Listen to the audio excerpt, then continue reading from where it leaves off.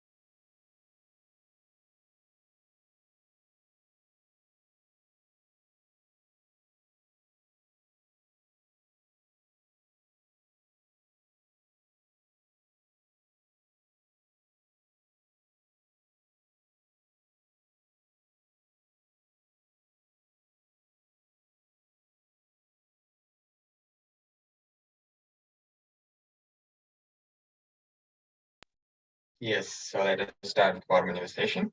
So let us sit straight with the head, neck, and spine in a straight line. Hands in Padmanjali Mudra out of the heart center. So we'll be remembering Swamiji in our third eye. We'll be chanting this in Guru Vandana. Nithyanandam Paramasukadam Kevalam Jnanamurtim Dvandvatitam Gaganasudrisham Tattvamasya Ekam Nityam Vimalamachalam Sarvadi Sakshibhutam Bhavatitam Trigunarahitam Satgurum Tam Namami. Yes, the quick security meeting from KAILASA's National Security Agency. Photography, video, audio recording of any kind is strictly prohibited during all.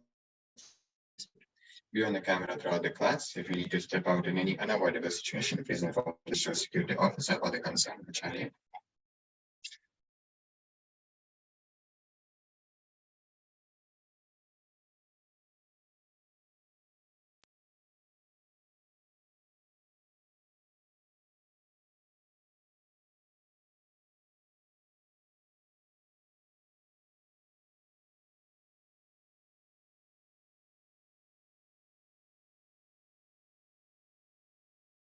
For this power manifestation, you need pen and paper.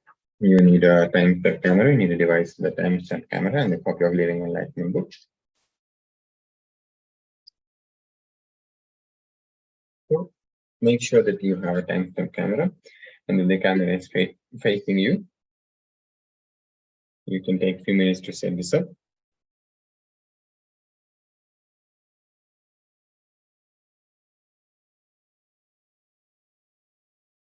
So there are some guidelines for the power meditation. So sit cross-legged on the floor or the chair with your head, neck, and spine in a straight line. Visualize that Paramashiva has come down as Bhagwan Nithyananda Paramashivam from the space of Sri KAILASA. Remember Paramashiva in your third eye. Sit with this powerful cognition and meditate on it. Think intensely that you are Nithyananda Paramashiva and that anything else you think as your identity is delusion. Drop it. Remember constantly that you are Nithyananda Paramashiva when you manifest this power.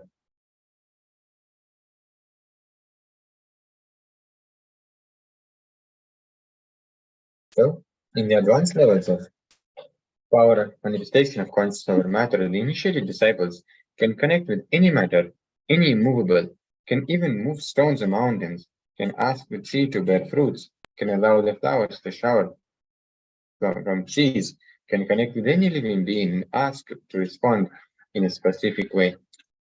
So there is a pramana for the consciousness over matter power, which goes as Kochit vastuni vinashaya shanair drishtim nivartayet tanyana chitta sahitam devi shunyalayo bhavet, which translates as having fixed one's eyes on a particular object, vastu, one should slowly withdraw the sight from that object as well as slowly eliminate the knowledge of that object along with the thought and impressions of it. Then, or Devi, one abides in Shunya, the state where there is nothing other than this exists, which is the state of all inclusiveness or infinity. This is from Vijnana Bhairava Tantra.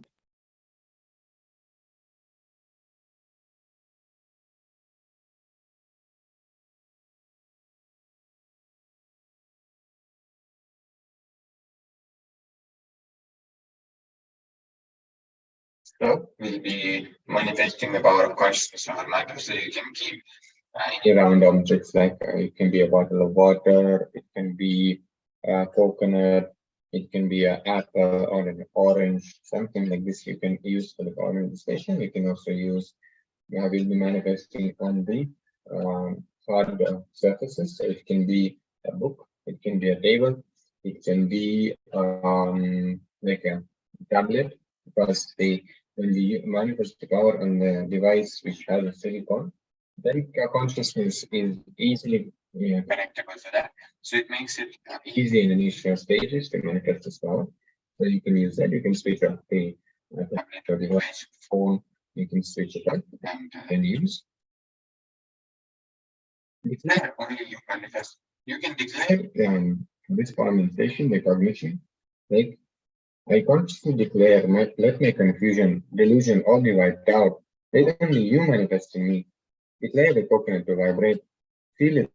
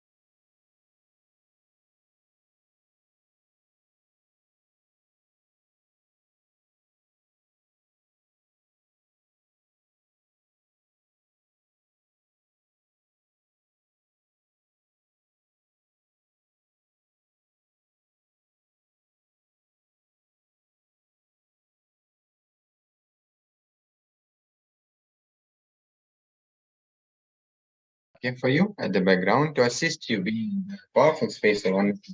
So you can start the manifestation now.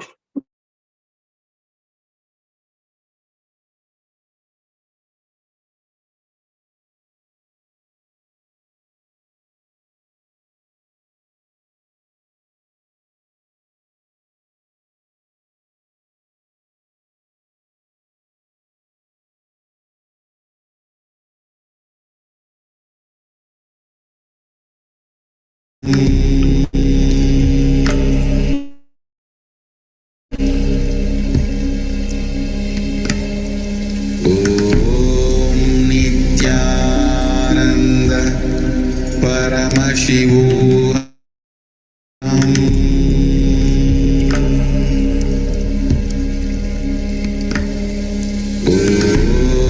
Nithyananda Paramashivoham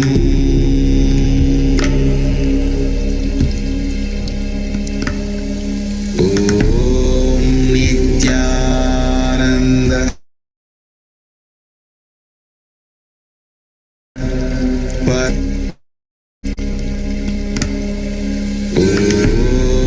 Nithyananda Paramashivoham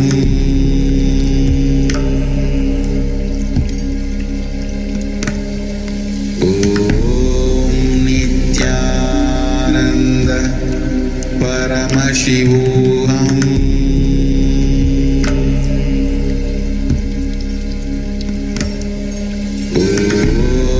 Nithyananda Paramashivoham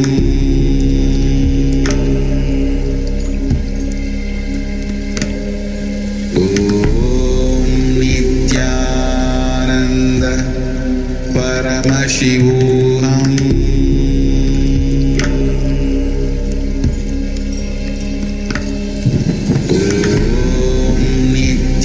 Nithyananda Paramashivoham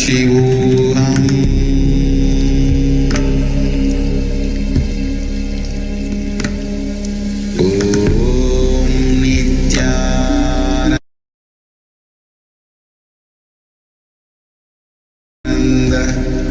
Paramashivoham Nithyananda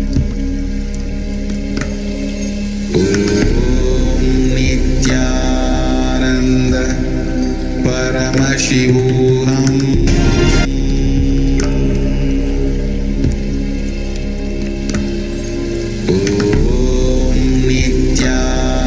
Nithyananda Paramashivoham Nithyananda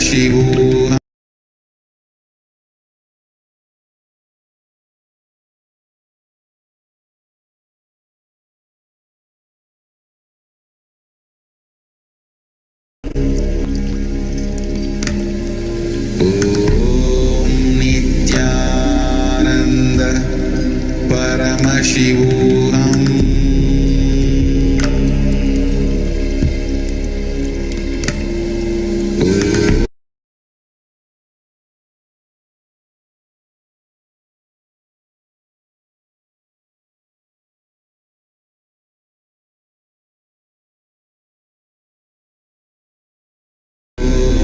Nithyananda Paramashivoham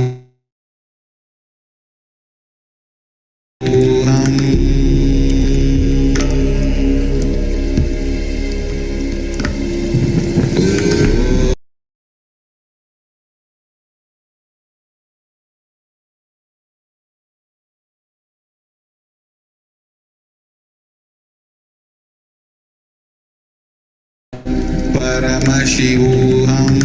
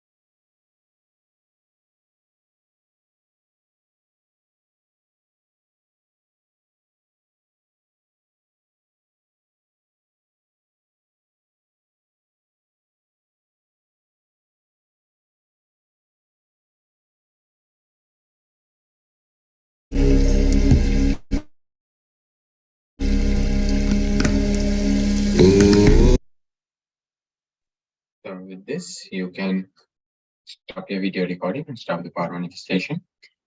You can head to KAILASA's stage Nithyananda Paramashivam Facebook page to the event section.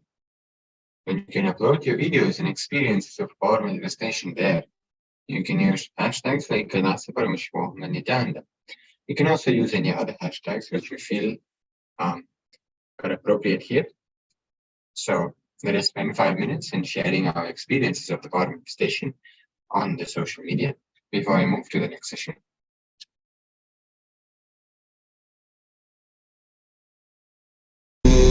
Nithyananda Paramashivoham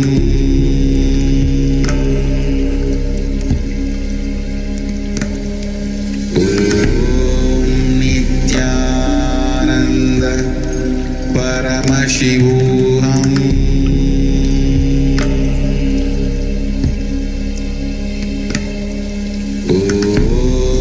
Nithyananda Paramashivoham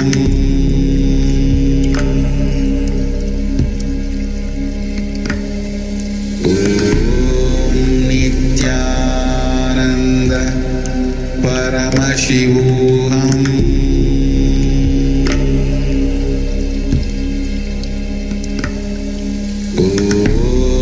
Nithyananda Paramashivoham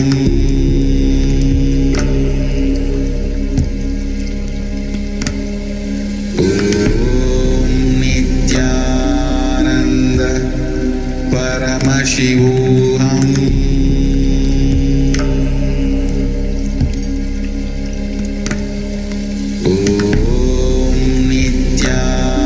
Nithyananda Paramashivoham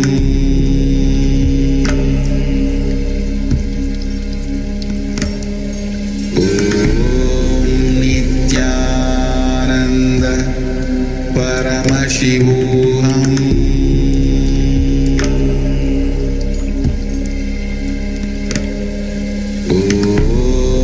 Nithyananda Paramashivoham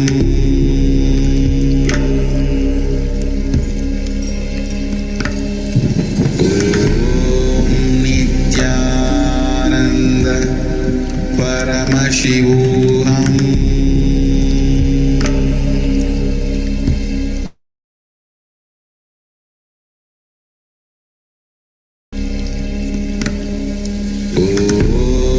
Nithyananda. Yes, so with this, we come to an end of this session. So let us sit straight, the head, neck, and spine in a straight line, connecting to Swamiji, remembering him in our third eye, keeping our hands in Atmanjali Mudra in front of the heart center, and we'll be chanting the Purna mantra. Om Purnamada Purnamidam Purnat Purnamudachyate Purnasya Purnamadaya Purnamevavashishyate Om Shanti Shanti Shanti Harihi Om Tat Sat Sarvam Bhagavat Shri Nithyananda Paramashiva Padukarpanamastu Om Nithyananda.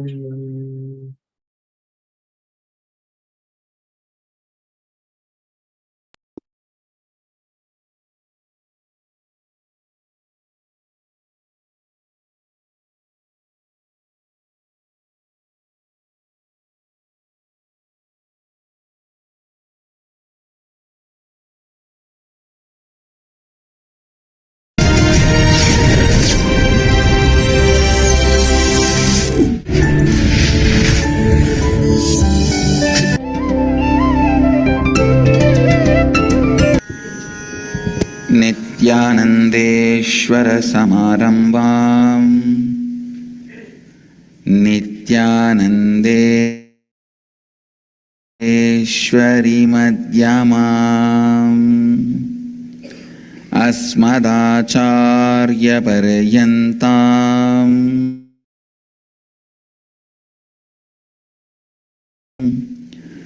वन्दे गुरुपरम्पराम्.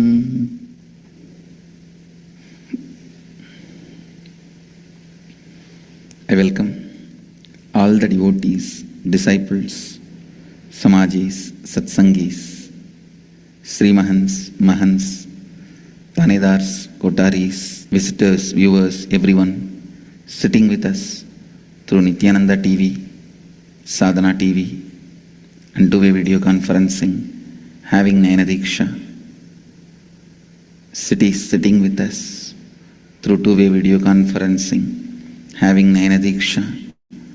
Toronto, Tirukailayam, Hyderabad, Guptakashi, Scottsdale, Arizona, Houston, Kalahasti, Seattle, Chidambaram, Ohio, Prayag, Redmond, USA, Tiruvannamalai Adinam, Melbourne, Tiruvarur, Nithyananda Nagaram, Hyderabad, Los Angeles, Arunachalam, Guadalupe, Rameshwaram, Colombo, Sri Lanka, Oman, Sivagangai, Singapore, Singapuram, Phillip Island, Australia, Warrington, UK, London, Kashi, Kuala Lumpur, Parani, Karjat,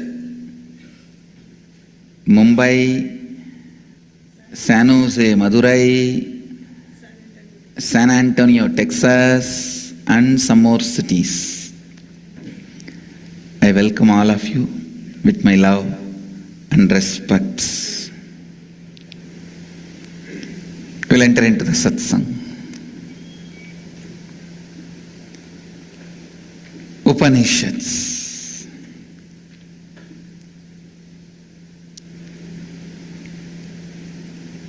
The more I remember this word, more is pouring out.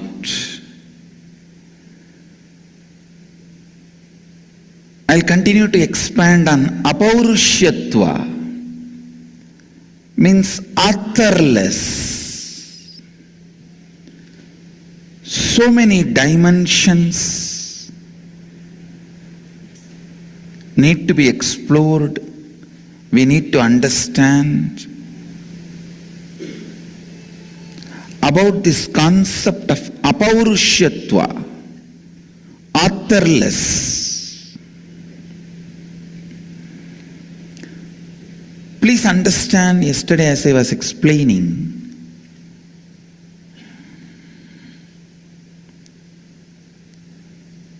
any idea, any truth, any concept, any theology, the more the person is present in that theology, more it is useful only for him, not for the whole world, not for the whole, not for the humanity or the society or the whole universe. Less the individual is present, more the concept, the idea, the theory, the philosophy useful for the humanity, society, for the whole. Less the part is present, more useful for the whole. More the part is present, less useful for the whole. Understand?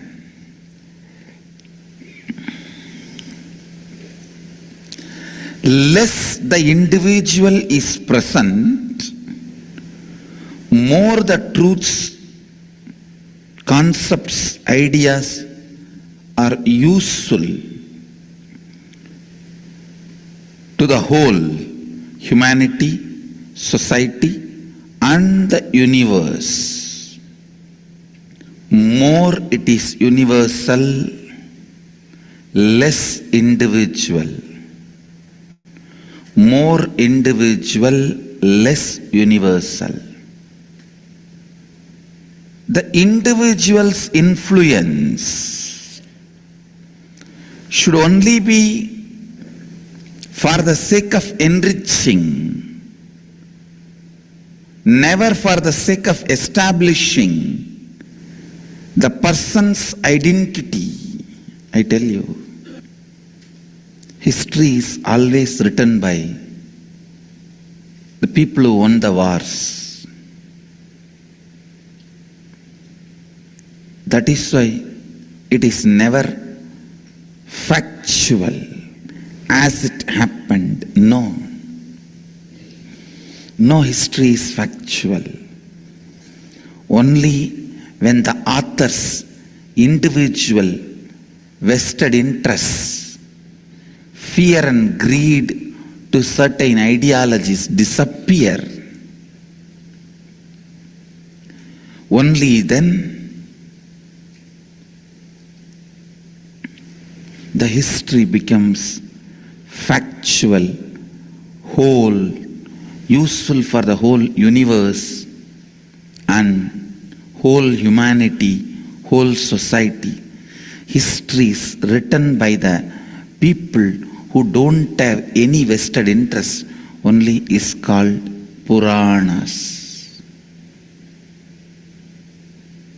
Puranas are more factual than any history written by the people with vested interests. Don't read any book where author is heavily present.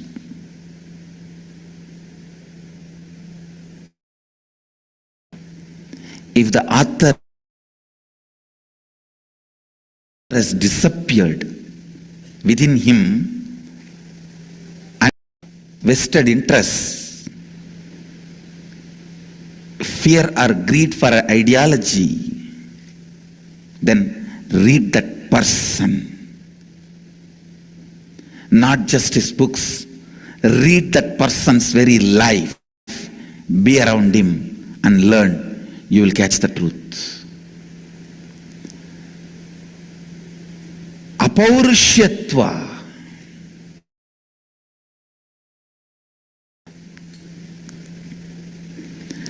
Even if author wants to establish his name, there is a corruption. There is a reason. There is a vested interest. There is a fear or greed. Sometimes authors don't put their name, but they put some popular person's name because they wanted that popular identity to protect their work. That is why so many works are attributed to Adi Shankara. Only when the individual is absent, his personal vested interests, fear and greed disappears, dissolves. He becomes a pure channel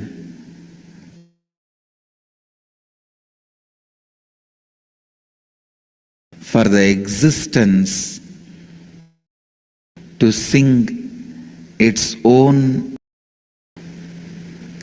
Upanishads are the existence, songs about its existence.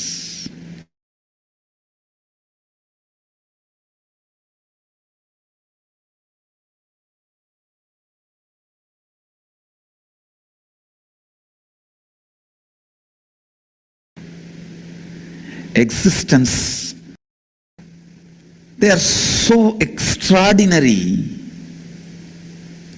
No one can claim ownership.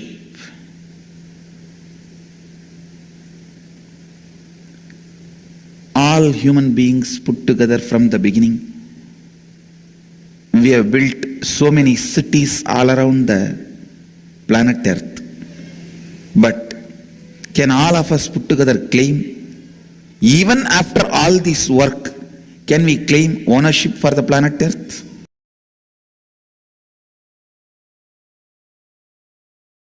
No.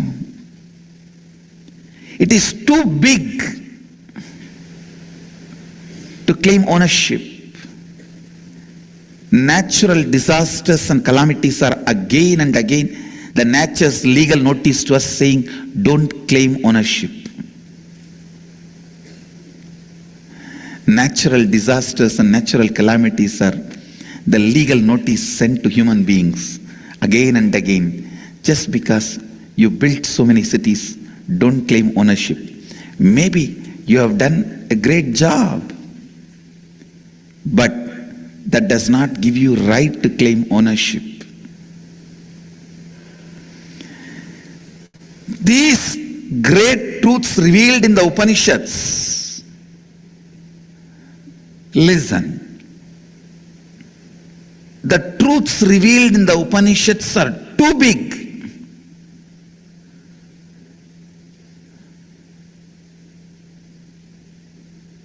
Just because through you it got revealed, you can't claim ownership. It is foolishness to claim the ownership for a country because you found the sea route for the country. Yes, you might have found the sea route, but you can't claim ownership for that country because of that. Just because you have found earth is round, you can't claim ownership for that earth.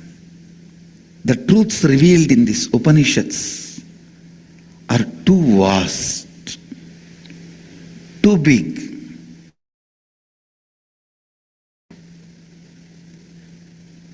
Rishis not only did not want to claim ownership, they did not even want to leave their name as the authors.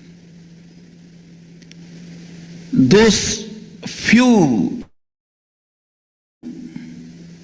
beings who raised themselves to vibrate in the very frequency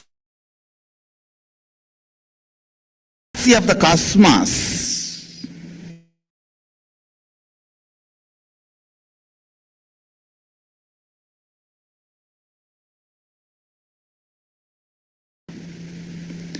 the very frequency of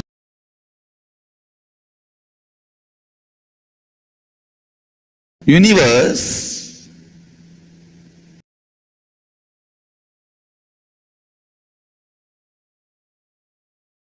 and they disappeared into that, their truths they received, oozed out of them, expressed through them,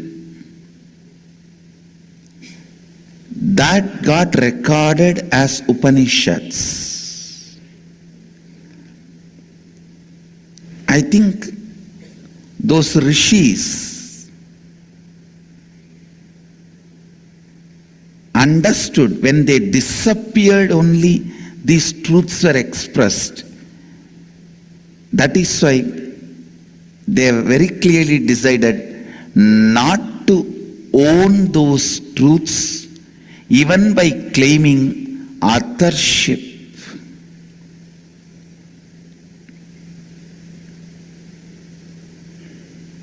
I tell you, for a person who lives having few cows for his livelihood, he has a small goshala with 2-3 cows, and with that milk he makes curd, butter, ghee and sells. For that kind of a person, asking him to give all the milk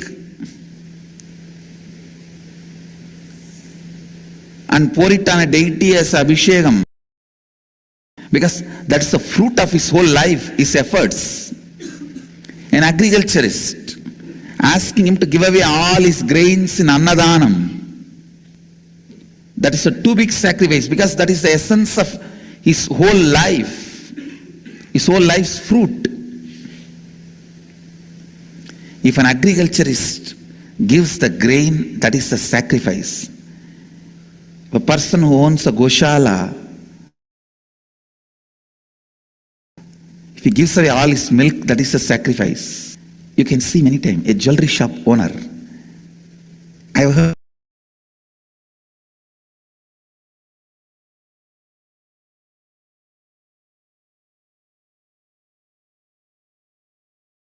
many times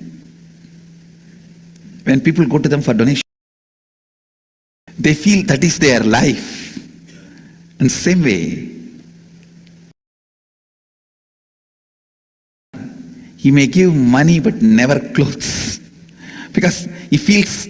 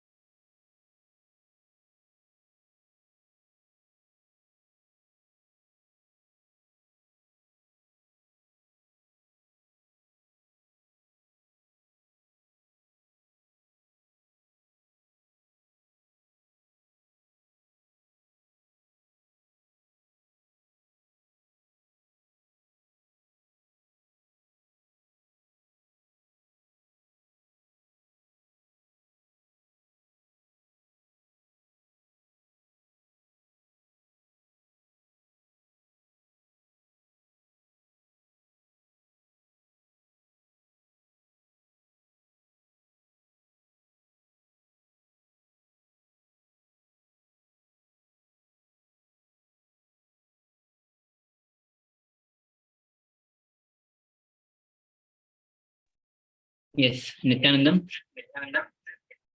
Now we'll be continuing our session as we join our hands in Namaskar Mudra. Let's chant the Sadguru Vandanam. Nithyanandam Paramasukadam Kevalam Jnanamurtam Dvandvatitam Gagan Sadrishnam Tattvamasadiraksham Ekam Nityam Vimalmachanam Sarvadhi Sakshibhutam Bhavatitam Trigunarahitam Sadgurum Tam Namami. Now, before we begin, let's quickly go through the security measures. The photo, video, audio recording of any kind is strictly prohibited during all sessions. Always be on the mute. Be on camera throughout the class.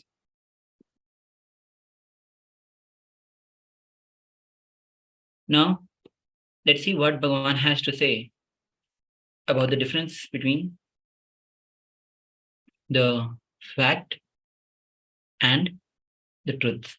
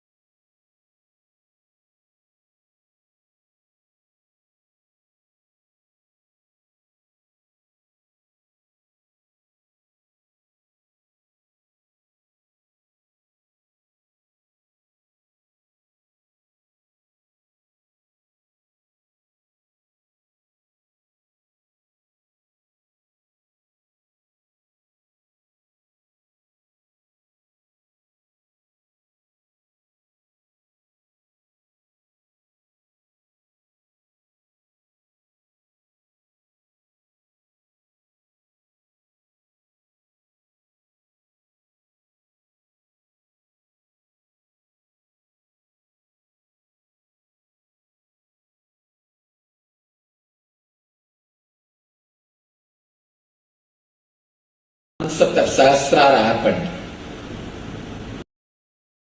It is said that there is a 1,000-petal lotus on the head, Sahasrara chakra. When your energy reaches there, when your Kundalini Shakti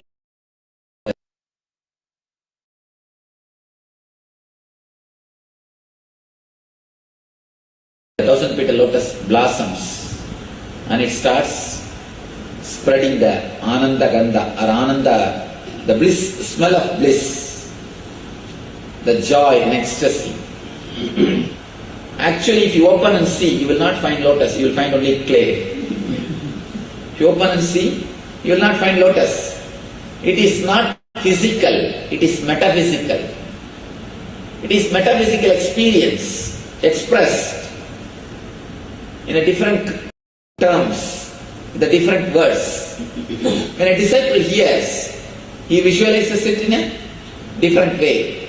He draws a painting or he visualizes, he pictures as if a master is sitting in meditation, 1,000-petal lotus is there, it is blossoming. When a metaphysical experience is conceived and understood in a physical way, it becomes mythological story. It becomes Purana. It becomes Smriti. It is not completely fact, but it is truth. Understand? The master experiencing the 1,000-petal lotus flowering in his being is not fact, but truth. There is a very big difference between the fact and truth. Fact is with the two eyes. Truth is what you experience, what you can perceive of fact. Truth is something more than fact. Usually, the truths should be understood from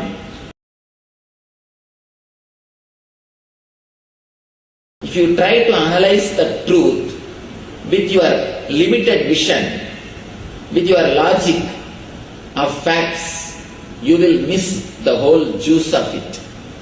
That is why, again and again, these so-called logical people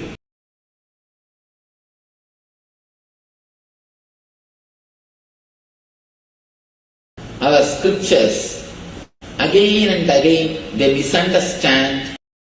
Logical thinkers are formed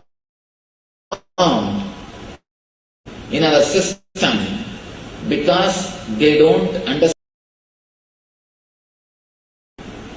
If you can understand the different fact and truth, you will understand why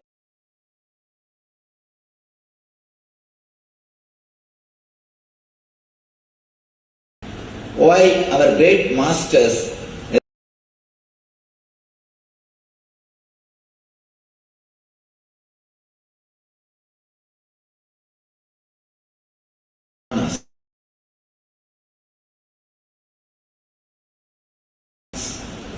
but an ultimate experienced person, a person who has become enlightened, why should he say such an illogical thing?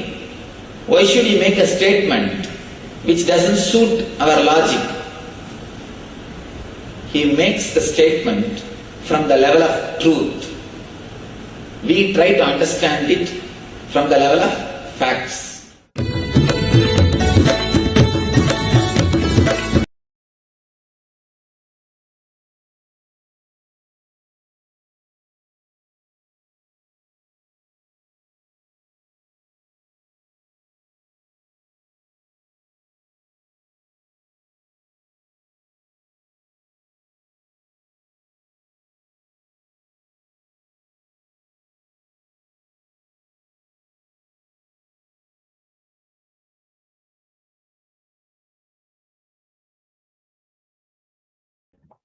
Nithyananda, so we have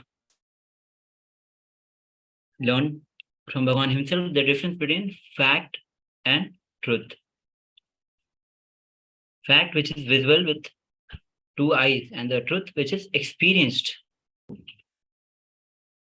Now, from Ishavasya Upanishad, Bhagavan says, Ishavashamidam sarvam yatkinchit jagatya jagatam ena taktena bhanjita mam jagadah kasyadhanam kasyadvadhanam. Consciousness enveloped, must this all be, whatever moving this thing there is in the moving world. With this renounced, you may enjoy, covert, not the wealth of anyone at all.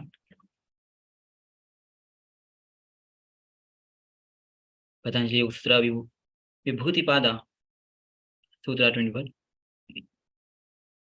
This is the Appa Pramana, which says, Kaya Rupa Sama Samyatam Tat Grahya Shakti Tambhe Chakshuhu Prakashasham Prayoge Natradham. When the perceptibility of the body is suppressed by the practicing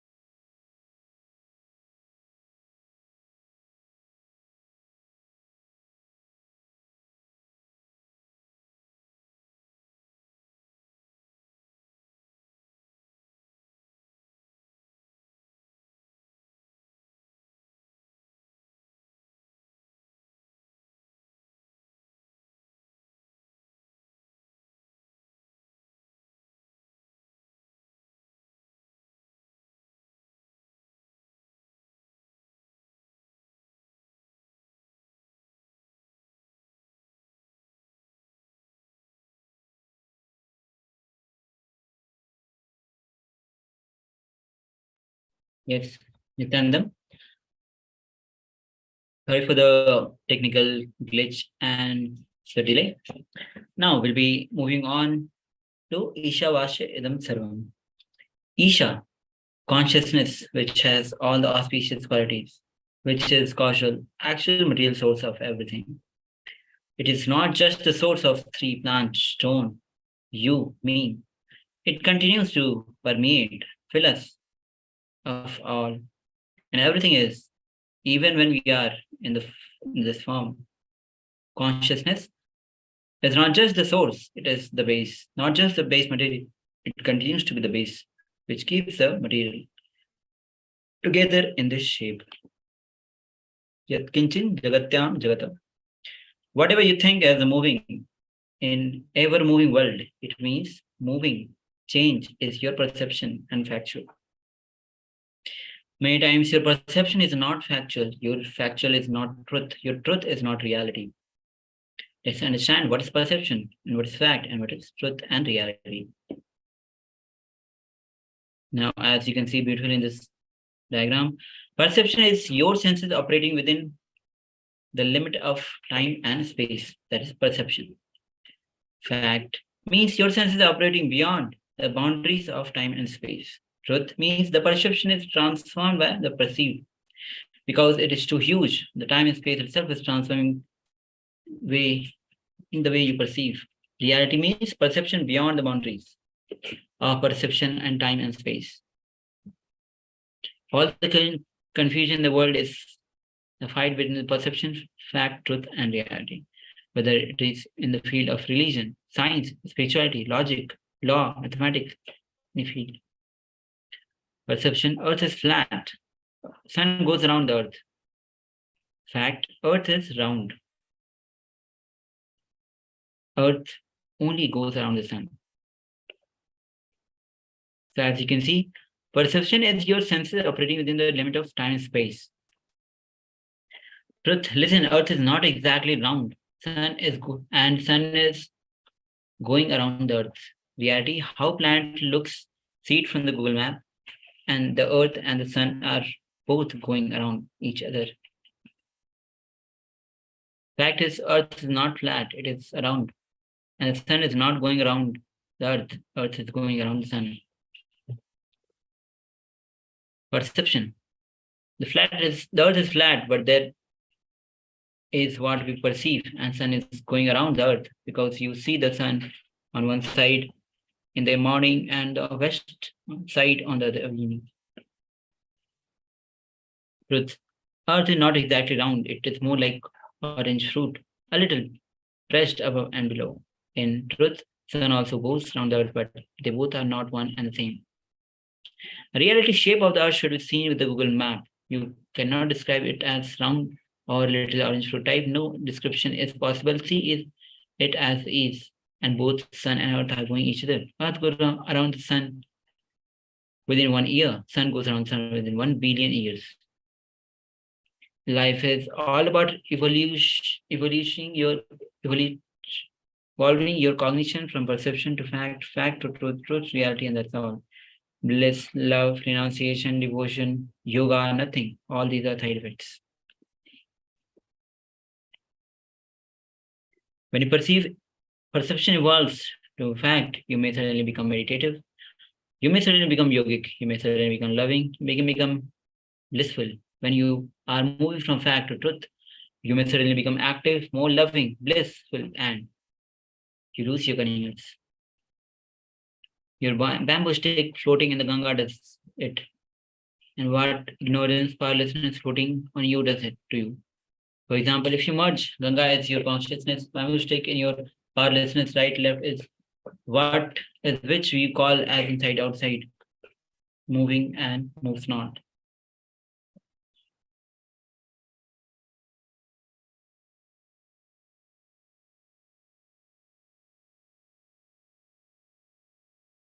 Far off and near, that's all. How far when you look at the small area, it really looks bamboo stick has divided the Ganga. When your perception is too small, and what all the impact the bamboo stick and powerlessness does in you. When your perception grows a little bit and raises to the level of fact, what that bamboo stick does to Ganga and your past lessons does to you. When you raise to the level of truth, what that bamboo stick does to Ganga and what your past lessons does to you. When you raise to the level of reality, what that bamboo stick does to Ganga, what that your past lessons does to you. Ganga is divided as perception. Right side Ganga, left side Ganga is fact. No, it is not divided as truth. It can never be divided or united. It's reality. Change is established on change. When this thought and emotion which tries to include and conclude merge, thus Shanti, silence prevails, you will understand that whatever you perceive as Jagat also nothing but Isha. You can never be violated. It can only be perception. Small story from the Living Enlightenment book. Once there was 4 men traveling in a private airplane. Suddenly there was an emergency. As the tail of the aircraft caught fire. Unfortunately, the 4 passengers, there were only 3 parachutes available. The first person in a panic took a parachute saying, "I got married, my wife is waiting." He jumped. Second person declared, "I am the most intelligent person on the planet Earth. The planet Earth needs my intelligence." He jumped as well. When the passenger was an old man, he told the other person, "I'm already old, but you have whole life ahead of you. You take the parachute and jump." The young man equipped, "You also come, sir. We both can go." The most intelligent person on the planet Earth jumped off my backpack. That's how the self-declared intelligence based on logic, based on what you perceive, that's you. Yoga Tantra and living Advaita. Yoga, when there is a movement through thought flow in you, when there is a change in you, outside also changes. So it is called world. It is this yoga. Tantra, stop the movement inside you. Inside, when the movement stops, outside movement also stops. You will perceive the world as consciousness. That is this Tantra. Even while you perceive the change inside and outside, you change full. It is consciousness, living Advaita. You cannot be violated. Whenever you hold the fear of losing it, exactly that only will be taken away from you. The law of life is not sadistic. It does not want to see any powerlessness in you in a space. Anything which creates powerlessness in you in space, precisely that will be taken away, just to make you understand that you can live without that. Other than the idea you have that you can violate it, you can never violate it. You can go on trying to convince everyone that you are going to violate it. In that process, because you repeat it so many times, you make everyone believe that you started believing you are violated. Otherwise, no one violated. Here, Bhagavan himself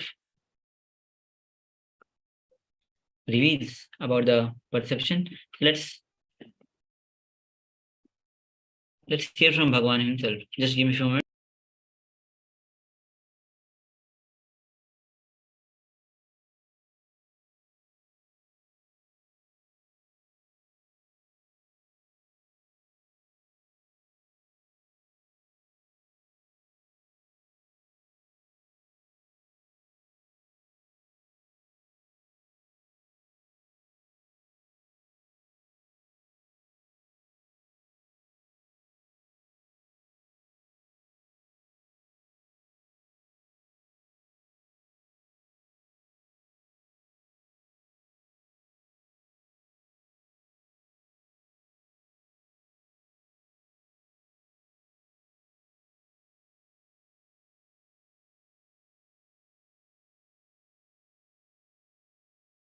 ईशावास्यम् इदग्गं सर्वं यत्किंच जगत्यां jagat.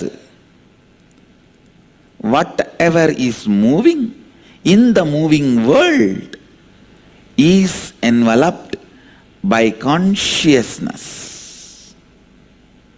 I should use the word filled. When enveloped is an incomplete word. Filled.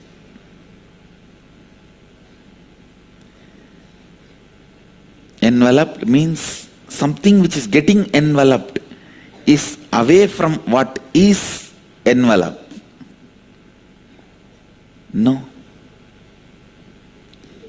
Isha vasyam idaggum sarvam yatkincha jagatyam jagat. Listen. Yatkincha jagatyam jagat. Whatever you think as moving in ever-moving world, it means moving, change is your perception and factual. Listen. Many times your perception is not factual, your factual is not truth, your truth is not reality. Listen, I am organizing words. Perception, fact, truth, reality.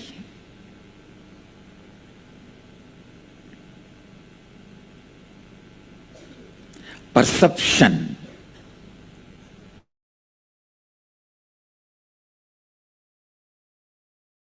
Earth is flat. Sun goes round the earth. Fact. Earth is round. Earth only is going around the sun. Truth. Listen.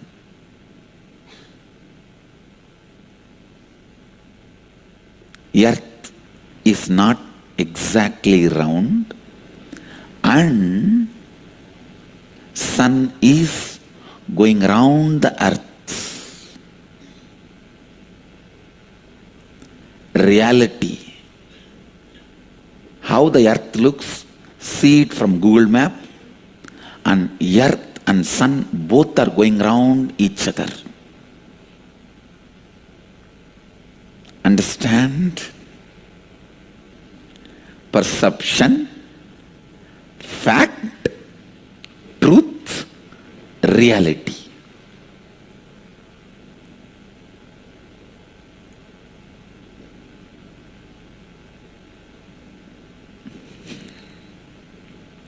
I know lot of explanation and understanding is required. Perception. Earth is flat because that much only you can perceive. And sun is going around the earth because you see sun one side in the morning and the other side in the evening, and he has literally gone round. Then comes truth.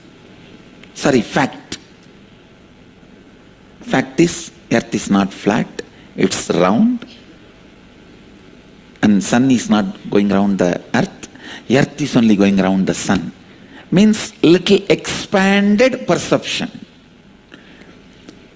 The perception, when it goes little more than your perceived time and space. See, the fact, when it is added for 365 days and few thousand miles, listen, perception is because you can see only few kilometers and few hours. When you can see few thousand kilometers and few thousand hours, it evolves to fact.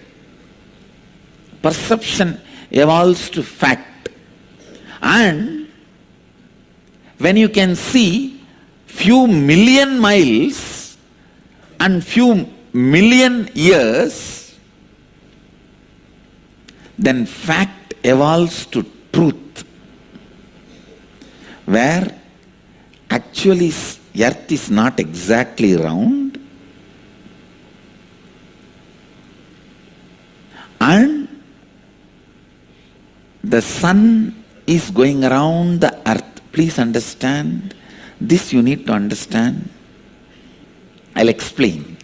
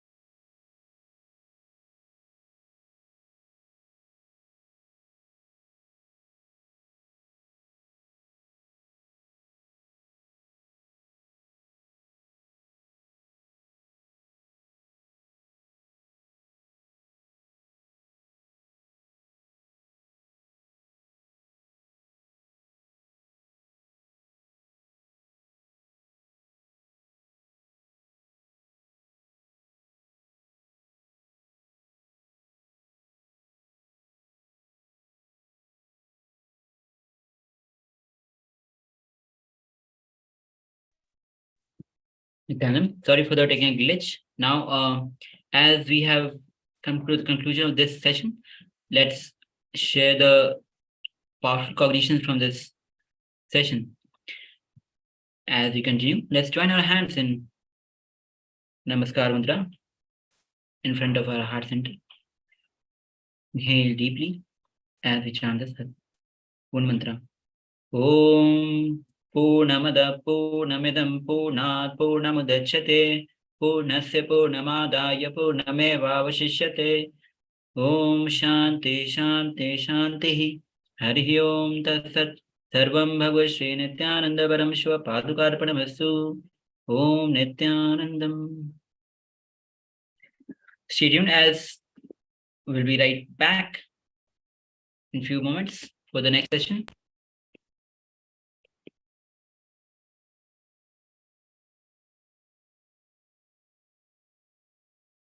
Yes, now let's quickly join our hands in Namaskar Mantra in front of our heart center and inhale. And let's start with the Satguru.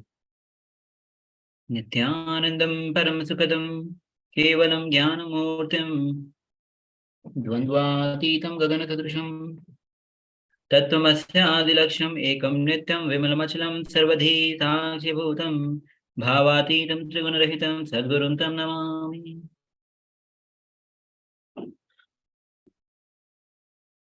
Now, let's quickly go through the security measures. Photo, video, audio recording of any kind is strictly prohibited during all the sessions. Always be on mute.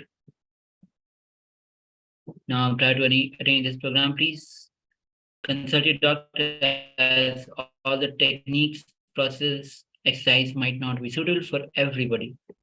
Now, let's enter into the extraordinary powers of the divine. Before we do so, let's set a few things that is essential for us to manifest the power. The first is having the book of Living Enlightenment book. If you have the hard copy, that will be great. If you don't have, please download the ebook Living Enlightenment. Have a paper, even notepad on your screen. You can have a pen. To close your eyes, have an eye band or the opaque cloth if you don't have the eye band. Fifth is round object. Any round object like fruits like coconut. And the last one is camera with the timestamp, because as we will be manifesting this power, we'll be recording our power manifestation and sharing on the social media and letting the world know, enriching the world with the powers of Paramashiva. Take a few moments to set up your camera. As you do so, let's quickly go through the instructions that we need to follow as we manifest this power. First is sit in a crossed leg on the floor or in the chair if you're not able to sit on the floor with your head and spine in a straight line. Visualize Paramashiva has come down as Bhagavan Nithyananda Paramashivam from KAILASA. Remember Paramashiva in your third eye. Sit with this powerful cognition and meditate on it. Think intensely, you are Nithyananda Paramashivam. Anything else you think as your identity is the delusion. Drop it. You are Nithyananda Paramashivam. Now, be in absolute unclutching, complete completion, and in oneness to experience the state, space, and powers of Paramashiva. Intensely vibrate with Ajapa of Om Nithyananda Paramashivam. Having the deep feeling connection with Bhagavan is essential to experience the being of Paramashiva. Now, as we are entering into the power manifestation, which is the consciousness over matter. In this advanced level power manifestation of consciousness over matter, the initiated disciple can connect with any matter, any immovable, can even move the stone or mountains, can ask the tree to bear fruits, can allow the flower to shower from the tree, can connect with any living being and ask it to respond in a specific way. Now,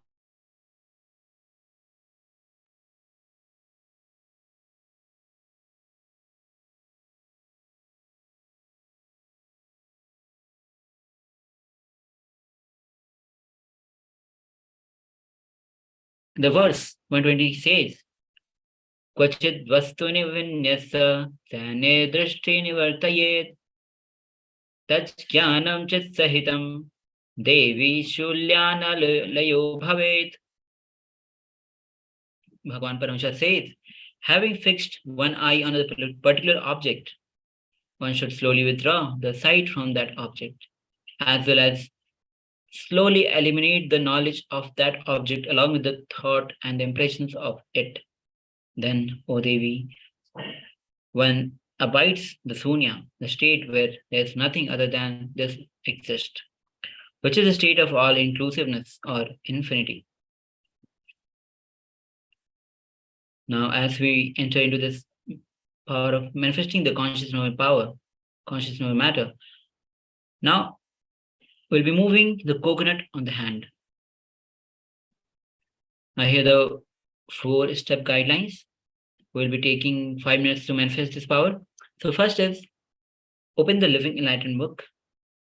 You can go ahead and open any random page if you want, because this book is filled with powerful cognitions. Every single word is filled with powerful cognitions, click, which can directly transform your life.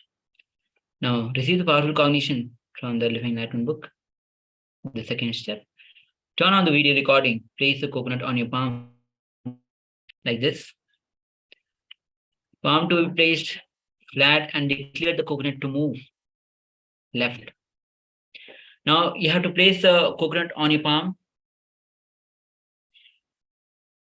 and declare the coconut to move towards left. Declare, Paramashiva, only you manifest through me. I consciously manifest, declare, let all my confusions, delusions, all be wiped out. Let only you manifest in me. Declare coconut to vibrate. Your declaration will decide the coconut to move. So, be intense with your declaration and manifest this power. Now take 5 minutes as you start manifesting this power. Declare consciously. And as you continue, please take 5 minutes to manifest this power of consciousness over matter.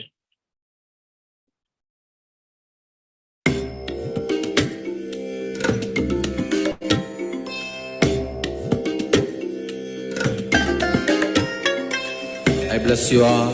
Let you all open all your 3 eyes and manifest the powers of Mahasadashiva. Om Nithyananda Paramashivoham. Om Nithyananda Paramashivoham. Om Nithyananda Paramashivoham. Om Nithyananda Paramashivoham. Om Nithyananda Paramashivoham. Om Nithyananda Paramashivoham. Om Nithyananda Paramashivoham. Om Nithyananda Paramashivoham. Om Nithyananda Paramashivoham. Om Nithyananda Paramashivoham. Om Nithyananda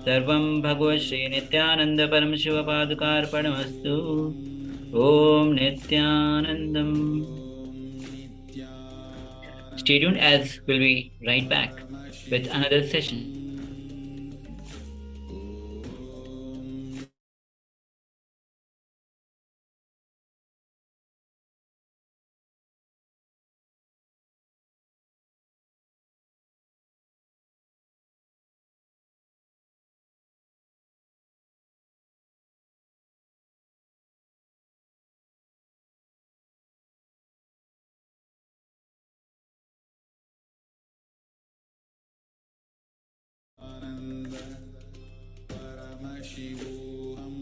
Now, welcome back. Now we'll be starting our another session.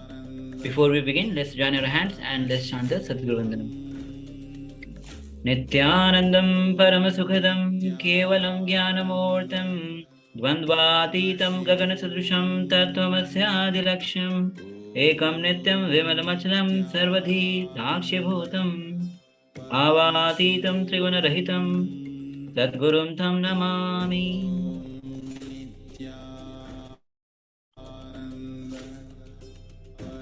Now make sure that you are following the security message, which is photo, video, and audio recording of any kind is strictly prohibited during all sessions. Please consult your doctor prior to this program, as all might not be suitable for everybody. Now let's understand the word Dakshina. Dakshina is a sacred offering made by the disciple unto the Guru as a mark of deep gratitude for the happening in our life and choosing us to bestow the auspicious Paramashivoham in us for the purpose of achieving good health, well-being, success and spiritual evolution in all dimensions of life, and for the humanity to raise itself. Sadashiva Paramashiva embodies himself in human form and descends on the planet as Guru. Guru's life itself is an offering to us for the one who has offered his entire life to us, offering our deepest gratitude to that being who has offered himself to us, his Guru Dakshina. Dakshina is the sacred offering made by the disciple unto the Guru as a mark of deep gratitude for the happening in our life. When we make any offering to Paramashiva, who incarnates as Guru, he showers manifold back to us in reality. So Guru Dakshina is therefore an offering to ourselves. In reality, it is not a Guru Dakshina, it is an offering done to ourselves. Tradition says, these 5 people you should never meet empty-handed. Whenever you meet a child, see a child, always share something. A pregnant woman who is carrying one more life. Whoever you see her, always share something. A beggar in the street or anywhere, person who is in need, poor, always share something. 4th, a sadhu, always share something. 5th, person you should never go and meet empty-handed, you should always give something, is Guru. Now, in the Srimad Kamika Agama, Bhagavan Paramashiva reveals the various sacred offering unto the Guru. At the end, the chief sponsor Yajmana should worship the Acharya, the Guru, with the new cloths, gold rings and other. The worldly materials used in this yajna, such as gold, cloth, others should be dedicated to the Acharya. They should not be given to others for their enjoyment. All those substances left over in the yajna and decorative materials of the mantapa and standla, clothes, golds, kumbha, kalasha, torna, 8 auspicious objects, 9 gems, the remaining portions of charu and nevedya, valaya and prapa of the pavilion and other material used in snapna and others. All these should be dedicated to the chief Acharya. only who hails from the lineage of affiliated to 5 Gocharas. Now we are entering into Apta Pramana. Apta Pramana basically the authorities of Hinduism, Vedic rishis, scientists who are time tested and verified science. Is a beautiful story of Eklavya, a great archer. In the great epic of Mahabharata, Eklavya was a young boy who was practicing archery in the forest. Just by seeing Guru Dronacharya teaching the Pandava kings and Kaurava princes. Pandava princes and the Kaurava princes. One day, Eklavya was practicing archery. While he was getting disturbed by the barking of a dog, he shooted 7 arrows in dog's mouth. The dog ran towards Pandava and Kaurava princes.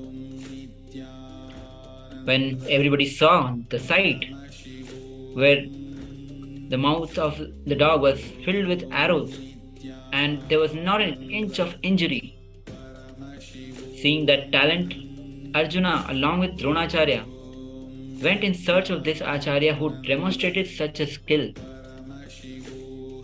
While searching, they reached an ashram, which was actually the Eklavya's ashram. And Eklavya, when he saw the Guru, Dronacharya, he fell at the feet of Dronacharya.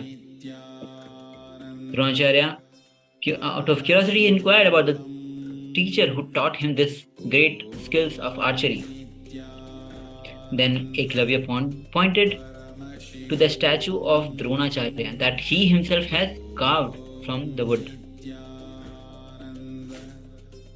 Dronacharya, when he was not knowing that he was the Guru of Eklavya, Eklavya himself took Guru Dronacharya as the Guru and was learning the archery when he was teaching the archery to Kaurava and Pandava princes. And he made the statue of Dronacharya from the wood. Dronacharya blessed Eklavya for his integrity towards the Guru. Then Eklavya asked Dronacharya that what he wanted as Guru Dakshina. Then Dronacharya, to test his devotion of Eklavya, he asked his right thumb. Now, Guru Dakshina was the most important. Now, as the right thumb for any acharya is the most important for any archer, Eklavya, without any moment of hesitation, just cut off his right thumb and offered it as Guru Dakshina to Guru Dronacharya. Guru Dronacharya was overwhelmed by his bhakti. Now he blessed that there would be many archers who might rise in the future with his skills, but Eklavya would be eternal part of the history for his Guru Bhakti. The Supreme Pontiff of Hinduism says, I expect this as Guru Dakshina, ability to trust the Guru, knowing he is my visionary. He has a great vision for me more than what I can imagine. He has great love for me more than what I have for me. He is capable of manifesting best for me. Having this trust for Guru and surrendering is integrity. I expect this as Guru Dakshina for manifesting Paramashivoham in you. Now, experience all auspiciousness in all dimensions of life as the grace of Guru. Raise yourself in Guru Bhakti, the space of deep feeling connection with Guru, the ultimate relationship beyond lifetimes. Destroy karma and completions as the Guru accepts your offering. Be gifted with health, wealth, well-being and completion at all levels. Live on the greatest path of oneness with Paramashivatva and manifest his Shaktis. Now, as we have come to the conclusion of this session, the beautiful session of Guru Bhakti, please go to the social media, go to the Facebook and share the share your experience on the social media. Now, Paramashivoham Level 2 is a lifestyle of Sri KAILASA, the only ecosystem preserving, reviving, and restoring the science of superconscious breakthrough.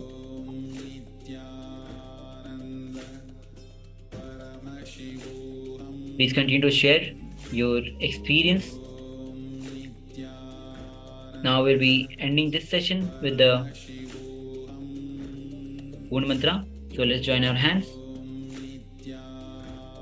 Om Purnamada Purnamidam Purnat Purnamadachyate Purnasya Purnamadaya Purnamevavashishyate Om Shanti Shanti Shanti Harihi Om Tasat Sarvam Bhagavate Nithyananda Paramashiva Padukarpanamastu Om Nithyanandam. Thank you. Stay tuned as we'll be right back with another session.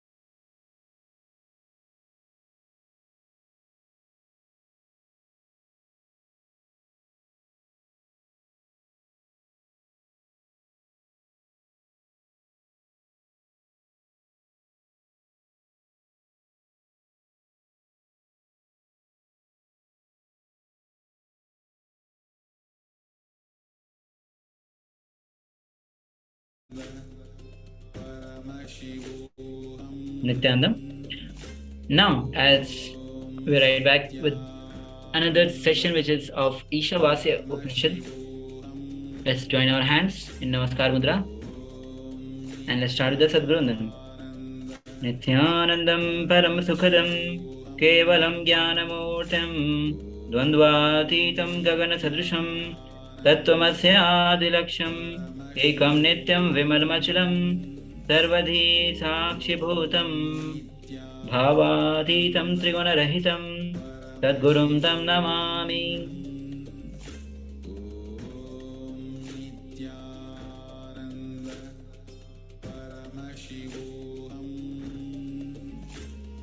Now, as we directly enter into this session, let's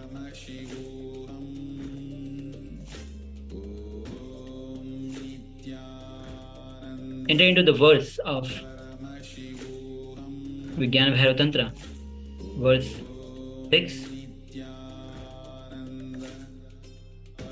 Yastu sarvani bhutani atmanyeva anupasyati sarvabhuteshu cha atmanam tathona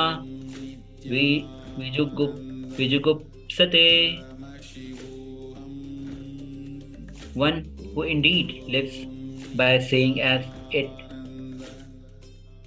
is, all existing being in the self, consciousness itself, and the self-existing, all existing being, does not feel violated by the virtue of not separating oneself from the anything existing. One of the biggest life denial statement is, you may have one birth. The biggest life denial statement given to the planet Earth, worst belief human beings are pushed in is, you have only one birth. That happens because the idea you are just this physical body, biology, is enough to explain everything about you. The belief you carry about you plays a major role. The good news is, whatever you believe, you become that. You are that. The great news is you can alter it. If you have a wrong belief, you can mature it. If you have some immature belief, you can transform it. The possibility is available to you. And the greatest news is, it is very simple. Everything in life is nothing but freedom struggle. Yes. But the real freedom can be received. You can get it only by a person who is already free, not by anybody else. Freedom is feeling larger and larger number of people, places, space as part of you. Freedom means expanding the boundary you feel about you. Now, this beautiful verse from Ishavasya Upanishads says, Yasmin sarvani bhutanya atmaiva bhuvad vijnanatah tatra ko mohaka shokah ekatvam anupashyatah. Listen. In one who has cognized the reality, all existing being becomes the self, very self. Then all delusion. Then what delusion, what sorrow of incompletion can there be for that seed living in the space of oneness, living Advaita? Constantly engaging yourself in the love current, all your actions centered on love current. How that can make you experience oneness with everything, everything in oneness. Oneness experience can be gained. Not only gained, that is the experience you're getting established in that. Every time you break a pattern, not only you are free from the pattern, you get extraordinary powers to you. When you see everything exists in your consciousness, your soul, where is self, where is the question of incompletion? Where is the question of sorrow? Where is the question of delusion? It is just oneness, living Advaita, Ekatvam, the space of oneness. It is love that gives you the experience of Advaita immediately as a jump start. It is love that gives you the experience. It is by practice the confidence to operate from the space of love starts developing in you. That will help you to take a jump to operate from the space of oneness. Living Advaita will lead you to living Advaita. Take this as a spiritual practice. Now, verse 8 of Ishavasya Upanishad says, Pure conscience is all pervasive, like space, beyond the coming and going, absolute, radiant, self-effulgent, unbodied, boundless, whole, woundless, muscleless, having no incompletions with the body. Consciousness is the ever-pure space devoid of the dirt of ignorance and is untouched by the delusion of incompletions. Consciousness is all knowing seer of past, the Lord of all minds. Consciousness transcends all beings. Consciousness is itself existent by itself with its independent will and intelligence. Having no cause for its happening, it is pure consciousness that from time eternal has enriched the ages and each being by ordaining the desired triple responsibility onto them as per their nature and space. Their actions therefore results. Pure consciousness is all-pervasive. Meditate on it. What is all-pervasive? Is it ocean? No. Even water is not all-pervasive. Is it air? No. Beyond the Vayumandala, the air field, it is not all-pervasive. Then what is all-pervasive? Space? No. Like space, because even our space, there is only some few billion planets, but universe is much beyond few billion planets, but we have ever understood or imagined. Vyakta, avyakta, manifest and unmanifest, manifested and unmanifested. Vyakta and avyakta, manifest and unmanifest. Meditate on it. If you catch a subtle understanding about consciousness, you will just know it's you. You will start falling in love with it. You will know it is you. You will fall in love with only things which you feel as you or the part of you, not anything else. When you contemplate, what is it beyond space, out, in, what is that fills everything? What is it that makes everything run? What is it that is source of me? Now verse 9 of Isha Upanishads says, Andham tamah pravishanti yen avyam upastate tato bhuya iva te tam tamo yavo vidyama rathaha. Those who worship avidya, ignorance, that veils in the true knowledge of truth, consciousness enters into blindness, blinding darkness, but into great darkness of ignorance. Then that enter they who considering themselves as learned are engaged in vidya, the incomplete knowledge acquired by vested interests, characterized by the impure truth about consciousness. When you enter into the research of spiritual knowledge seeking, you will have such liberating truth about freedom, all powerfulness. All these great truths will be told, but be very clear, unless they become your experience, don't try to mess up with the concept of freedom. Bhagavan says, a beautiful story from Zen tradition. A student approached a Zen teacher to learn Zen. The teacher told him, hear the sound of one hand clapping. The student tried for 3 years, did not succeed. And he could not do what teacher had told him. He came in tears to the teacher saying that he had to leave because he could not do what he has been told. Teacher said, wait for 1 more week, meditate constantly. The student stayed for 1 more week and meditated. Nothing happened.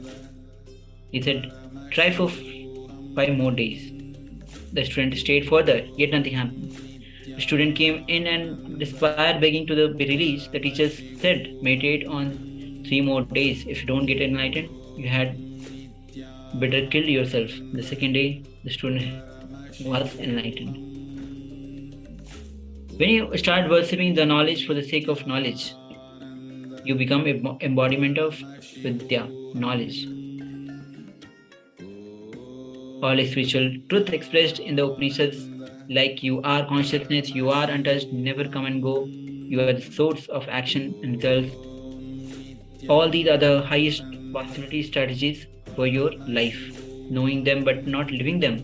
Knowing them but not living them, listen. Only knowing them but makes you feel that as if you are already living them.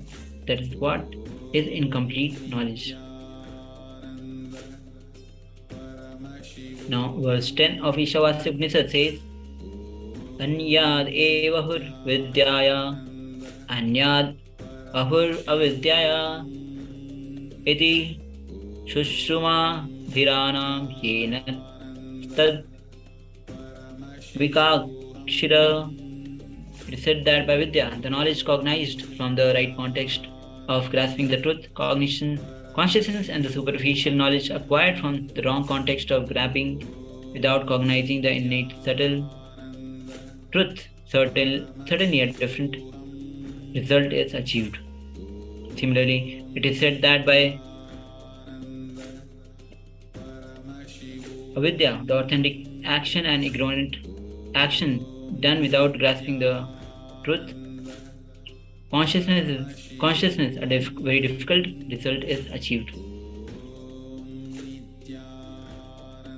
In the last verse, they explained boredom and cunningness. In this verse, they explained a subtle level problems beyond boredom and cunningness. In the ultimate samadhi, the ultimate truth, no compromise. Even a great incarnations like Sri Ramakrishna had to cut the very Kali he was worshipping in his whole life and go beyond the form of Kali. Uncompromised truth is samadhi.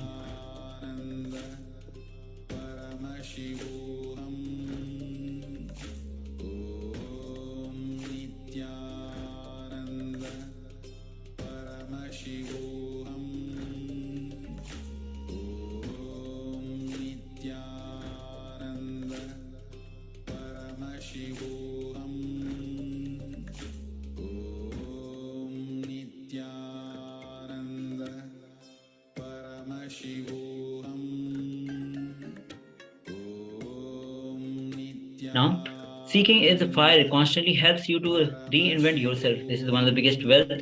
Feeling good about you, the ultimate ability to do tyaga, sacrifice, the ultimate romance with life, everything. Please understand all the best things in life was living in me when I was seeking. Even incarnation is established in seeking. See, before my enlightenment, I was seeking enlightenment. Once enlightenment has happened, my mind has disappeared. I realized I am the whole, I am the cosmos. But cosmos itself is not stagnant, it is constantly expanding. Seeking is the fire constantly helps you to reinvent yourself. Now let's hear from Bhagwan, who describes, tells to seek the truth with love and patience.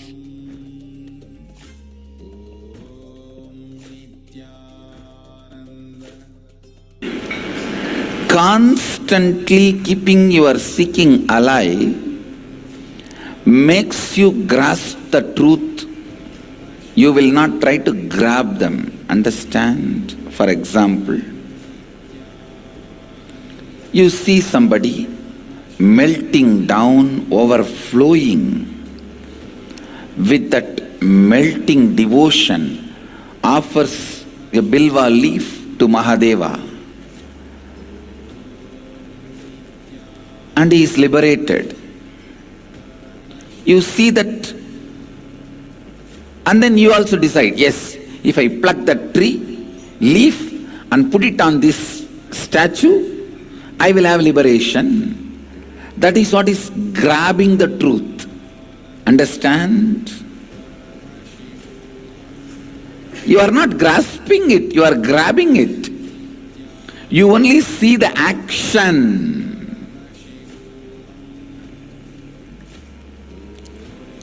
You don't see the context.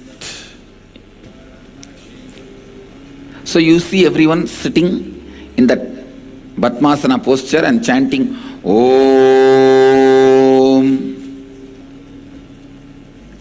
and all the rishis enlightened. Immediately you also think, let me sit and do Ah. That is only grabbing the truth, not grasping. Grasping means understanding the context. All the problems everyone faces in the life is trying to trying to grab, not to grasp. If you try to grasp the truth, you will have the approach of love towards the truth. Don't have the approach of a result towards the truth. All right, this is what I want. You want to say that I should sit and chant Om? Okay, I'll do. How many hours I have to do? It's not a bank account. 20,000 times you chant Shiva, Shiva, Shiva and put it in the bank account, and Mahadeva has to appear and give you what you want. Now, most of the time, you try to only grab. You are asking, give a set of rules, standard instruction, give. I'll do that. If I can't, what should I do? Give the plan B, plan C. And understand, all the religions which caters to your mind, which tries to grab the truth, the religions which tries to scatter to the mind, which grabs the truth, which does not have passions to grasp, they only give a set of rules, finally evolve into a socio-political cult. Anything other than enlightenment, even the pleasure and luxury, which is the side effect during the enlightenment process in Hinduism, even the pleasures and luxury is the side effect, happens while you are traveling towards enlightenment. Anything other than enlightenment is put as a priority. That tradition is not a religion, be very clear. It's a socio-political cult. All All socio-political cults try to cater to the human beings who try to grab the truth, not grasp. For grasping the truth, you need completely different space where seeking, tremendous seeking becomes the first priority. Understand? When you are trying to grasp the truth, you will look in, wow, how can this simple act, he goes and plucks one bilva leaf from a bilva tree and offers it on a statue. How can such a simple act liberate him? Why is he so blissful? Why is he in ecstasy? If you approach the happening with a tremendous love, you will grasp the truth. You will grasp the truth. You will understand something more than the action is happening. He is having a different context altogether. He is having a different context altogether.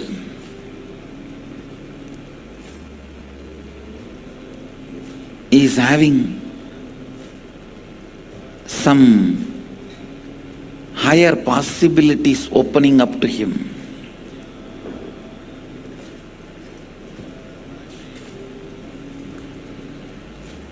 The body may be doing the simple action of plucking a leaf and putting it on the deity, but the context behind this action is something different. You will understand that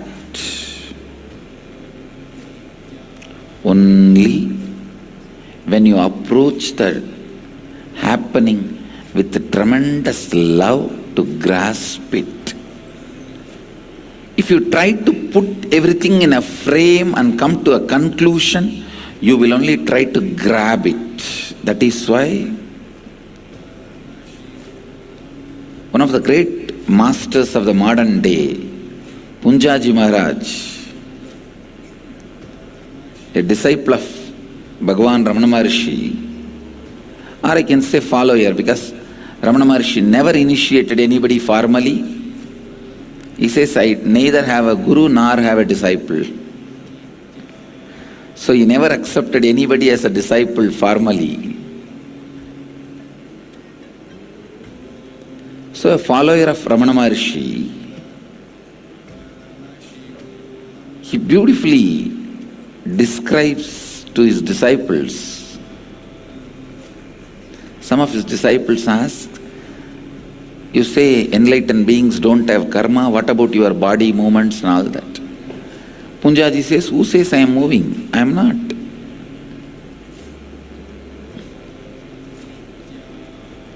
They said, no, you are talking to us. He says, no, because you expect I should be talking. You get the response I am talking. Otherwise, I am not doing anything. He disowns the responsibility of the very action he is doing by that very action. By talking, he declares he is not talking. And he is true. He is true. Because whatever agitation need to happen in you to talk is not happening in him. So if your approach is talking from the context of love and understanding, trying to grasp what is happening, you will understand he is not talking. If you approach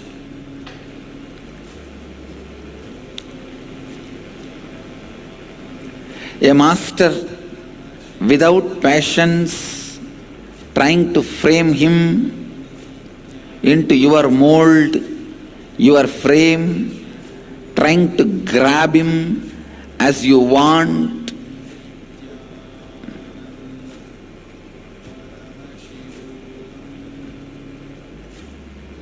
You will say, what is there? He is also doing everything like me.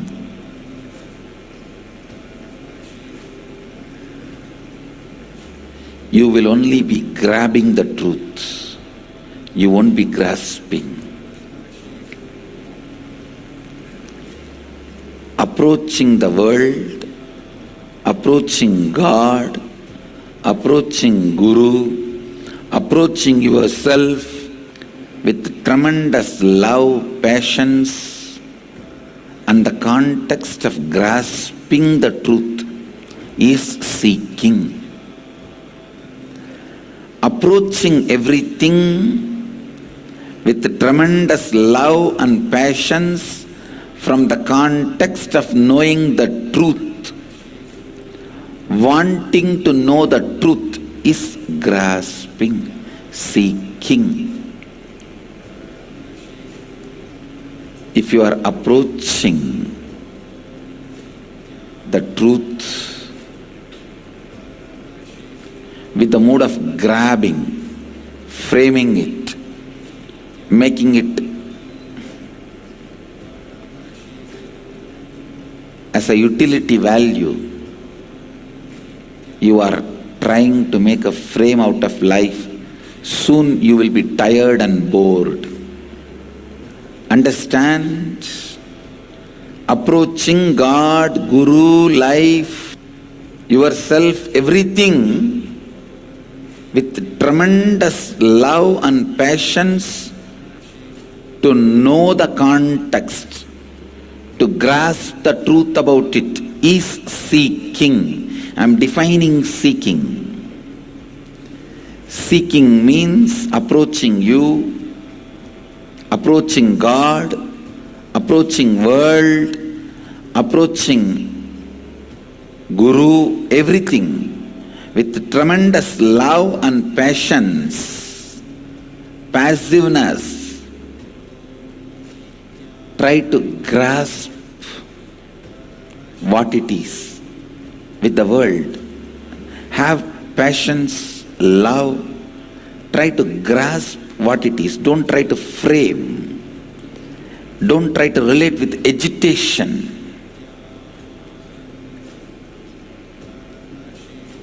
With God, approach it with tremendous love and patience. Don't enter into him with a fear or a greed or an agitated mood. To Guru, try to approach with a tremendous patience, love, and see. Try to grasp what he is, not try to grab or put himself in a frame as you want. And even about yourself, try to approach with tremendous patience. Tremendous patience. What you need to achieve, what you want to do, what your plans and visions are, when they are becoming real day by day, when you are realizing them day by day, celebrate it. Approach yourself with tremendous love, patience, not with agitation, taking yourself for granted. Taking yourself for granted. Understand? Anyadevahur vidyaya anyatahura vidyaya iti shushrumadhiranam enastat vichachakshire. Again and again understanding the context and trying to grasp the subtlest truth of everything is seeking. Seeking means approaching everything with tremendous love and patience and try to grasp the truth and context, not grab. without cognizing the subtle truth.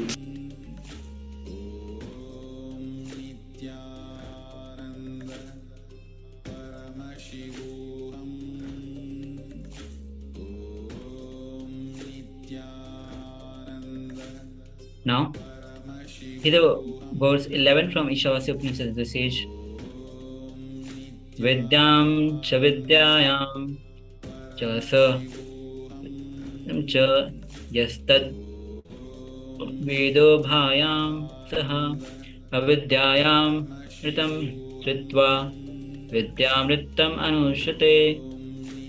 One who recognizes the pure essence of these two, Vidya and Avidya, simultaneously, that is knowing the truth and complete knowledge of consciousness, and doing the action from the sacred cognition of consciousness, thereby through Avidya crosses over and transcends death, and through Vidya experience and celebrate the nectar of immortality and bliss, the eternal space of oneness with consciousness. Recognizing the karma pattern in which you are stuck, thought current in which you are stuck, and deciding to liberate yourself from that thought current is Vidya. Unless you are able to give breakthrough, you give breakthrough to yourself. Unless you from this karma pattern, completion never happens. Fulfillment can happen only when you break from karma pattern. Verse 13 of Ishavasya Upanishad says, Anyad evahu sambhavad anyad ahur asmabhavad ide sustruma dhiranam yenastad vichashire. It is said that from the worship of the imperishable unconsciousness, the cause of manifestation, certainly a different result is obtained. And that is said that from the worship of the manifested perishable entities, such as God, Spirit, Ancestors, a different result is attained. Thus, we have heard the revelation from those wise beings who explained that absolute principle to us. What you constantly remember as the highest possibility for you, as completion for you, that is what you are worshipping in your life. Upanishads are very clear declares, whatever you worship, you will attain that. Upanishads have nothing to do with Vidinisheda, do's and don'ts. It reminds you the ultimate truth, the law of existence, the law of cosmos. Look in. Find out what you are worshipping. Is it power? Is it money? Is it name, fame? Or it is enlightenment, thinking, conscious awakening? Look in and find out what you are worshipping. Then purify and expand your perception of life and your perception of reality. Now, quickly go to the Facebook events section and share your understanding with the hashtag of Paramashivoham, KAILASA and Nithyananda. While you share, invite two of your friends to experience these higher great truths of Upanishads.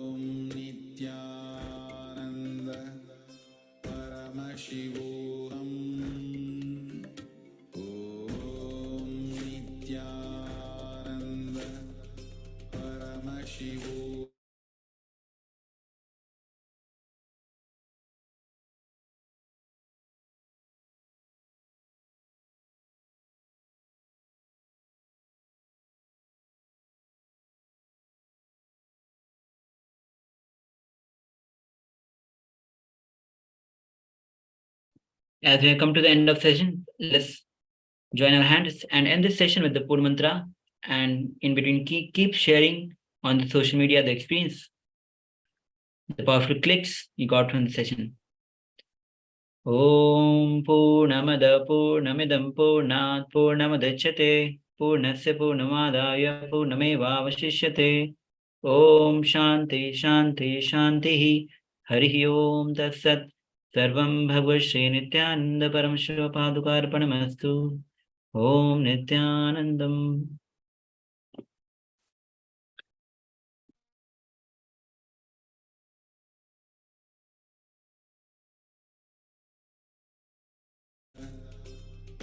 Paramashivoham Om Nithyananda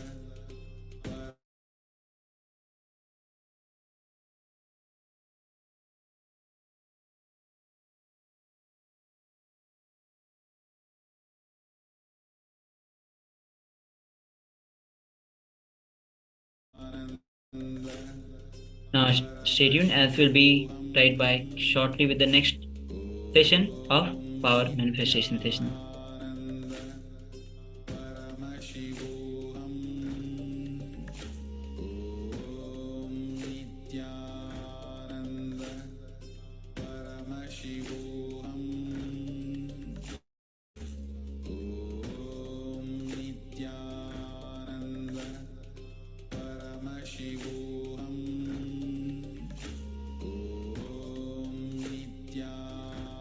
Paramashivoham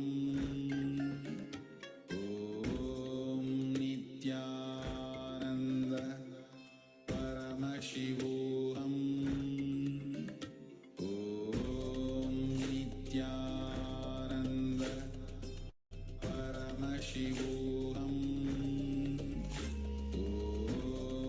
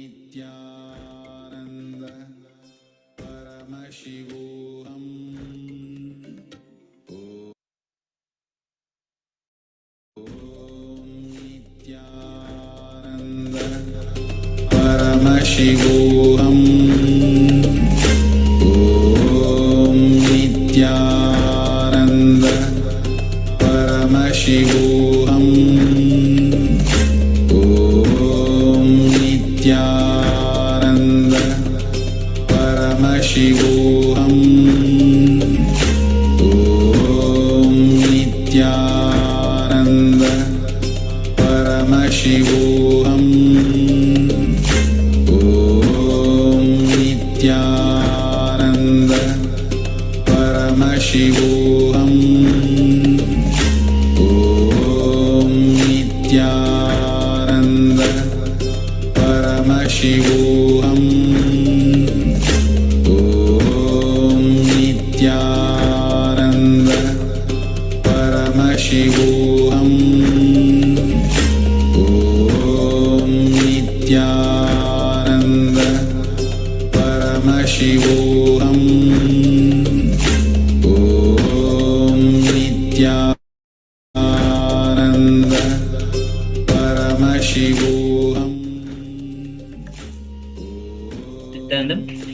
Now we'll be starting the power manifestation session with the Sadgurundam. Nithyanandam Paramashivoham Kevalam Jnanamurtim Dvandvatitam Gagana Sadrisham Tattvamasyadiraksham Ekam Nityam Vimalamachalam Sarvadhi Sakshibhutam Bhavatikitam Trigunarahitam Sadgurum Tam Namami.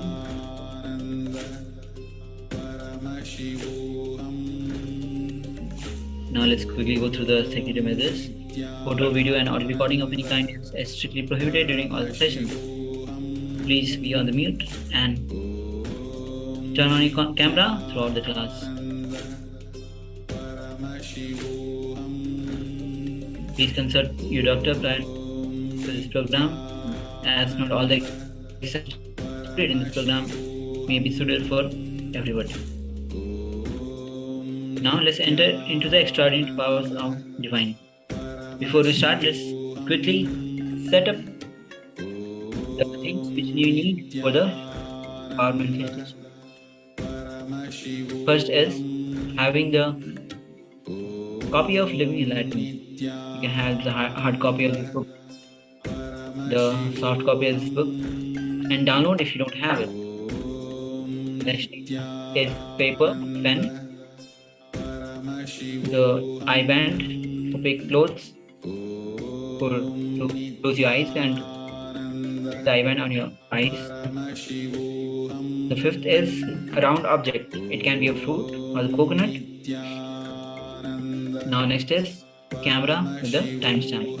Now please take a few minutes as you arrange these things which is essential, which is required for this power manifestation. Now while you arrange these things, please let's go through the instructions of power manifestation. Sit with cross-legged on the floor or on the chair if you're not able to sit on the chair with your neck spine in a straight line.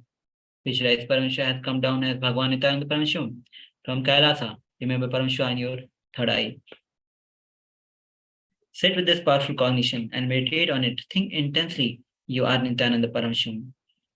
Anything else you think as identity is delusion. Drop it. You are Nithyananda Paramashivam. Absolute.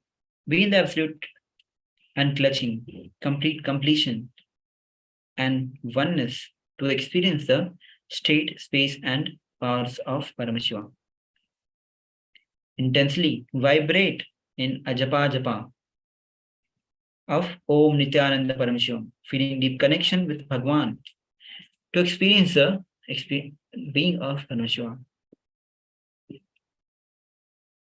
Now, as we start the consciousness over matter,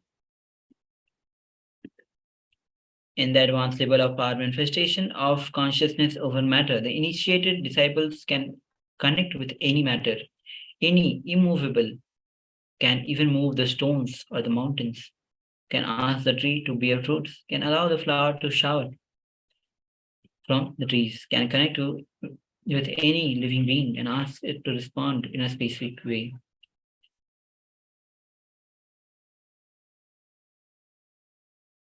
Spiritual reference for manifesting the consciousness over matter.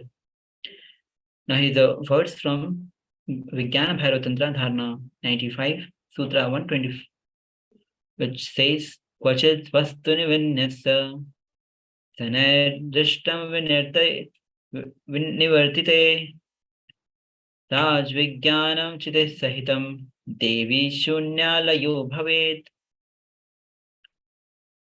Bhagavan Paramashiva says, having fixed one's eyes on the particular object, one should slowly withdraw the sight from that object, as well as slowly eliminate the knowledge of that object along with the thought and impressions on it.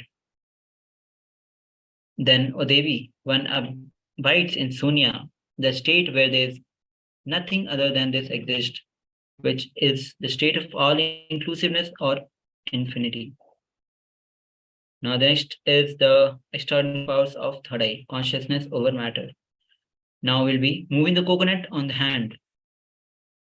Now, previously we have manifested the consciousness over matter on the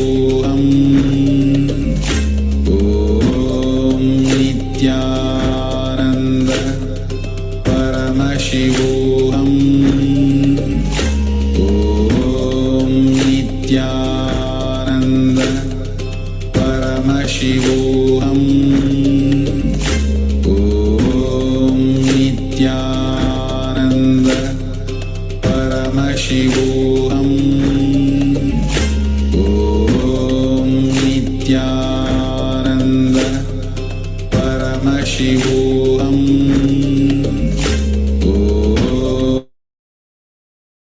Om Nithyananda Paramashivoham Om Nithyananda Paramashivoham Om Nithyananda Paramashivoham Om Nithyananda Paramashivoham Om Nithyananda Paramashivoham Om Nithyananda Paramashivoham Om Nithyananda Paramashivoham Om Nithyananda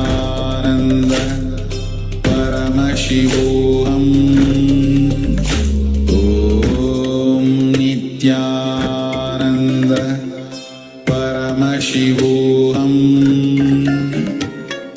Om Nithyananda Paramashivoham Om Nithyananda Paramashivoham Om Nithyananda Paramashivoham Om Nithyananda Paramashivoham Om Nithyananda Paramashivoham Om Nithyananda Paramashivoham Nityananda, now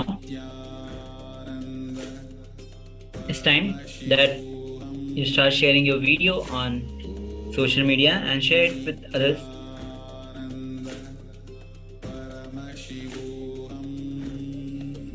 Upload your video to KAILASA, the stage Nithyananda Paramashivam events discussion page, and share it with the hashtag of KAILASA, Paramashivoham and Nithyananda. Now, as we conclude the session, let's join our hands in Namaskar Mudra and end the session with the Om Mantra. Om Purnamada Purnamidam Purnat Purnamudachyate Purnasya Purnamadaya Purnameva Vashishyate Om Shanti Shanti Shanti Harihi Om Tat Sat Sarvam Bhagavad Shri Nithyananda Paramashiva Padukarpanamastu Om Nithyanandam. Stay tuned as we'll be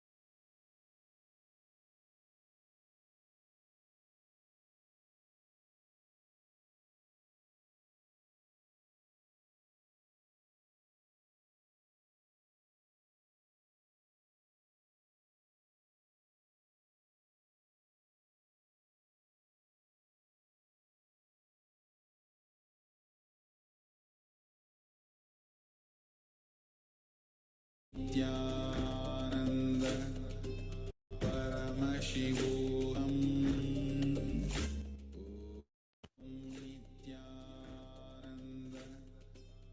Now, let's join our hands as we start this session with the Sadguru Mandalam.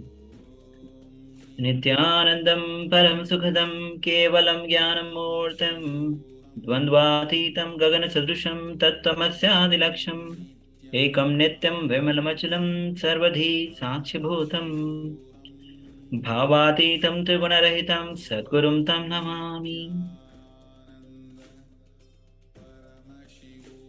Now, let's quickly go through the security measures.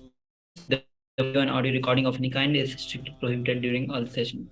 Always be on the mute and please turn on your camera throughout your class.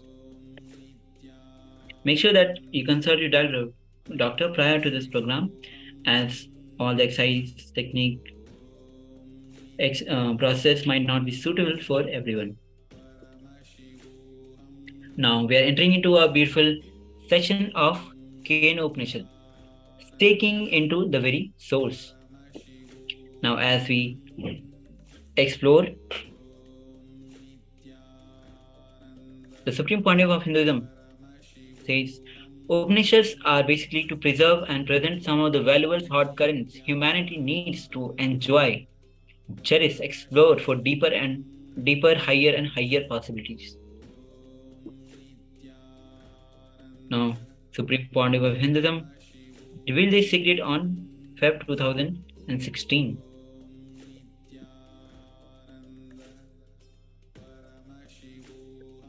The first thought current, who am I? The second, what happens after death? Third, the most subtle and most precious important thought current, what is the source of all this?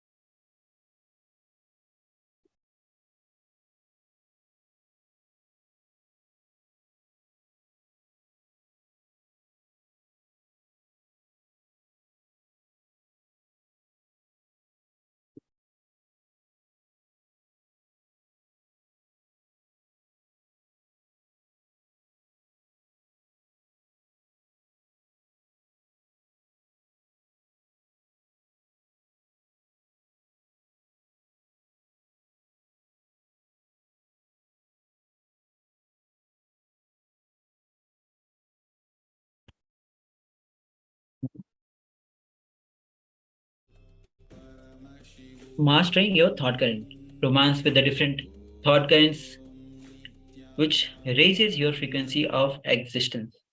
When the thought current are engaged, when you entertain with the thought currents, you grow as new method of cognizing.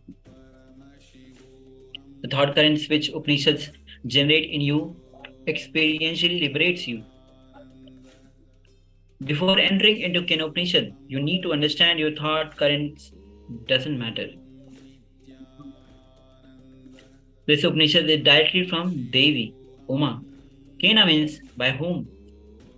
Kene Shitam means by whom willed or directed. Essence of Kena Upanishad is seeking the source, cosmos. You can capture it by developing the subtle groups of the brain by evolving complete completion. Directing the inquiry of the truth to its very source is a seed of Upanishad. The Supreme Pontiff of Hinduism reveals the essence of Ishavasya Upanishad is seeking. The essence of Upanishad is seeking into the very source. By whom I am. Who am I starts and ends inside your body. By whom am I starts and ends in cosmos.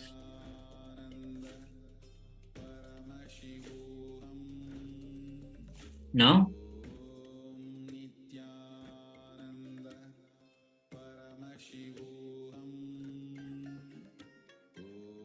the power of will. Here the Upanishad says, Bhagavan Paramashiva reveals, Bhagavan, the Supreme Pontiff of Hinduism reveals, I am Paramashiva. Let my limbs, speech, prana, eyes, hearing, everything be fulfilled, full mature and enriched. All is Brahman, consciousness that is revealed in the Upanishads. Sarvam Brahmanopisadam. May I never deny the existence of Brahman, Paramashiva. May I never have incompletions with Brahman, consciousness, which is Paramashiva. May Brahman never deny me, or without its grace, withdraw me from its grace. Let there be no separation. Let me have completion with the ultimate consciousness, Paramashiva. Let the Brahman be complete with me. Be it. May all dharma, the sacred truths declared by the Upanishads, be fully manifest and radiate in me, who am integrated and authentically devoted to knowing the experience of that true Atma, the Self. May they manifest and radiate in me. Mai Shantu Te Mai Shantu. Now, Kena Upanishads Shanti Mantra. Let's recite the Shanti Mantra and enter into the understanding. Om Apayantu Mamangani Vak Prana Chushuhu Shotram Atho Balam Indriyani Cha Sarvani Sarvam Brahmanopnishadam Maham Brahma Nirakuryam Mama Brahma Nirakarod Anirakaranamsva Nirakaranam Metsu Tadatmani Nirateya Upanishastu Dharmaste Maishantu Te Maishantu Om Shanti Shanti Shantihi.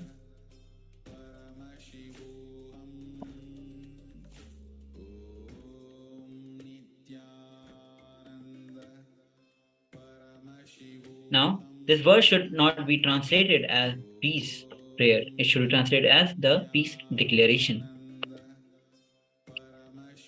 The two important truths. First, the Vedic way of living, Vedic lifestyle starts with the peace and ends with peace.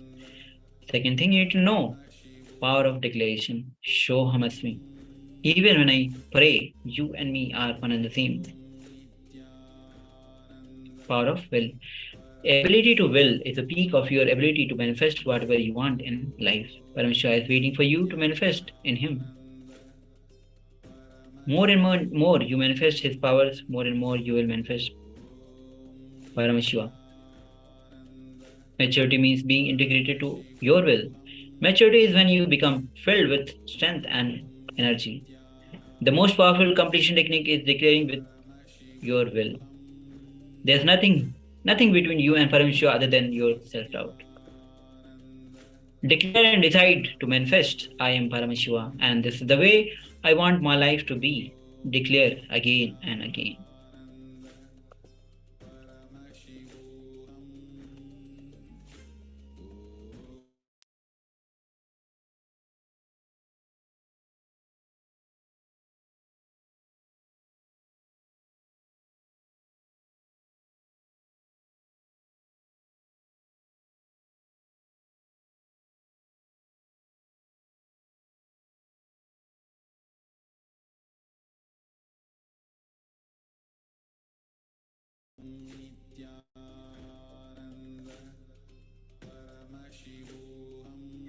Now, everything exists is God. Awaken the power of will. You will understand whole universe is your own. Whole universe is your friend. When you declare and integrate your being, the kind of power you radiate, the kind of knowledge you shower on yourself and other, the kind of an energy you experience as life is extraordinary. Entering the deeper into the Shanti mantra pada, he explains Sarvam Brahmano Parshidam. All is Brahman.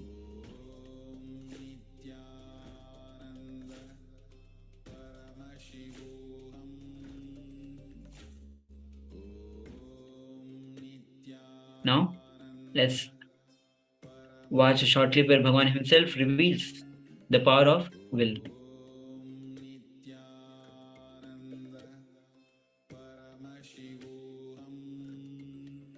Tell you, declaration is the peak of prayer.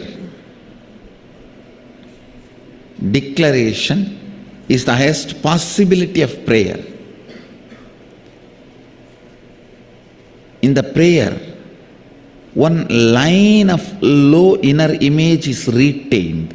You always do the stupidity of putting yourself low to raise God high, which is not required, even though I repeat it again and again and again to make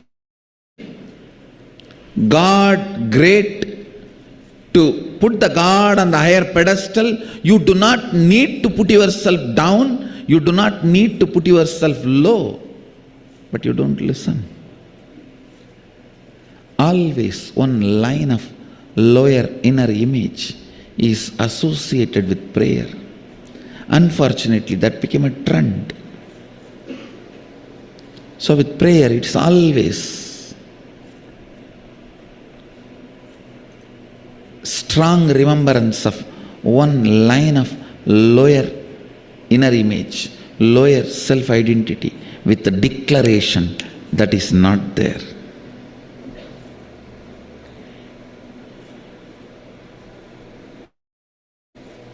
Ordinary unconscious prayer, the lower self inner image, idea of you, lower image of you is praying to the highest expression, God. In Sevas Upanishad, the prayer is taken to the next level where you are taught, Sohamasmi. Even when I am praying, you and me are from the same source. O source, make what I want as reality. Now the Kena Upanishad is taking it to the next level. Declaration, not prayer. Me, my ability to will. Understand? Just like you have various abilities, ability to see, ability to use your hands, ability to use your legs, ability to listen, ability to think, you have something called ability to will. The ability to will integrates all your abilities. The ability to will is the spiritual umbilical cord, connection with cosmos. Understand, other than God, no one can will. When we are told only God's will be done, means actually no one else can have will. Only God can have.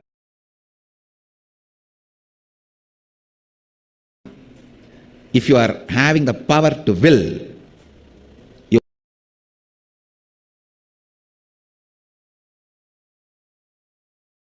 are part of God, you are Him.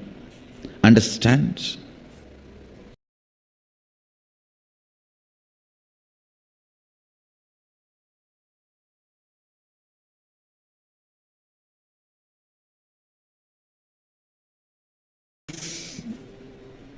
Umbilical cord connection with God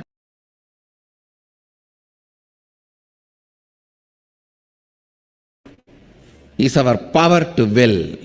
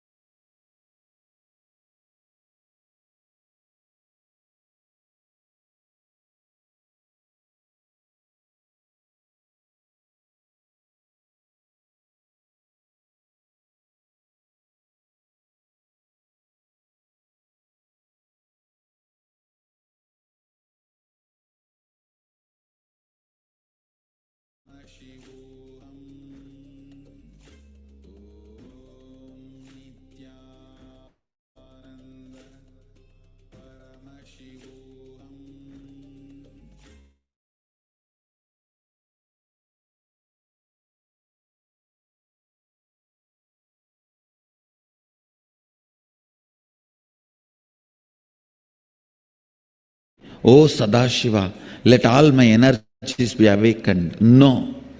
It says, may my limbs, speech, vital energy, and all senses be fully matured and enriched with strength and energy.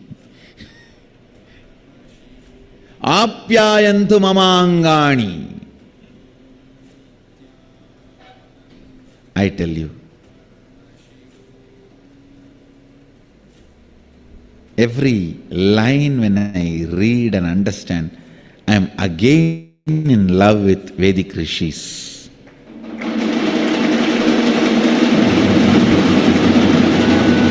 Every time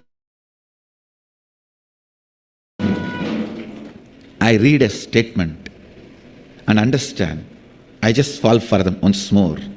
What a unselfish, powerful revelation of truth. But Upanishadic rishis, such vast realizations,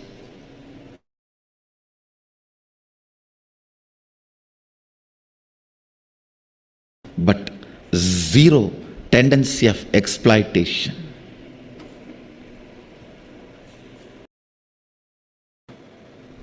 The more you exploit, more you are successful. Especially when I hear these horror stories of doctors coming out and confessing that they falsely diagnose people with cancer, even though the patient has no cancer, just for the sake of selling medicines and false treatment. This is just a horror story.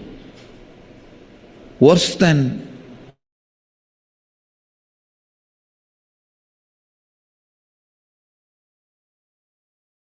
murder stories, worse than rape stories.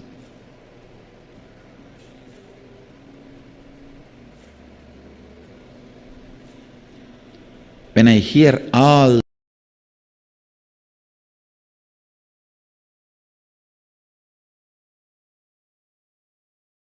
read the lines of Upanishadic rishis, what an amazing, powerful strength and zero self. When I read these verses, I understand what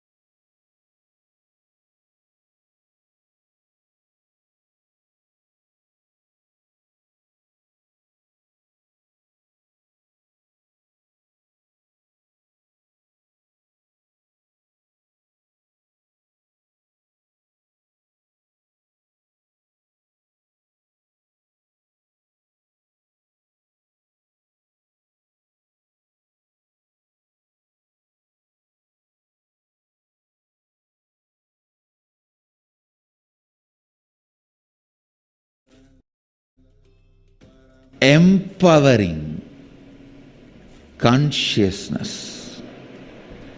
Just for their purity, they are worthy of being worshipped as gods.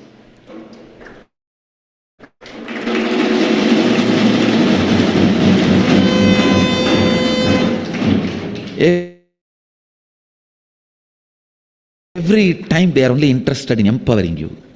Every time they are only interested in awakening the stronger part of you.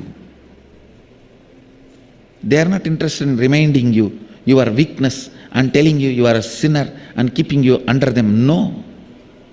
They are no way interested in that. The first verse starts with, may my limbs, vital life energy, apyayantu mamangani vakprana chakshu, shrotramado balamindriyani cha sarvani. It does not say, oh God, let my limbs, speech, life, vital energy become strong. No. No. Apyayantu mamangani, I am declaring, may my limbs, speech, life, vital energy, eyes, ears, and all the senses be fully matured and enriched with strength and energy, because my will is God's will. Mama sangalpa Shiva sangalpamastu.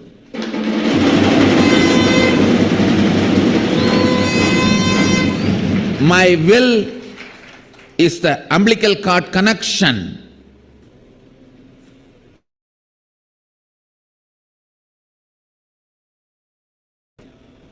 with the cosmos. If I will something, it has to shake the cosmos. Cosmos has to make it into reality, because I am it. If I don't have the power to will, I am disconnected from it. As long as I have the power to will, I am authority. I am authorized to will. I tell you guys, just use this one truth.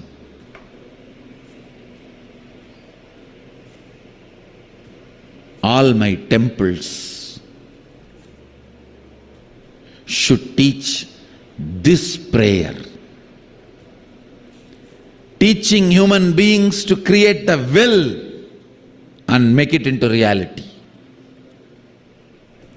You will be so strong, so beautiful.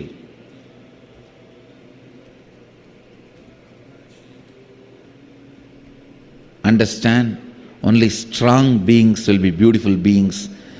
Only strong beings will keep the order in the life. Sometimes people tell me, oh, if all of us can will, all our wills can crisscross and create so much of chaos. No. Strong people create order. Only weak people create chaos. Strong people never create chaos. Strong people create order. Only weak people create chaos.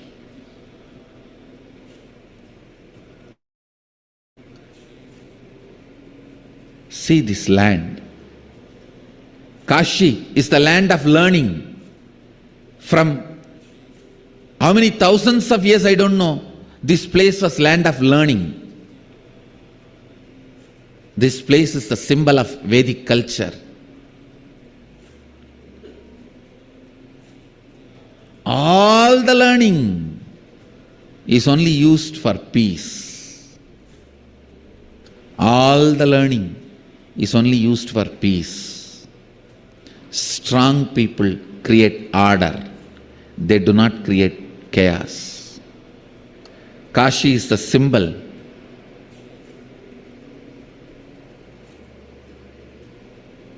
See the whole Kashi. Everything is in order. Only people who don't understand, they think it is chaos. If you understand, everything is in order. All of us live together.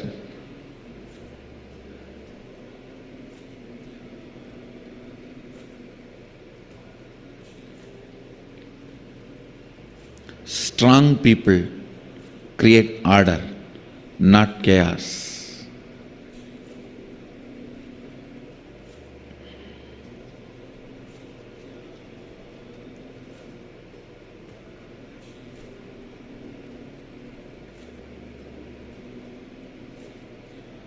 I think yesterday I committed, I'll speak on Upanishads and help you guys to manifest all the powers. I think Sadashiva is doing both the job, because The same science only to manifest all the powers also. This is the same truth.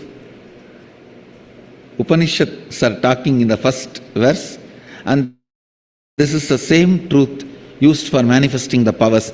For manifesting all powers, just you need to declare will.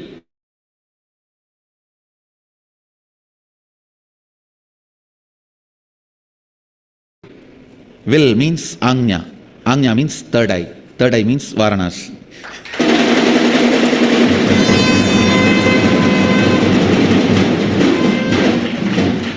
Varanasi has two meanings.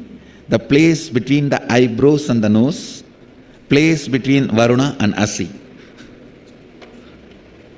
Place between the eyebrows and the nose, third eye. Place between Varuna and Asi, Varanasi.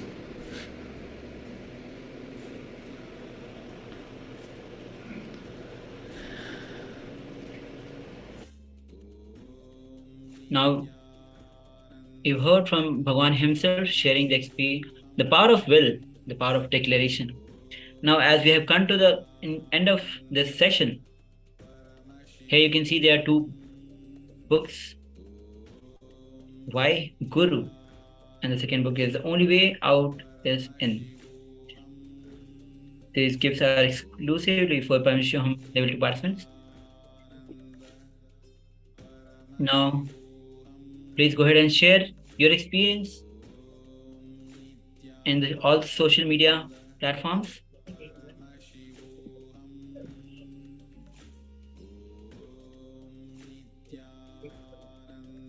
And in all the social media, put your status as I am attending Paramashivoham Level 2, seeking into which source, along with the hashtag KAILASA and Nithyananda. Now invite your two friends and experience these higher truths on how to relate with Guru. Now we have come to the end of this session, so let's join our hands in Namaskar Mudra and end this session with the phone mantra. Om Purnamada Purnamidam Purnat Purnamudachyate Purnasya Purnamadaya Purnamevavashishyate Om Shanti Shanti Shanti Harihi Om Tatsat Sarvam Bhagavate Nithyananda Paramashivoham Om Nithyanandam. Thank you. We'll be shortly joining for the next session, so stay tuned. Thank you, Nithyananda.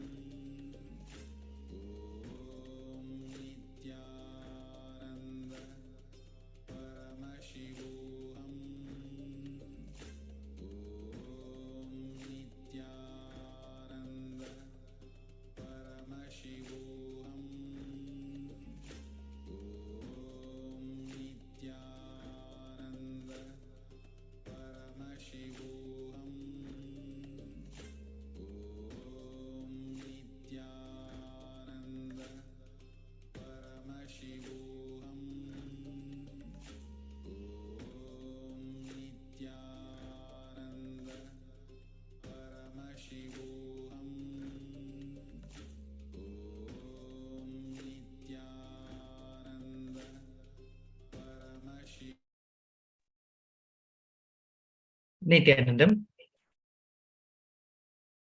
Welcome back to the next session, the power manifestation session. We'll start with the Sadguru Vandanam. Nithyanandam Paramashuvoham Kevalam Jnanamurtim Dvandvaditam Gagana Sadurusham Tattvamasnyadilaksham Ekam Nityam Vimalamachalam Sarvadi Sakshi Bhutam Bhavaditam Trigunarahitam Sadgurum Namami.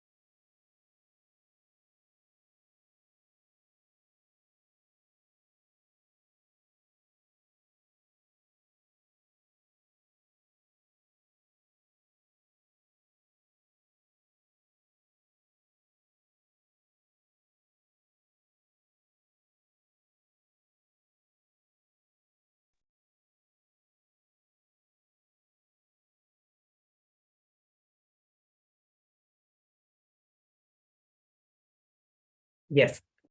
So let us start with the power manifestation session. Now, you set up. Now, you will be having the copy of Living Enlightenment, and you can choose the one object which you are going to do the power manifestation with. So this session is about consciousness over matter. You can choose the round objects like coconut, what is available to you as of now. You can choose that object and keep it near to you, and you can use the camera with the time to record how you are going to manifest this power. Take a few moments to set up your camera.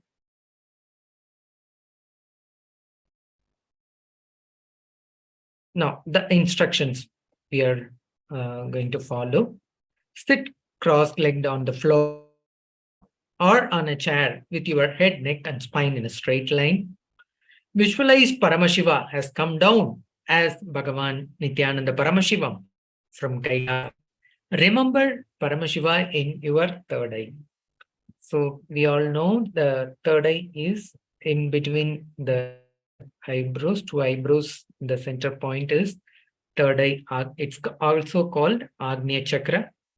So remember Paramashiva is in your third eye. Sit with this powerful cognition and meditate on it. Think intensely. You are Nithyananda Paramashiva. Anything else you think as your identity is delusion. Drop it. You are Nithyananda Paramashiva. That is, you are Nithyananda Paramashiva. And the next step is you be in absolute unclutching to experience the state of Paramashiva. Complete completion to experience the space of Paramashiva, and oneness to experience as powers of Paramashiva. Intensely vibrating in Ajapa Japa, that is the Mahavakya, the mantra. I'll chant and then you all can listen. Om Nithyananda Paramashivoham. Om Nithyananda Paramashivoham. Om Nithyananda Paramashivoham. So this is the Mahavakya blessed by our Bhagavan Sri Nithyananda Paramashivam. And when you chant this Mahavakya, you can be in oneness with Paramashiva to manifest his powers. So now you all can be in oneness with Paramashiva and chant the Mahavakya before manifesting the powers.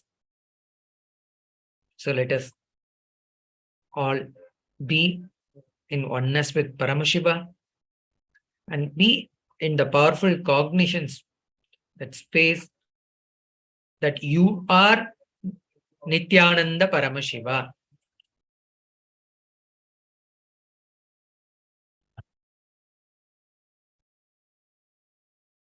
Yes, now we are going to manifest the power consciousness over matter. In the advanced level, power manifestations of consciousness over matter, the initiated disciples can connect with any matter, any immovable, can even move stones or mountains, can ask the tree to bear fruits, can allow the flowers to shower from trees, can connect with any living being and ask it to respond in a specific way.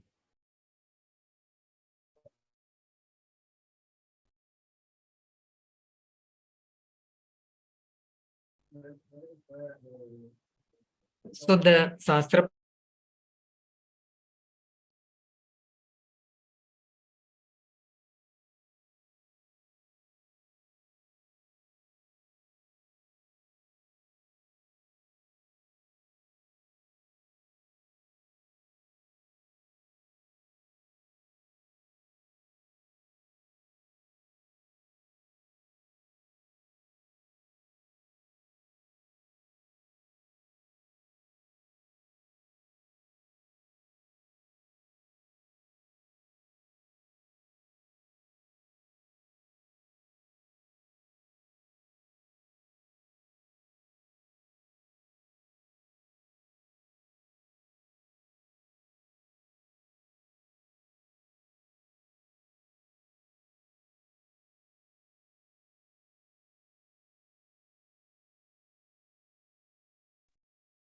sorry for the technical glitch.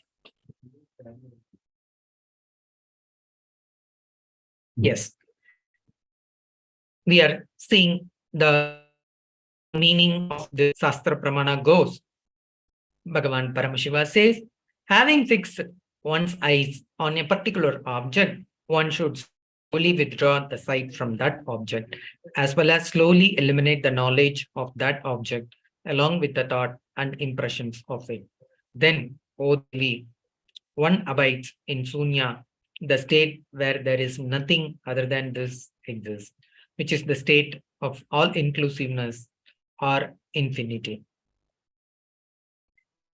Yes, we will now have the object which you choose, the round objects, maybe the coconut or the fruit with whatever which you are going to manifest the power. Keep that in front of you.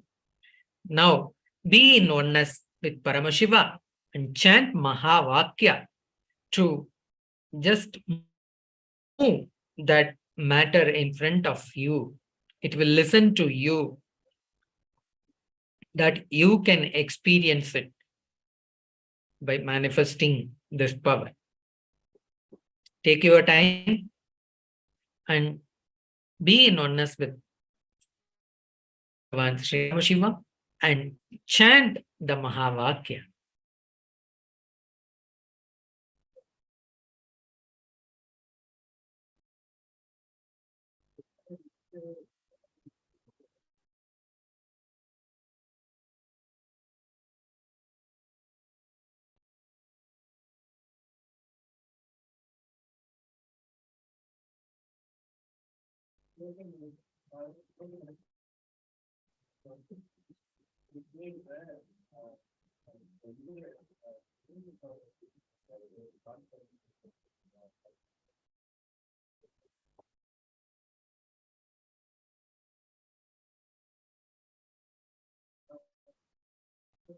Yeah. This is the 5 minutes round we are going to do. Now, have the Living Enlightenment book with you and choose the powerful cognition which you are going to read and be established in that powerful cognition. Now you turn on the camera video recording that will record how you are going to manifest the power. Now declare the coconut to move out of your hand. So you can keep rolling that coconut by keeping hand just on your hand. You can keep like this, that object, whatever you are choosing it. And by your command, you can move that object from your hand. So now you can start manifesting it. Declare Paramashiva, only manifest through me. I consciously declare, let all my confusion, delusion, all be wiped out. Let only you manifest in me. Declare the coconut to vibrate.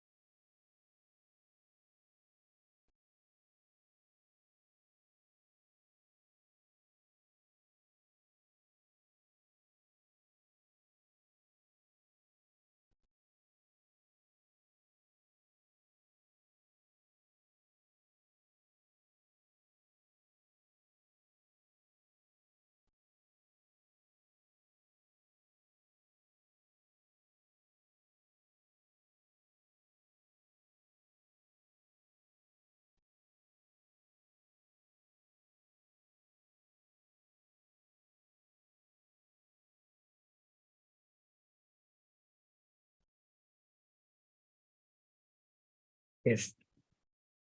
The wonderful experience by manifesting this, you can share your video with others and listen to others' experience of manifestation also. So now share the video with in the social media with the hashtag KAILASA and with the hashtag Paramashivoham with hashtag Nithyananda. With this, we are concluding the session.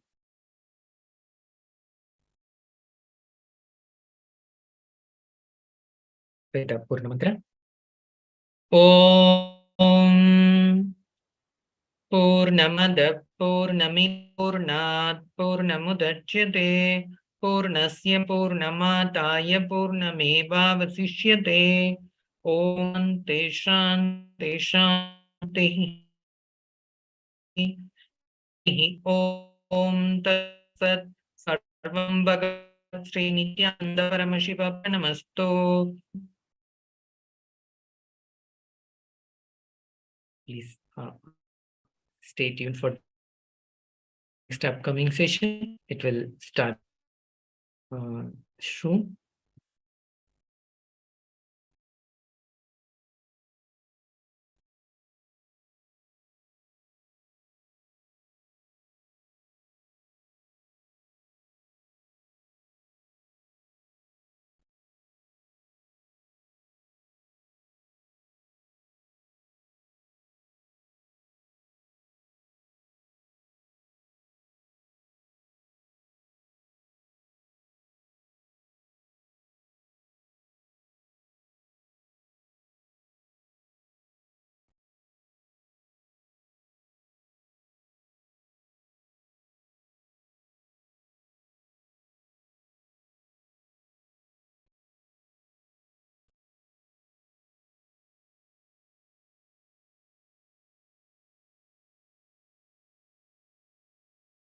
Nithyananda, welcome back to the next session.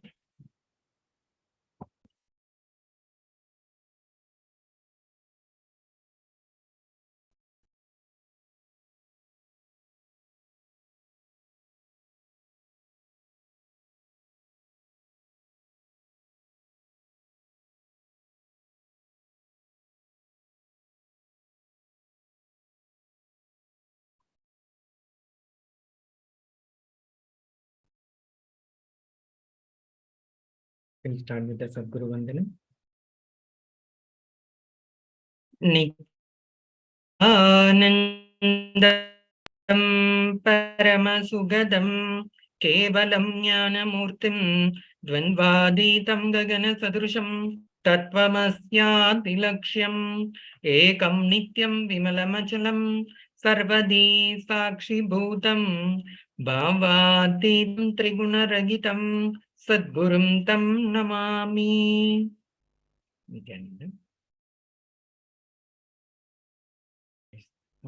Let us start with the session. Now, quickly, I'll go through the security measures. No photography and no videography and no audio recording, please, during the session.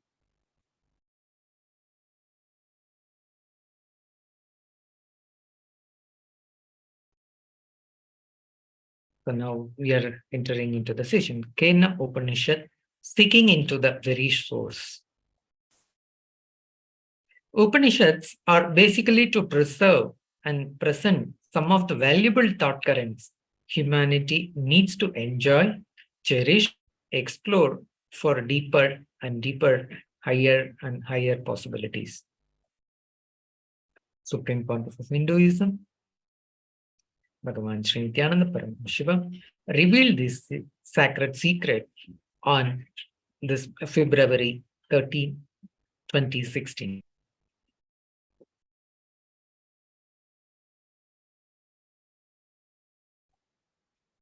The first thought current is, who am I?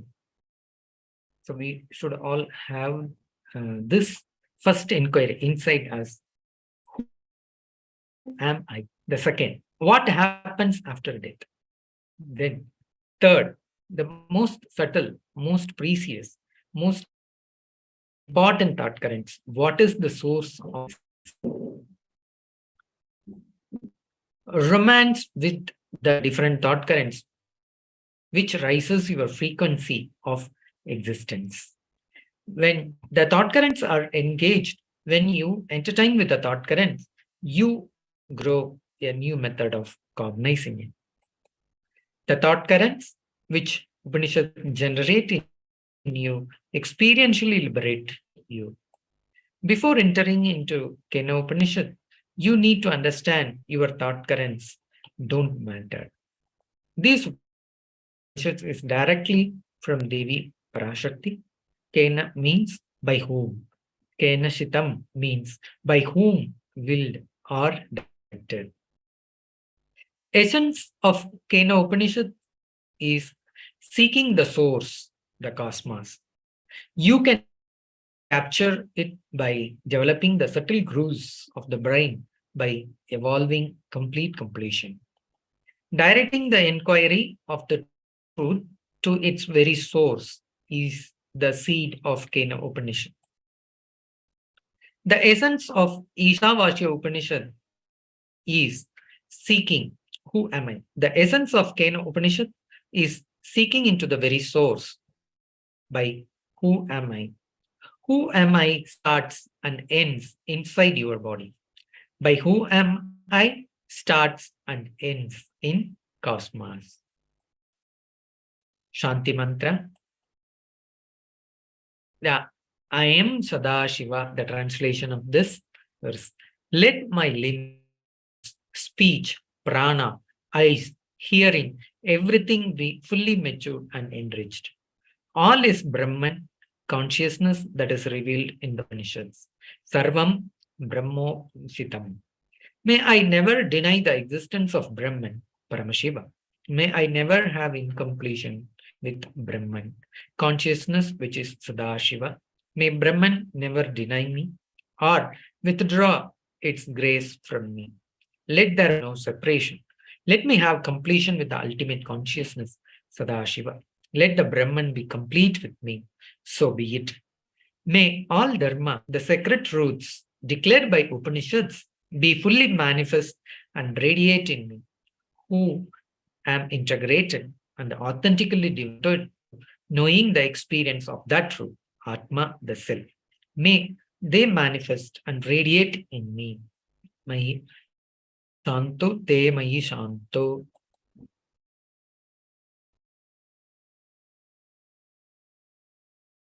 Om Abhyayantu mamangani vak pranas chakshushu srotram adobalam indriyani cha sarvani sarvam brahmopnishitam maham brahma nirakuryam ma brahma nirakaro anirakaran mastva nirakaranam me astu.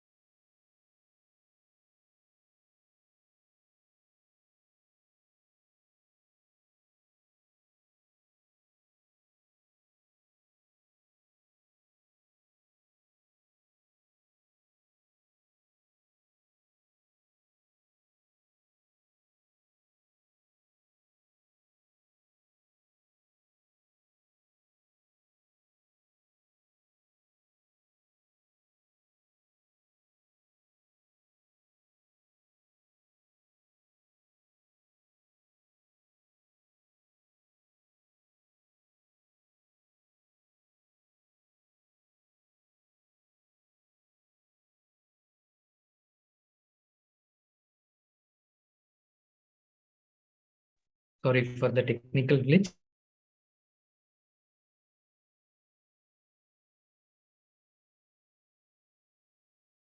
Yes, the two important truths are first, the Vedic way of living. Vedic lifestyle starts with peace, ends with peace. Second, you need to know the power of declaration, that is Sohamasmi. Even when I pray, you and me are one and the same. The power of will. The ability to will is the peak of your ability to manage whatever you want in life. Paramashiva is to manifest him. The power of will. The more and more you manifest his powers, the more and more you manifesting Paramashiva. The science of will. The maturity means being integrated to your will. Maturity is when you become filled with strength and energy. The most powerful completion technique is declaring with your will. There is nothing between you and Paramashiva other than your self-doubt. Declare and decide to manifest, I am Paramashiva, and this is the way I want my life to be. Declare again and again. Everything exists is God. Awaken the power of will, you will understand the whole universe is your own. The whole universe is your friend. When you declare and integrate your being, the kind of power you radiate, the kind of knowledge you shower on yourself and others, the kind of an energy you experience life is extraordinary. Entering deeper into the Santi Mantrapada, he explains, Sarvam Brahmopnishitam. All is Brahman. Now, let us watch what Bhagavan says about the power of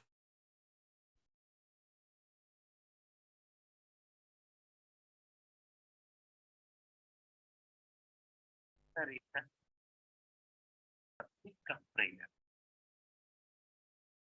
Declaration is the highest possibility of prayer. In the prayer, one line of low inner image is repeated. You always do the stupid. You're putting yourself low to raise God high, which is not required, even though I repeat it again and again and again to make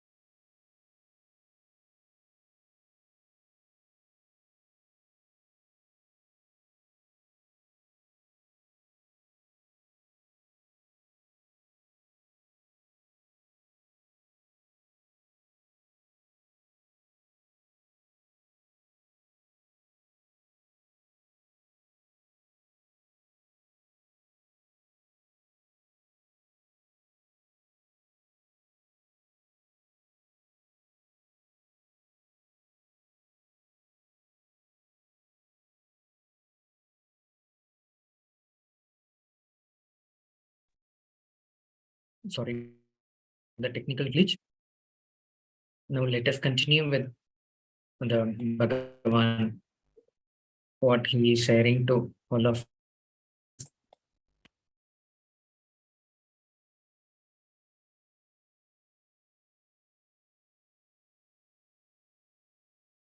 Ordinary unconscious prayer, the lower self inner image, the lower idea of you, lower image of you is praying to the highest expression, God. Upanishads, the prayer is taken to the next level where you are taught, Sohamasmi, even when I am praying, you and me are from the same source or source. Make what I want as reality.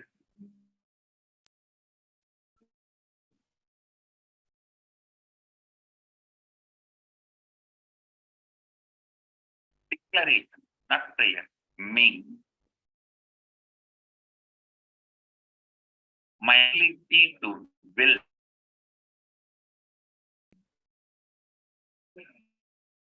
Just like you have use your hands, ability to use your legs, ability to listen, ability to think, you have something called ability to will. The ability to will integrates all your ability. The ability to will is the spiritual umbilical cord connection with cosmos. Understand, other than God, one can will.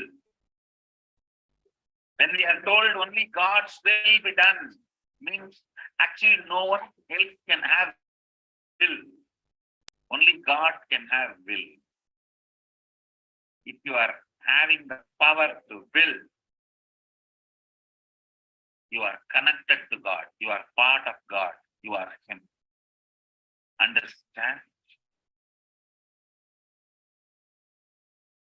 Power to will is umbilical cord connection with God. Our umbilical cord connection with God is our power to will. If you will, no one can deny you.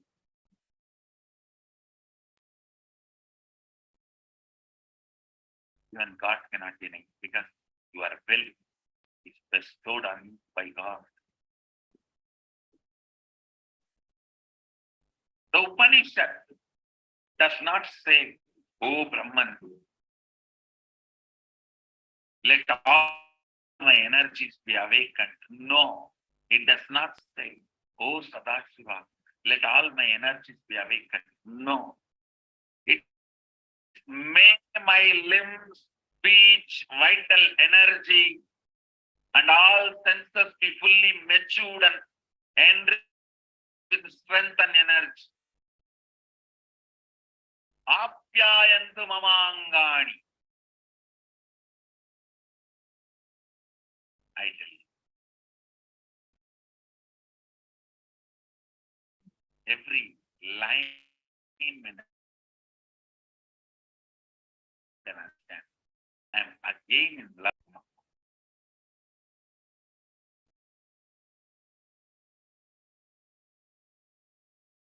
Every time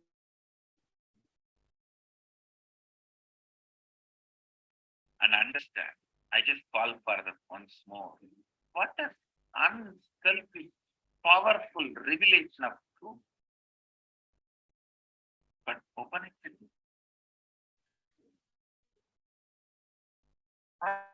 vast realization, but zero tendency of exploiting.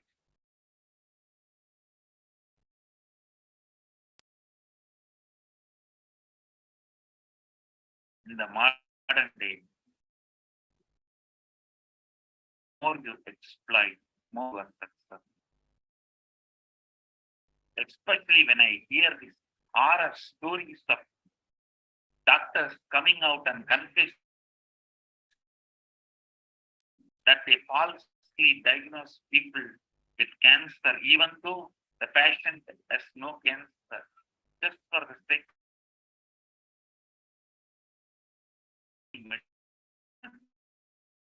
and false treatment. Just a horror story.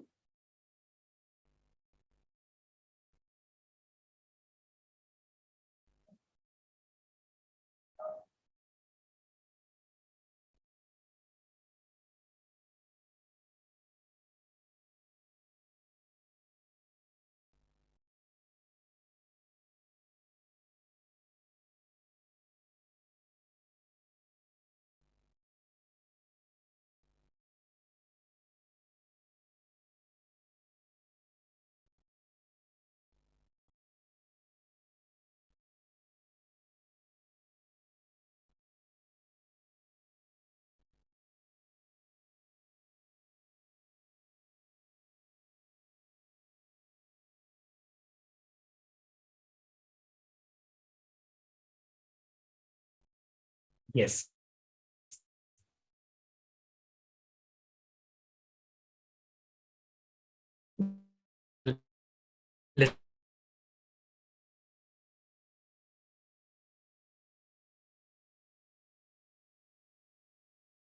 So now in this session, Swamiji is offering the gift, the two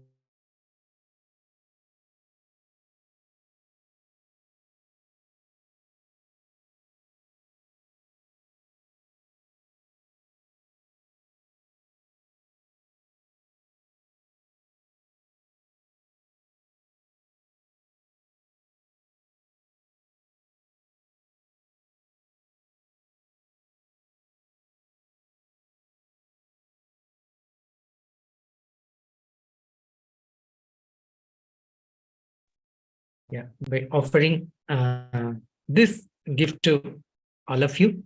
We are concluding this with a Purna mantra. Om Purnamada Purnamidam Purnat Purnamudachyate Asya Purnamataya Purnamevavasishyate. Om Shanti Shanti Shanti. Hari Om Tattvat Sarvam Bhagavat Sri Nithyananda Paramashiva Padakarpanamastu. Om Nithyanandam. Okay, please stay tuned for the upcoming power manifestation session. It will start soon.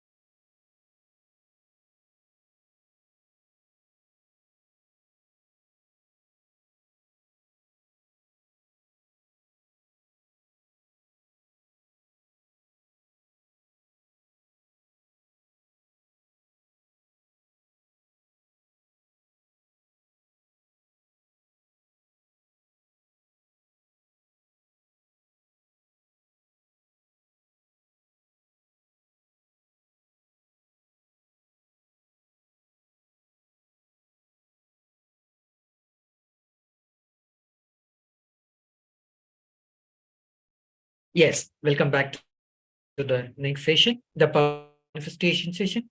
We'll start with the Sadguru Vandanam.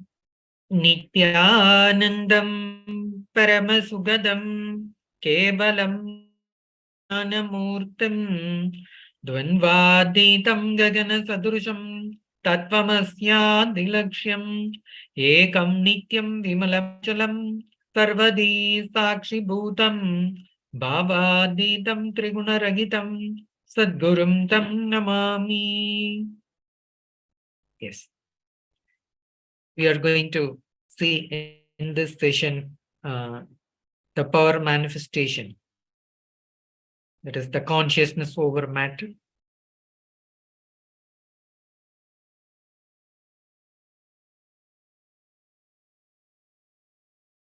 The extraordinary powers of divine, Nithyananda Paramashivam, is revealed to all of us. So let us sit up for this power manifestation.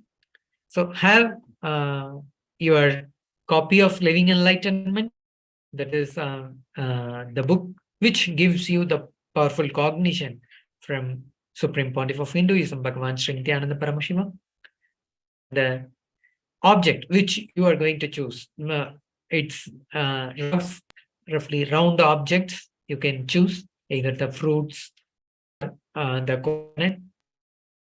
You can choose whatever is available, and you can set up your camera with the timestamp to take the video that how you are going to manifest these powers. A few moments to set up your camera with the timestamp. So the timestamp is to note down like within how many seconds you are manifesting the powers. Take your time and set up the camera. So now we are going to manifest the power called consciousness over matter. The matter means now the object which you are already choose, either the fruits or the coconut, roughly the round objects would be the best. So connect with that any matter, any immovable or even stones or mountains, or even ask the tree to bear fruits, allow the flowers to shower from trees, connect with any living being and ask it to respond in a specific way. That we are going to experience that power now. So the Shastra goes, Kvachit Vastuni Vinyasya Sanairvishtim Nivartaye Tajnata Sahitam Devi Sunya Layo Bhavet. Bhagavan Paramashiva says the meaning of this verse: having fixed one's eyes on a particular object vastu, one should slowly withdraw the sight from that object, as well as slowly eliminate the knowledge of that object along with the thought and impressions of it.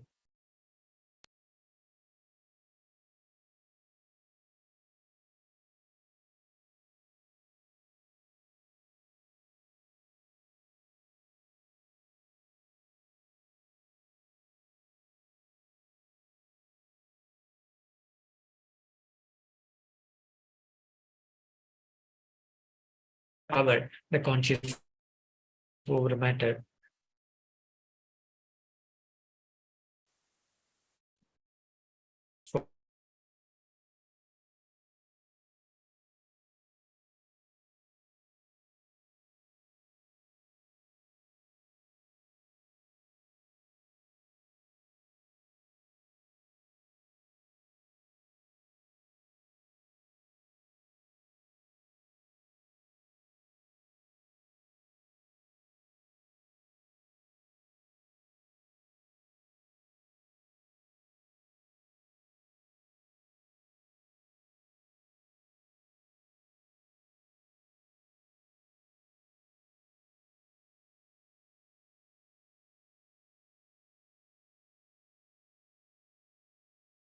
Sorry for the technical glitch. Yes. So let us see the step by step. We'll do that, practice that now, and experience the powers wherever you are. So the first thing is, so open your living enlightenment copy and have the powerful cognition inside in the inner space of you. Take your time and go through the living enlightenment and have the one powerful cognition inside you. With that inner space, start turn on your video recordings and the coconut with the pointy end facing up, and close your eyes. Use a blindfold. So declare the coconut to lower itself, that is pointy end facing up, should move to the face from.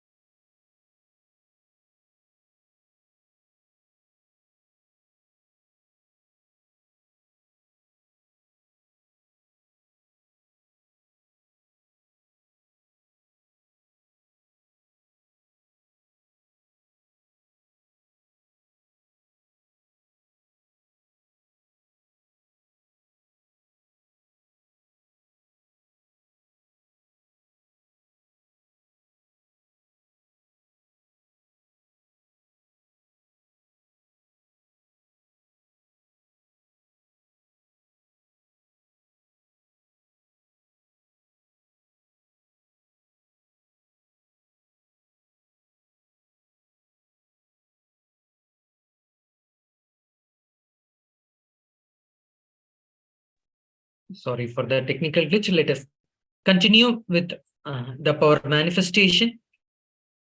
The playfully you can do this power. So the thing is, you have the round objects in front of you. Declare it. It's the coconut. That declare the coconut to lower itself. That is pointy end facing up. Should move to face away from you. So you can do this power manifestation just by declaring, "You are Paramashiva. Only you manifest through me. Paramashiva, only you manifest through me."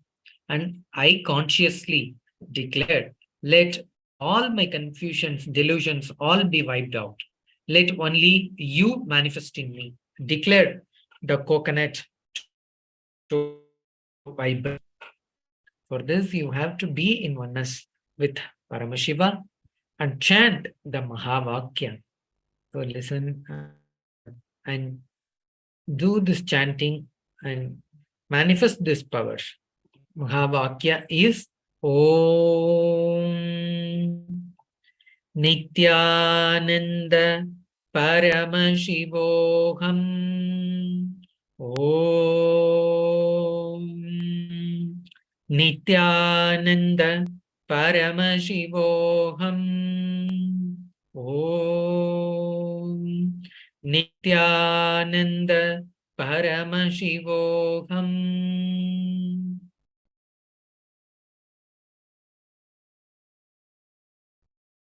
Chant this Mahavakya. Be in oneness with Paramashiva. That is our Swamiji, Bhagavan Sri Nithyananda Paramashivam. And you can just give the command to the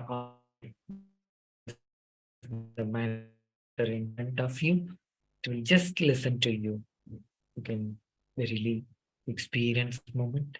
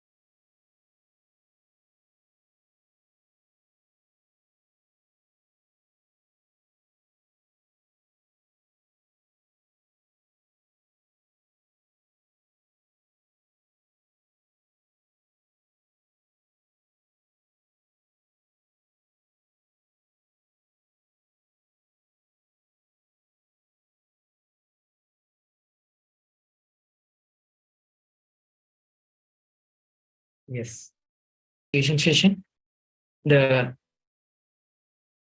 experience of individually, whatever you had, you can share that experience with others in the social media, the videos which you had taken during this or manifestation. You can share that in the social media with the hashtag KAILASA and with the hashtag Paramashivoham and with the hashtag Nithyananda. Share the experience with others. Yes. We conclude this with the Purna mantra. Om Purnamada Purnamidam Purnat Purnamudachyate Purnasya Purnamataya Purnameva Vasishyate. Om Shanti Shanti Shanti. Arihi Om Tat Sat. Sarvam Bhagavat Sri Nithyananda Paramashiva Padakarpanamastu. Om Nithyanandam. Thank you. Nithyanandam.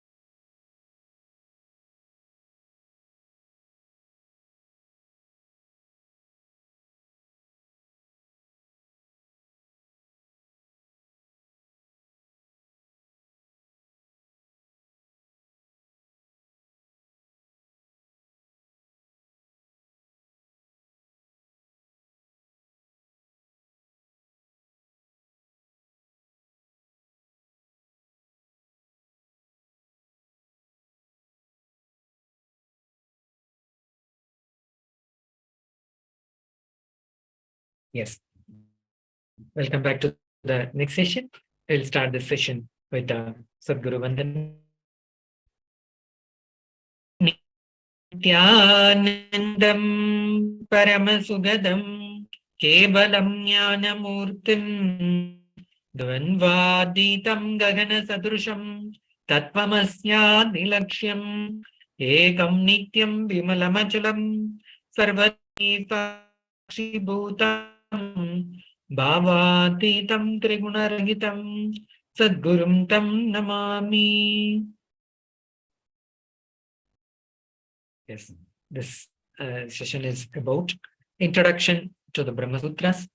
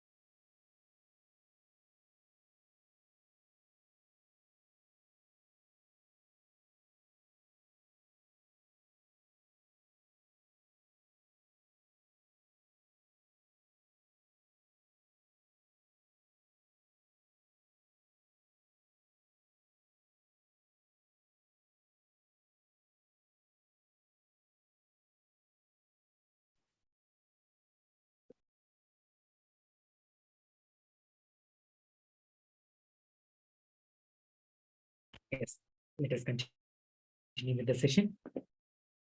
Introduction to Brahma Sutras.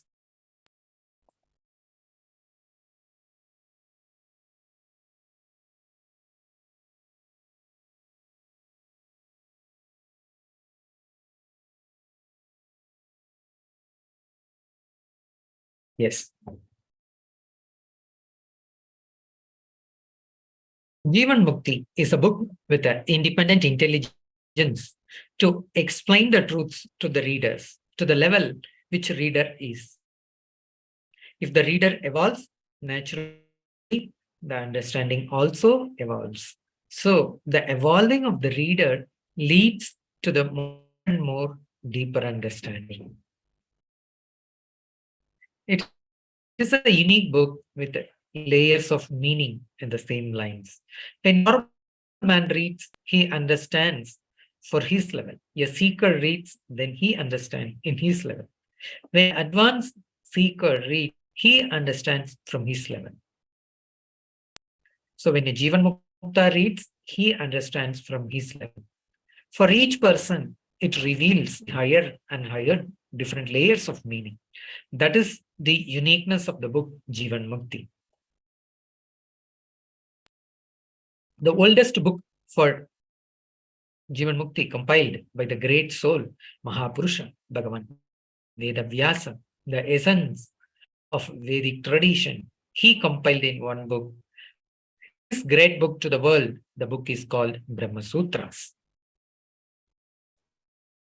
In your brain, at least trillion cells are there, connecting with the trillions of planets, stars in the existence. When all the trillion cells awaken, the whole cosmos is experienced inside the body. The Brahmanda is experienced in Pindanda. Method for awakening those trillion cells vary.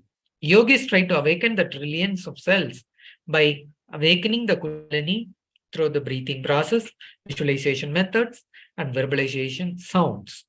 Devotees who practice devotion, they try to awaken those trillions of cells by deep surrender and feeling connection to the highest consciousness in the form of chosen deity or the God. Karma yogis try to awaken the trillions of cells by continuously creativity. In banks of Saraswati, a unique experience was being done by some of the great inner scientists.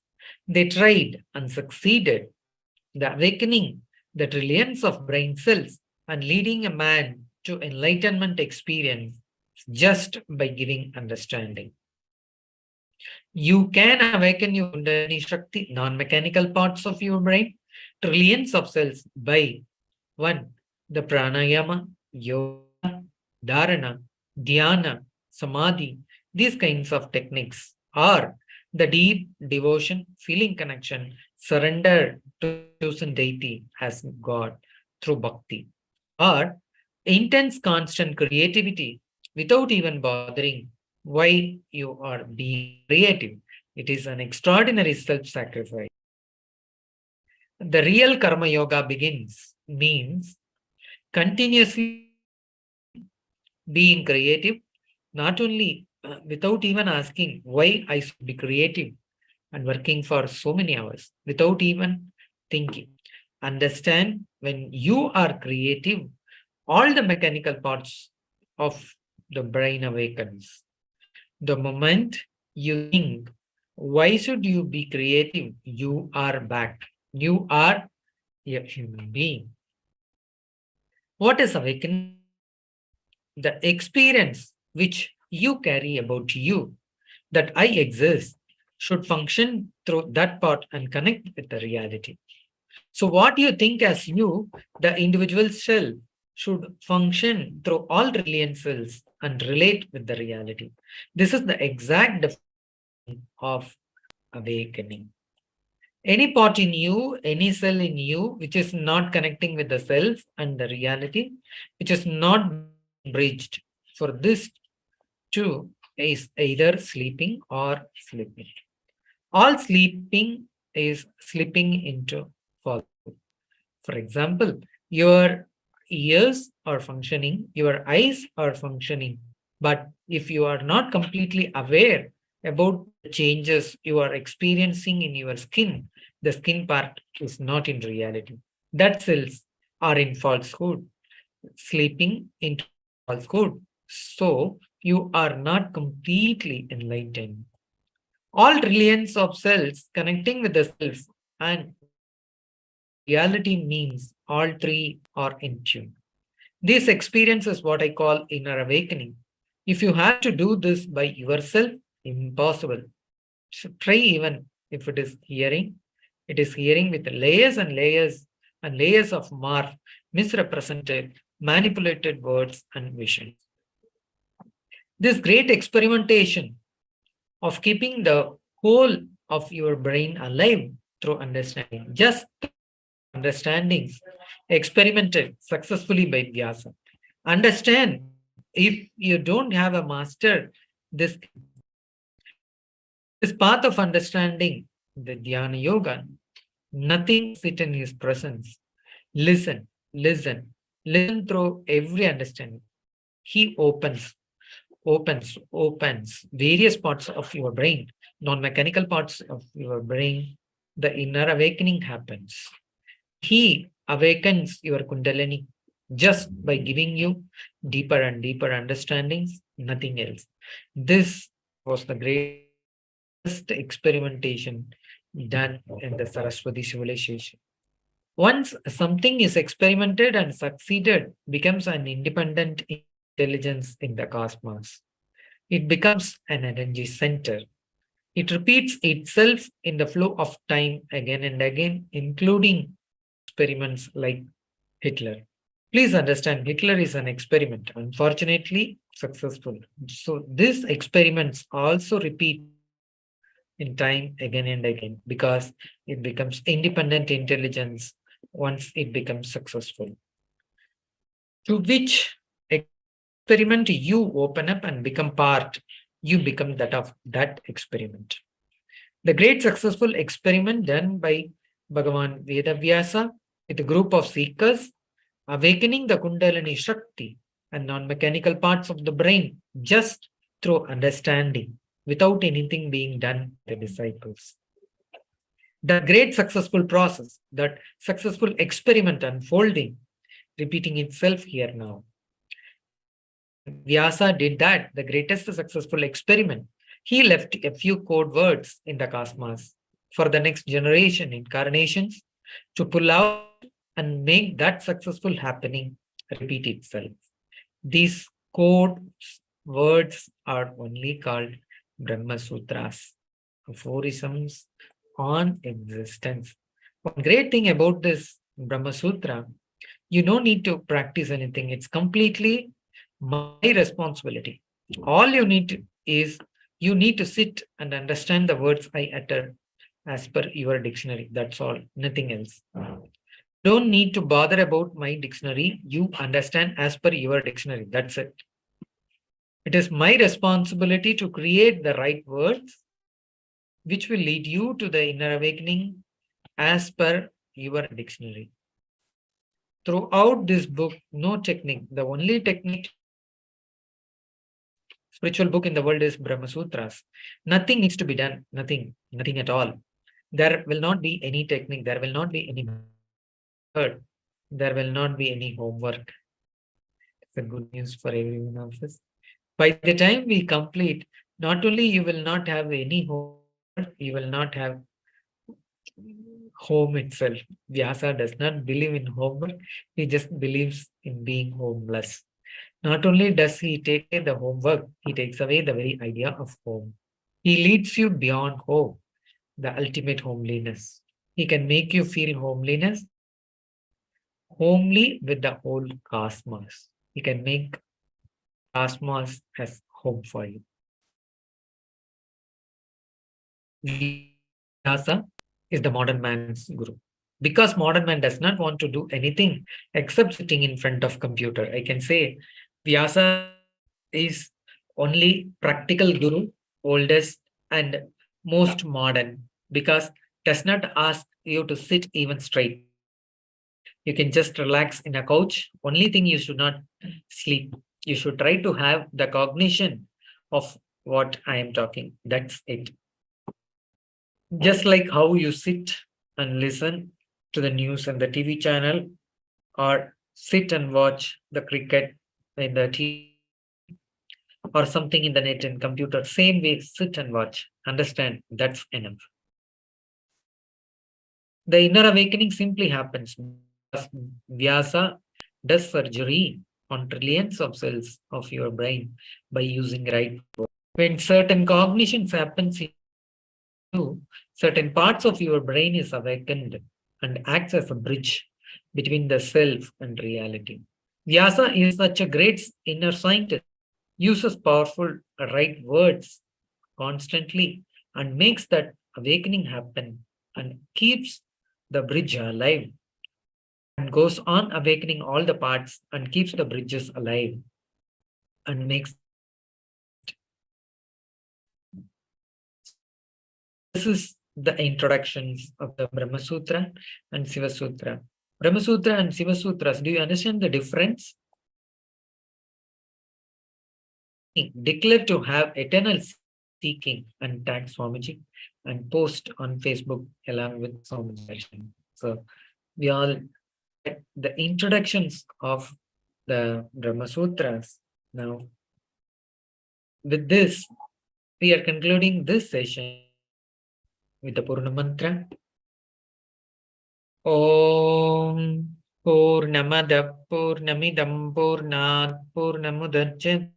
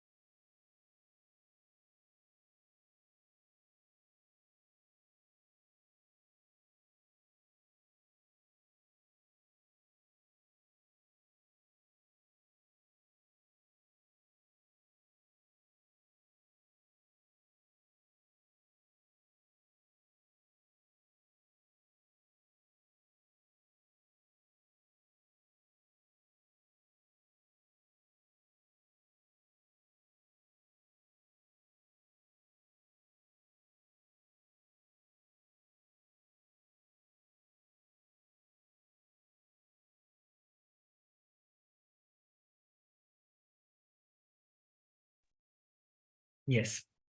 Now let us continue with the power manifestation sessions.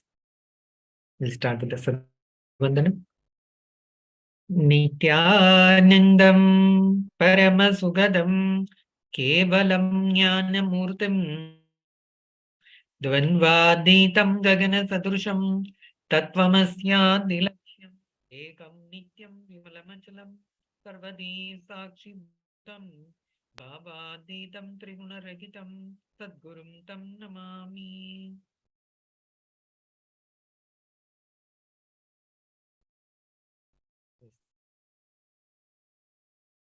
We'll quickly go through the photography and no videography, and no audio recording during the session.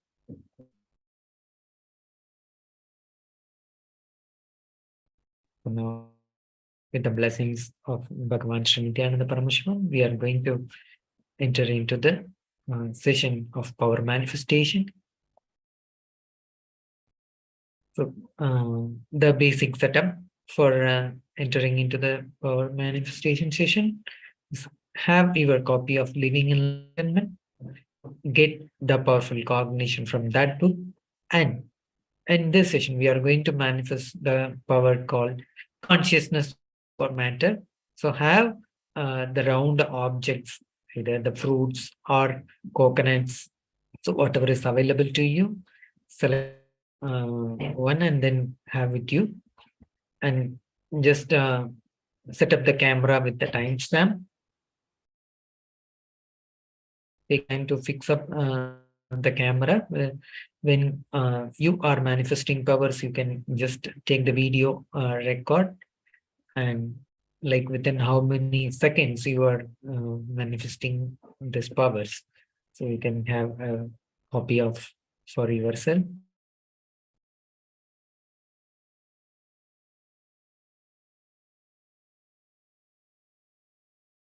So let us go through the steps, that is the instructions to do the power manifestation. Sit cross-legged on the floor with your head, neck, spine in a straight line. First, visualize yourself as Paramashiva, has come down as Bhagavan Sri Nithyananda Paramashivam from KAILASA. Remember Paramashiva in your third eye. Third eye is in between the two eyebrows, where you can see the Agni chakra is there, that is the third eye. In that place, visualize that you are Paramashiva. Sit with this cognition and meditate on it. Think intensely. You are Nithyananda Paramashiva. Anything else you think as your identity is delusion. Drop it.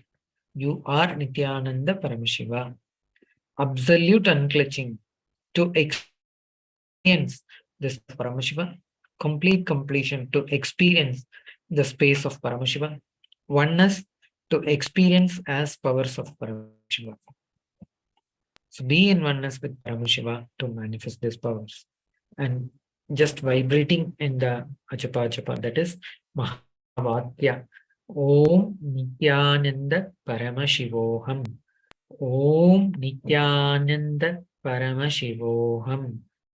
Om Nithyananda Paramashivoham is the Mahavatya, the password given by Bhagavan Sri Nithyananda Paramashivam to be in oneness with Paramashiva to manifest these powers.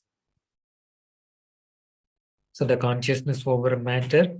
So as we all know, we choose the one object, which is any matter. You can choose connect with any matter or any immovable, or even stones or mountains, or even ask the tree to bear fruits. Allow the flowers to shower from trees. Connect with any living being, and you can manifest these powers. The Shastra Pramana goes, Vachik vastuni vinyasya sanir drishtim nivardayet tajnanam chitta sagitam devi sunyayo bhaved. The meaning of this verse goes, having fixed one eyes on a particular object, one should slowly withdraw the sight from that object. as well as slowly eliminate the knowledge of that object along with the thought and impressions of it. Then, O Devi, one abides in Sunya, the state where there is nothing other than this exists, which is the state of all inclusiveness or infinity. So now you take the object which you choose, the coconut. Now you are going to roll the coconut in this power manifestation. So with the step one, we will all start with the powerful cognition, enlightenment book, and receive the powerful cognition from that book. So the next step is turn on the video that is camera.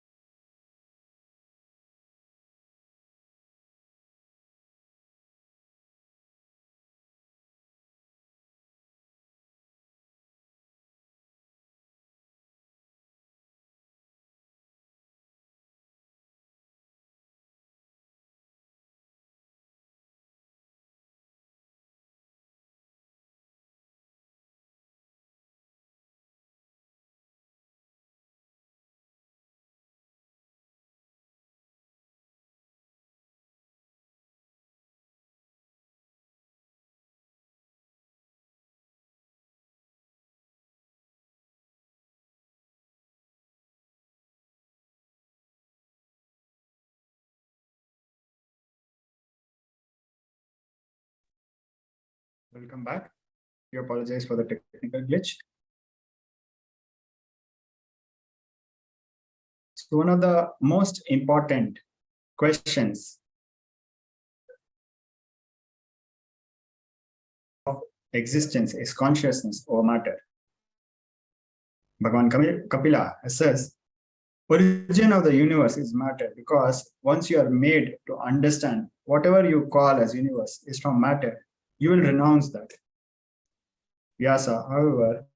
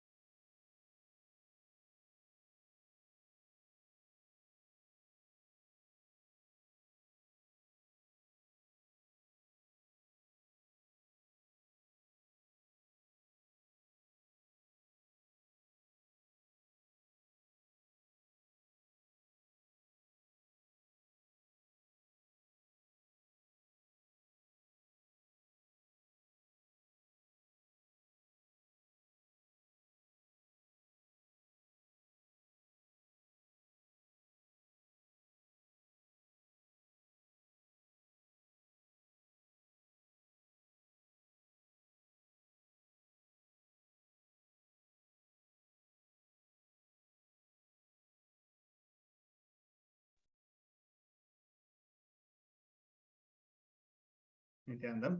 We apologize for the technical glitch. So continuing about the very important question about what is the origin of existence? Is it consciousness or matter? Bhagavan Vedavyasa says the origin of the universe is Brahma, existence, consciousness. He means there is no universe, relax, in existence. Final purpose of both Vyasa and Kapila is relax from being distracted. That's it, nothing else. Now we'll refer to the second verse of Brahma Sutra. Om Janmadhyasya Yataha Om. That is Brahman, from which are derived the birth, etc. of this universe. Base your life on reality. Life cannot be based on only arithmetic logical calculations. It has to be based on reality. Monotheistic religions are the outcome of arithmetic logical thinking. Civilizations based on reality do not talk about one God.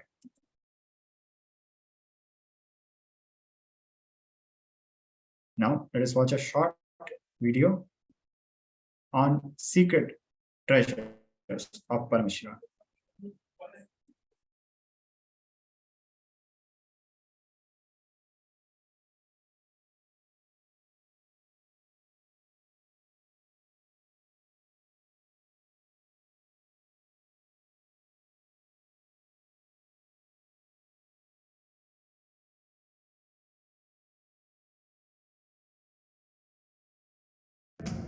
Whatever you think as your strength, like how much cash you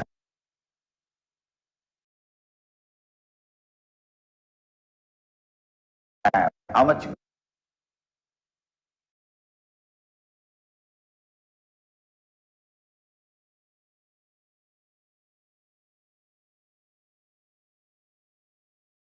gold you have, how much money you have in the bank, what all properties you have, your secret passwords, passcodes, your strength secrets, you will tell only to your son or your daughter to whom you are going to give your inheritance. Same way,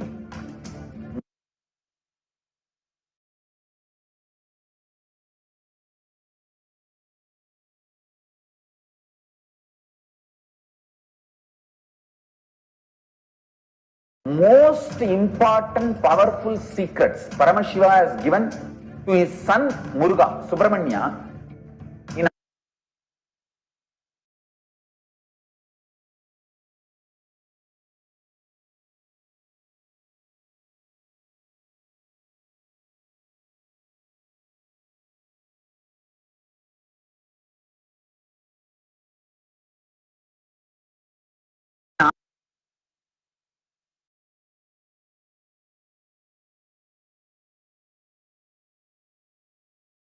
Agama called Sarvanyanottaragamam. All the powerful secrets the father will tell only to his son. It's too secret. I am going to open that Agama and give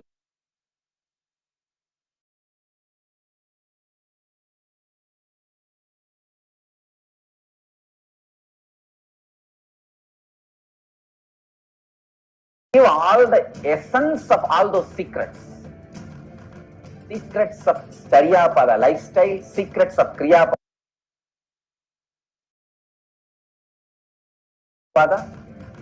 secrets of Yogapada, and secrets of Jnanapada. I'll make you all feel you are 16, not just physically, even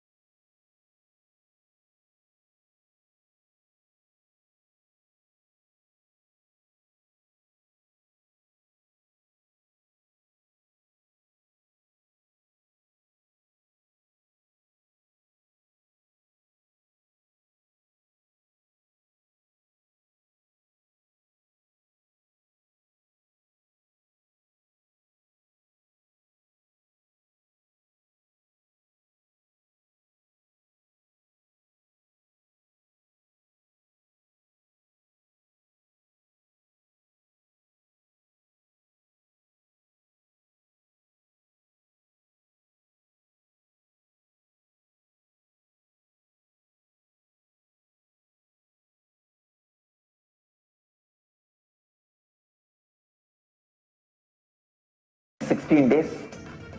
No fantasy, only visualization.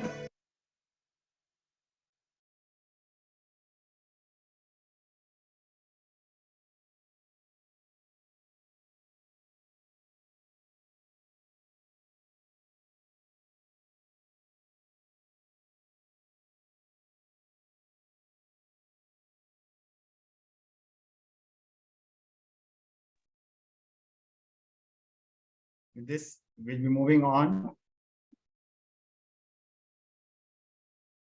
to the next segment. We'll be back very shortly. Please stay with us. Thank you. Nithyananda.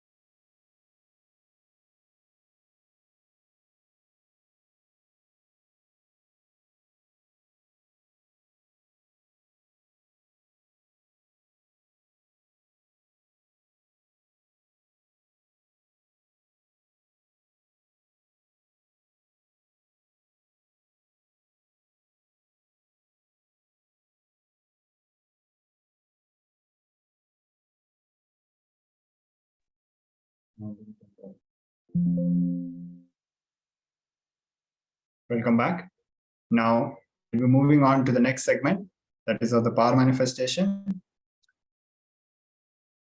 Please open your Living Enlightenment book, and as you open the book, being a deity will reveal to you what you need to know, the powerful cognition for manifesting this power.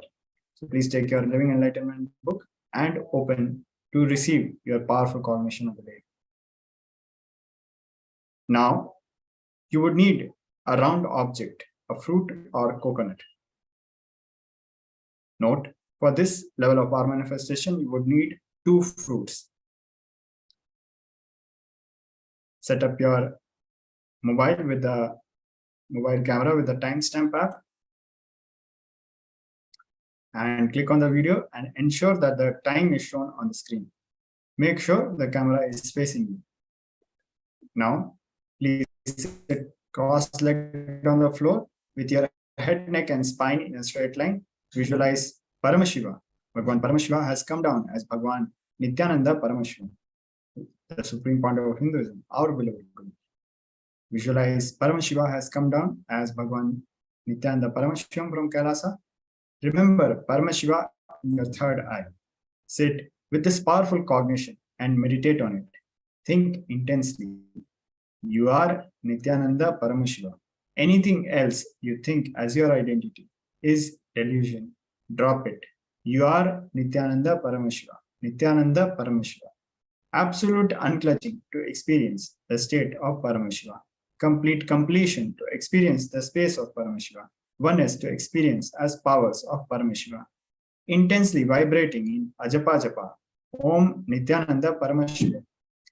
Deep feeling connection with Bhagwan to experience the being of Paramashiva.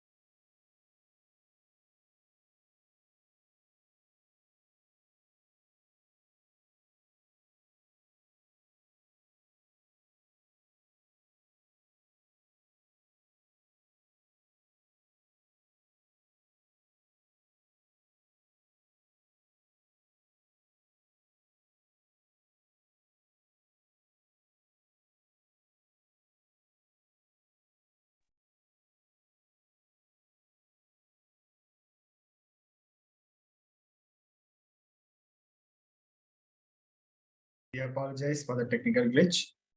Welcome back. Now we'll be continuing with the power manifestation session. Now we are going to practice and manifest the power of consciousness over matter.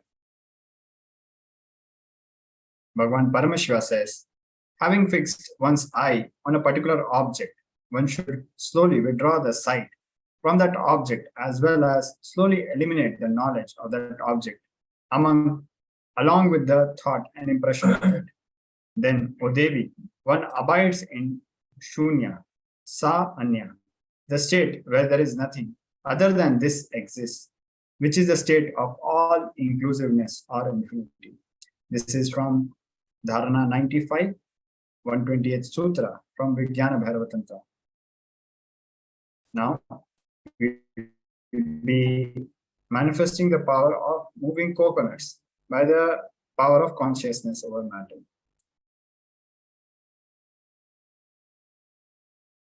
Keep your palm absolutely flat and place the coconut on your palm. Declare the coconut to move. Declare, Paramashiva, only you manifest to me. I consciously declare, let all my confusion, delusion, all be wiped out. Let only you manifest in me. Declare the coconut to vibrate. Share your video with others and listen to others' experience of manifestation. Please take a few moments and practice this power manifestation, the power of moving matter or consciousness over matter.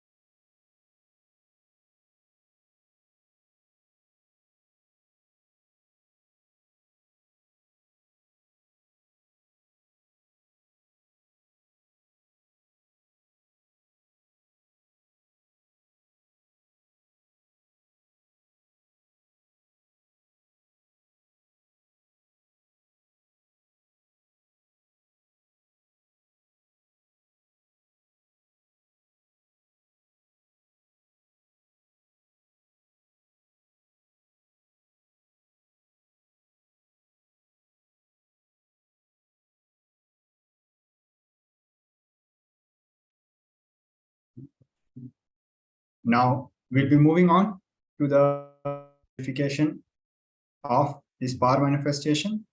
Share your videos with others. Upload your video on the official Facebook page, KAILASA's Nithyananda Paramashivam, KAILASA's HPH, Nithyananda Paramashivam Facebook page. Use the hashtag KAILASA, hashtag Paramashivoham, and hashtag Nithyananda. With this, we come to the end of this power manifestation session. We'll be back with the next session very soon. Please stay with us. Thank you. Nithyananda.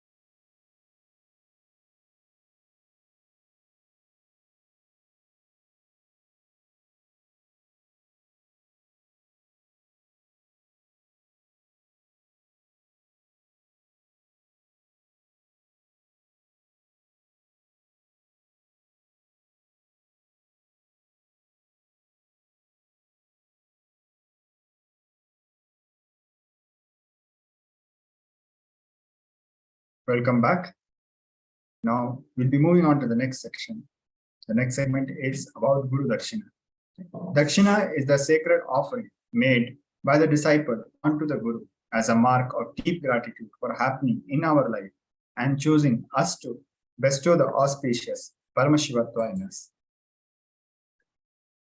For the purpose of achieving good health, well-being, success, and spiritual evolution in all dimensions of life, and for the humanity to raise itself, Sadashiva, Paramashiva, embodies himself in the human form and descends on the planet as a Guru.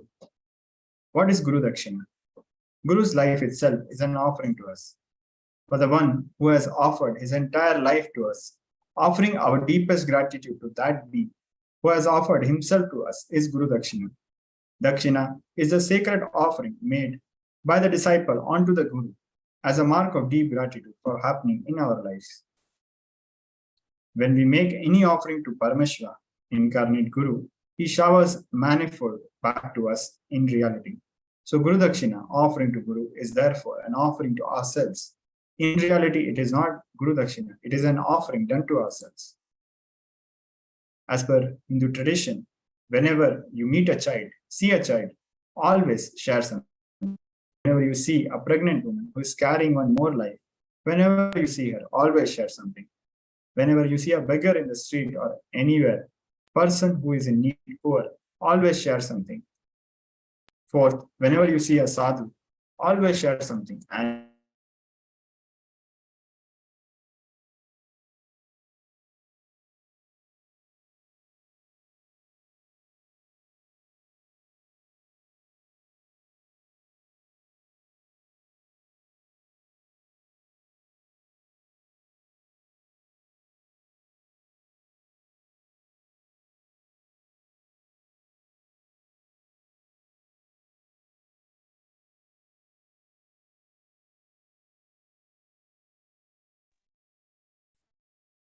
as Bhagavan Paramashiva has revealed in the Kamika Agama,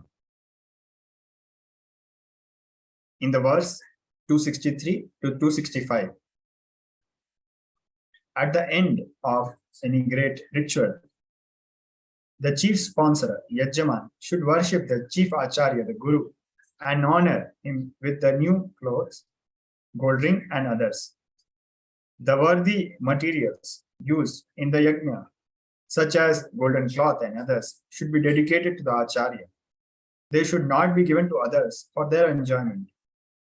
All those substances left over in the yajna and the decorative materials of the pavilion, mandapa and standila, clothes, gold, kumbha, kalasha, torana, and ladders, surk and shruva, 8 auspicious objects, ashta, mangala, 9 gems, the remaining portion of charu and nevedya, valaya and prapa of the pavilion, and other materials used in snapana and others. All these should be dedicated to the chief Acharya only, who hails from the lineage affiliated to 5 gocharas. Another Apta Pramana. It is an epic story from the great epic of Mahabharata. Eklavya, a young boy who was practicing archery in the forest, just by seeing Guru Dronacharya teach the Pandava and Kaurava princes. One day, while Eklavya was practicing archery, he was disturbed by a dog barking, and thus he stopped the dog's barking by throwing 7 arrows in its mouth.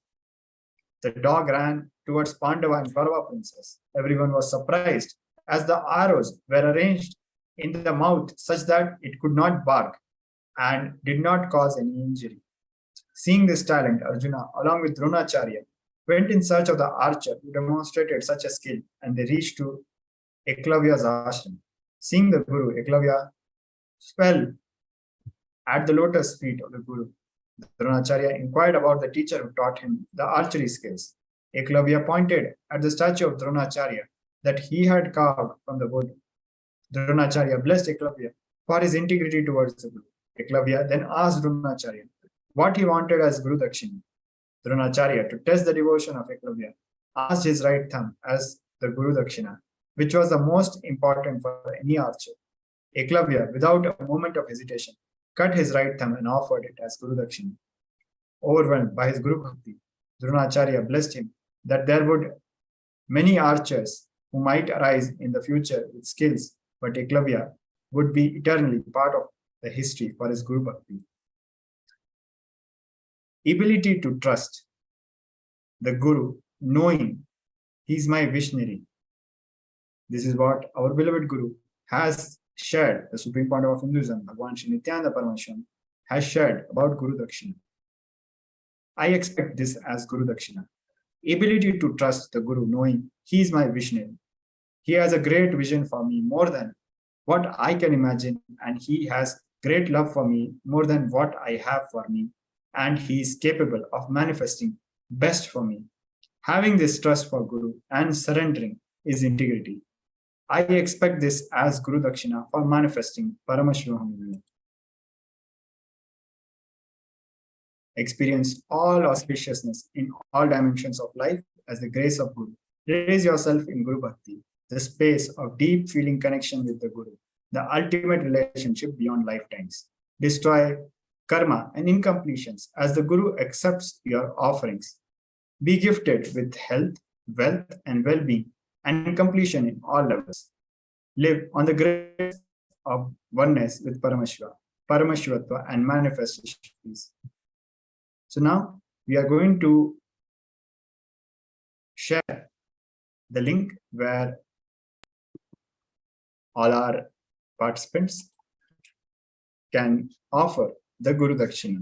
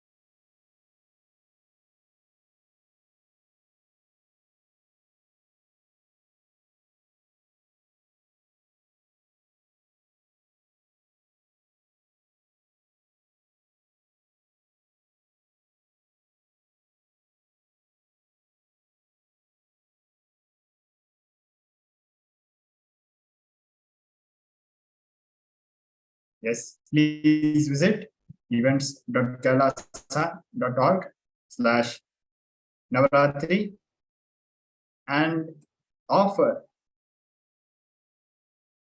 your seva at the lotus feet of our divine Guru, Bhagwan Sri Nithyananda Paramashivam.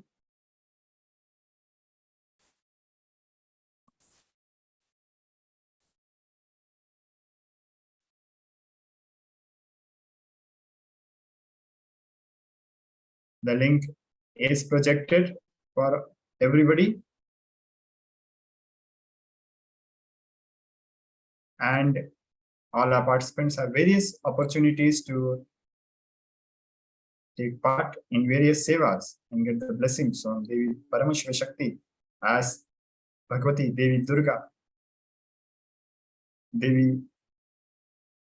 During this Navaratri, will be showering her blessings, and all devotees can offer various services such as Chandi Homa and various services and sevas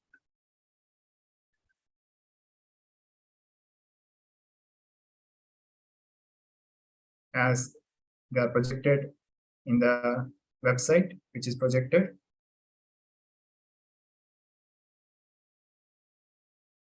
With this, we come to the end of this segment.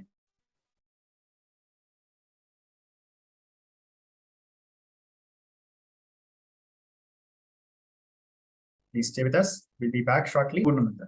Please sit straight with your head, neck, and spine in a straight line. Your hands together. We will be closing with the Purnamata. Om Purnamada Purnamidam Purnat Purnamadachyate Purnasya Purnamadaya Purnamevavashishyate. Om Shanti Shanti Shanti Hari Om Tat Sat. Sarvam Bhagavad Nithyananda Paramashivam Padukarpanamastu.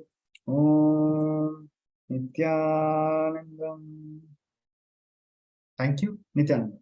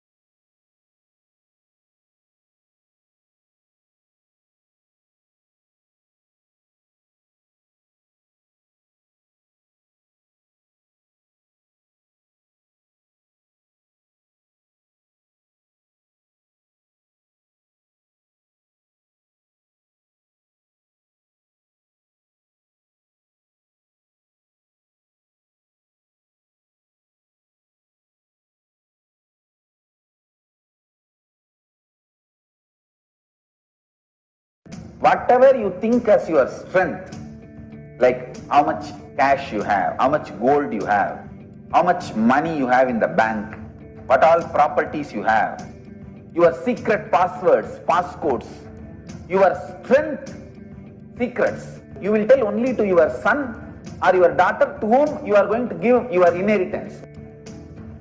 Same way, most important powerful secrets Paramashiva has given to his son Muruga, Subramanya, in Agama called Sarvanyanottaragamam.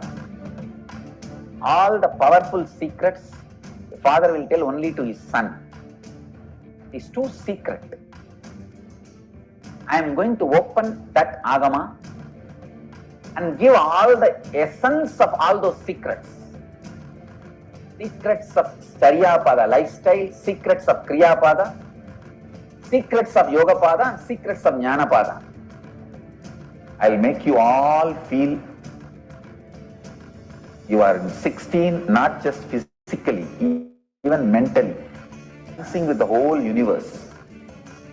No frustration, nothing, no corona, no depression, no bothering about economy, no sudu, no soranai, nothing. Next 16 days, no fantasy, only visualization. No delusion, only consciousness.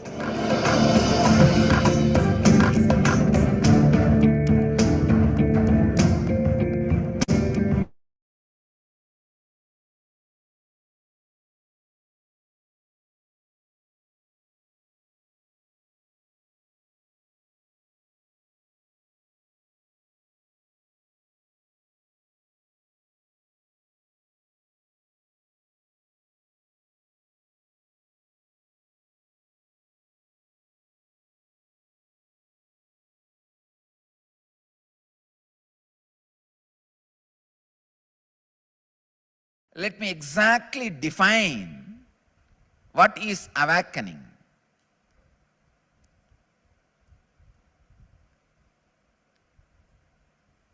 The experience which you carry about you, that I exist, should function through that part and connect with the reality.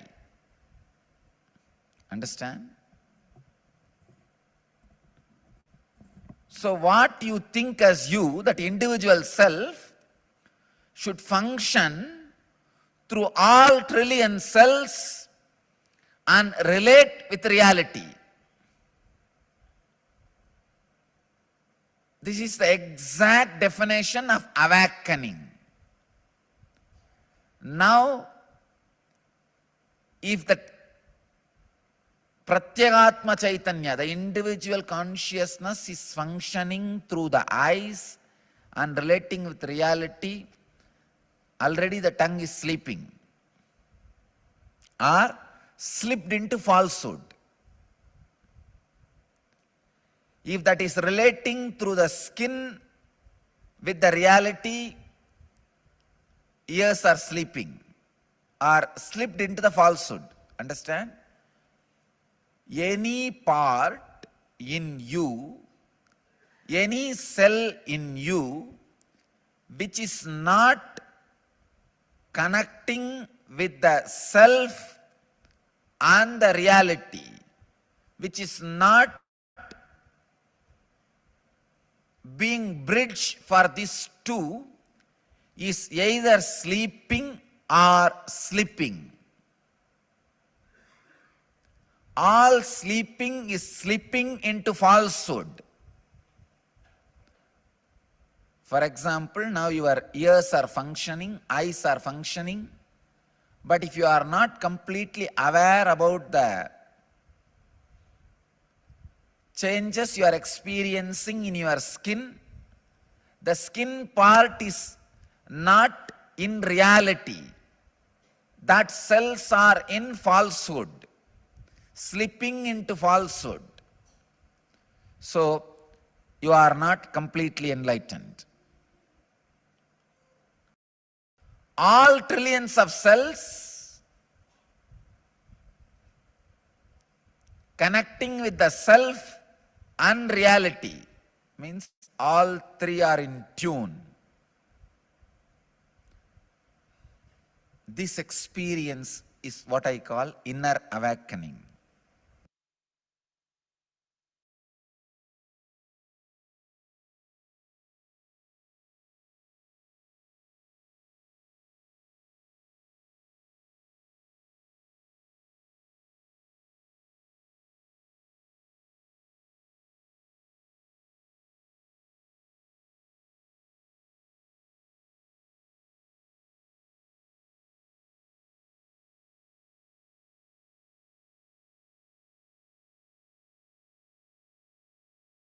Cash you have, how much gold you have, how much money you have in the bank, what all properties you have, your secret passwords, passcodes, your strength secrets, you will tell only to your son or your daughter to whom you are going to give your inheritance.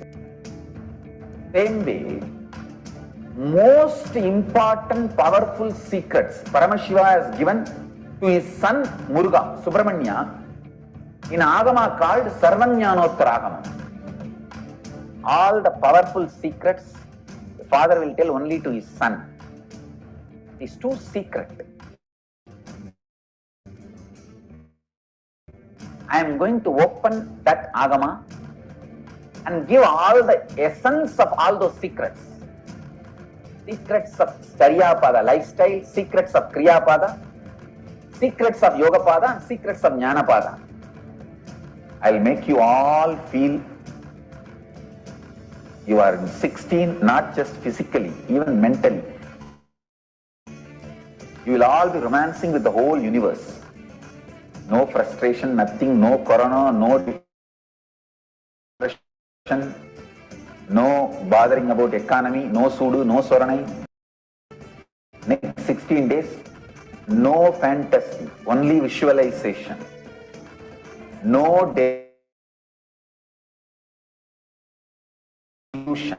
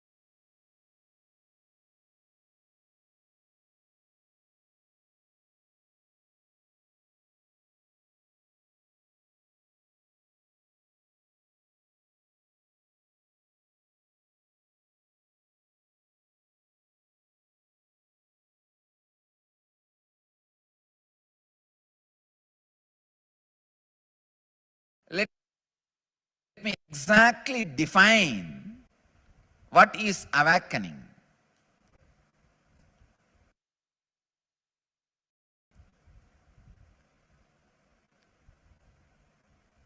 The experience which you carry about you, that I exist, should function through that part and connect with the reality. Understand?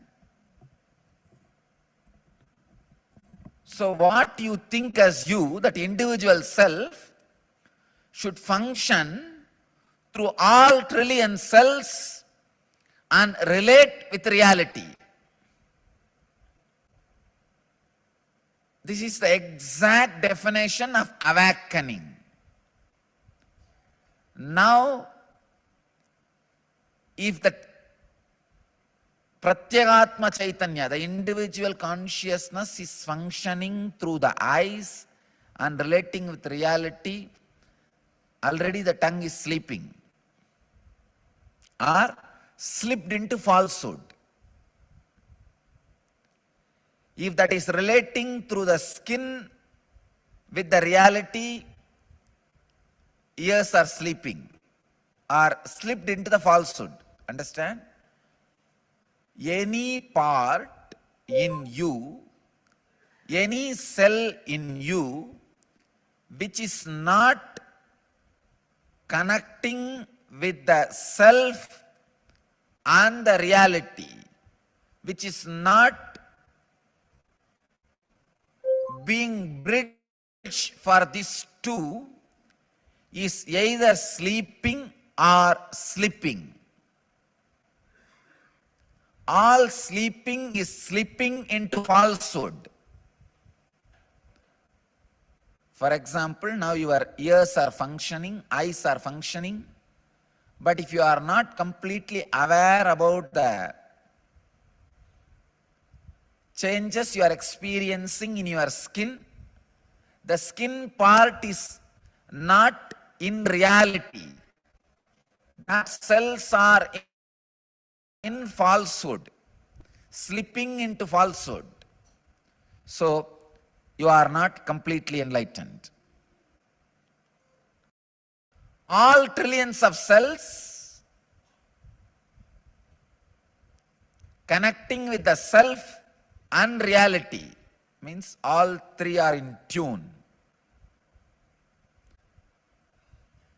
This experience is what I call inner awakening.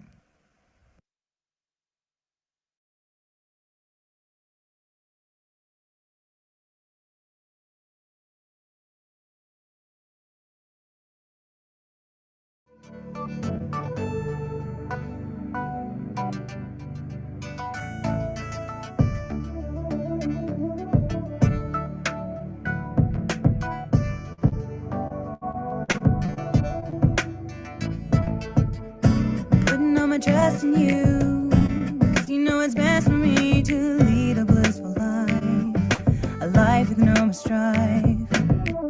I can't believe the things I do, just to spend a little time with you, nothing will compare. I know you will take care. You're always showing us compassion. Your love is endless like an ocean. Nithyananda, Nithyananda. My life to come a meditation.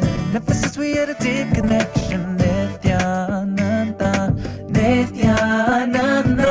Oh, every time I see you, my consciousness expands. Oh, heart begins to dance. Heart begins to dance. When I think of you, I start to melt.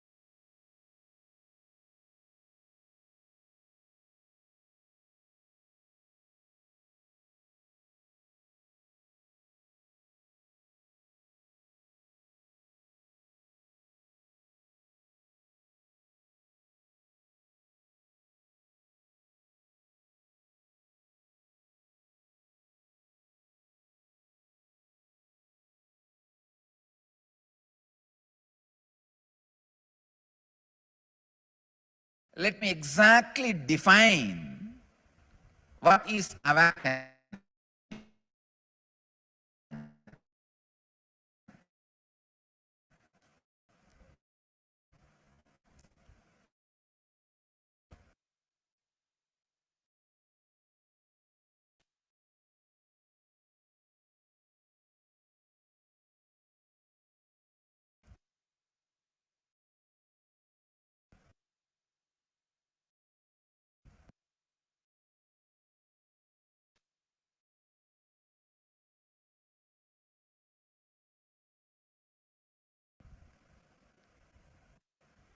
The experience you can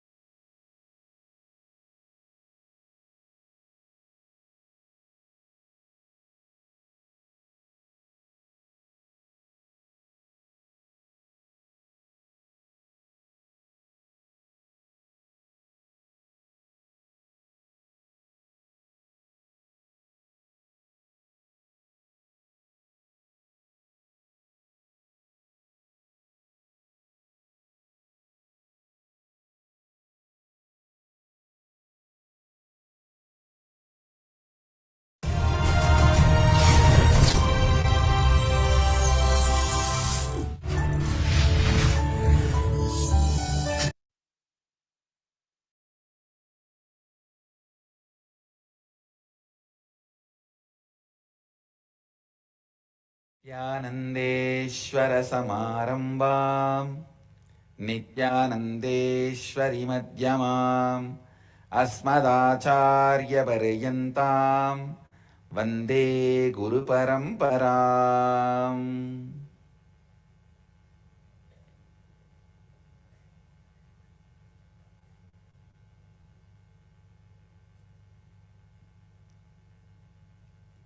I welcome all of you with my love and respects. I welcome all the devotees, disciples, Samajis, Satsangis, Srimahans, Mahans, Tanedars, Kotaris, sitting with us through Nithyananda TV, Sadhana TV, Ara TV, two-way video conferencing, having Nayana Diksha, sitting with us in two-way video conferencing, having Nayana Diksha, Trinidad, Tobago,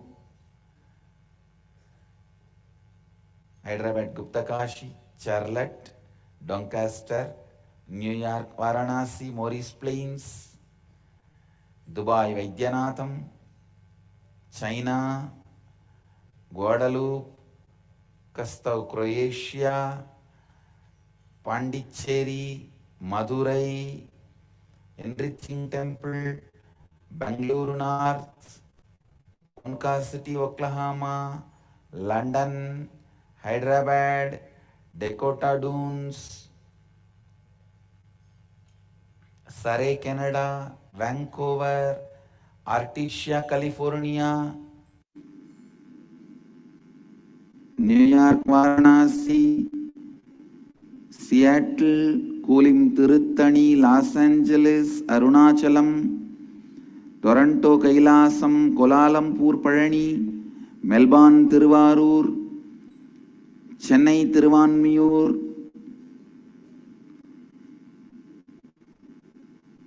Phillip Island, St. Louis, New Jersey, Omkareshwar, and some more cities. Lot more cities are joining.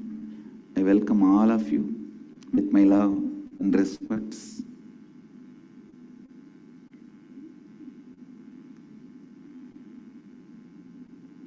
I'll continue on the 7th verse of the Isavasya Upanishad. Please recite along with me. Yasmin sarvani Bhutani Atmaiva Bhut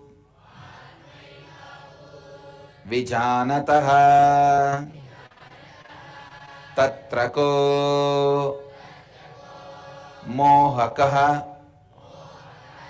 Shokaha Ekatvamanupashyataha. Listen.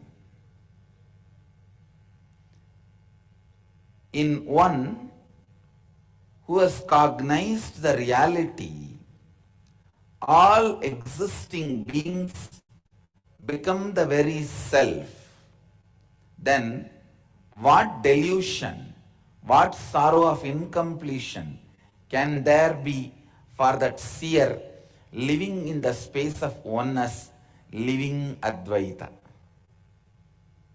Listen. Listen.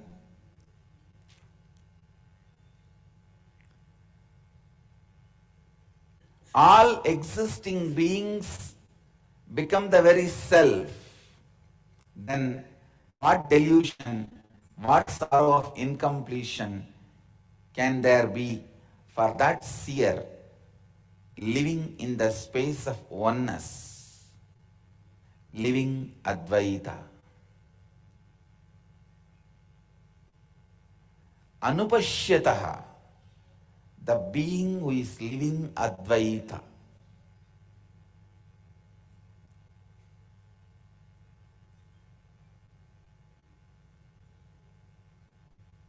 See, I can expand on this verse word by word, or I can just jump start and give you direct process. If I have to expand, I can expand. Yasmin, in him, sarvani, all, bhutani, existing beings are experienced his own very self. I can go.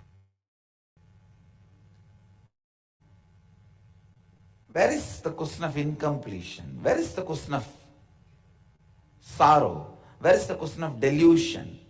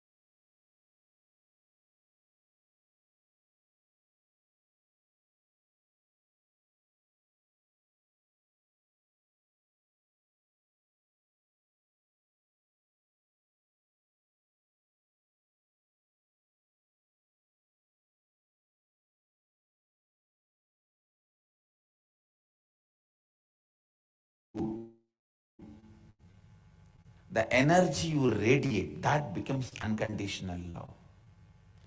Unconditional love is not dependent on any action you do. Even your breathing, you will be loving the whole world. Your existence, you will be thinking, what can I do further? How can I contribute further?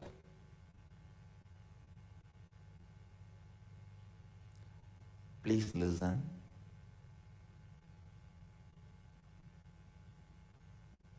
So do not deny if some of your acts are calculated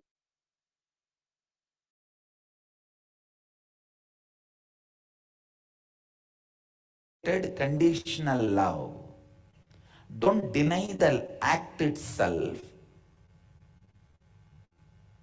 Go ahead with the act. You will see, you get the confidence to radiate unconditional, uncalculated love. Please understand, when it is calculated and conditional, if you deny, you destroy the possibility for the next level. Yes, the leaf of this tree, this plant can't be eaten. But wait, allow the tree to grow. The flower and the fruit of the tree will be useful.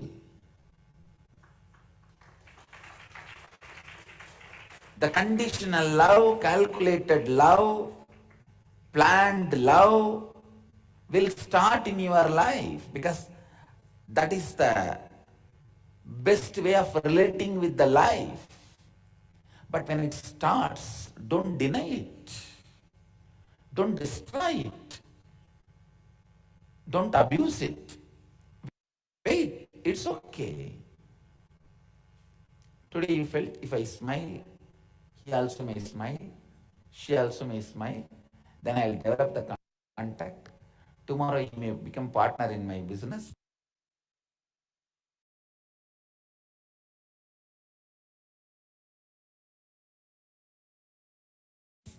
Or he may become, he or she may become partner in my life. Or he or she may support me in my venture. Whatever you may be planning.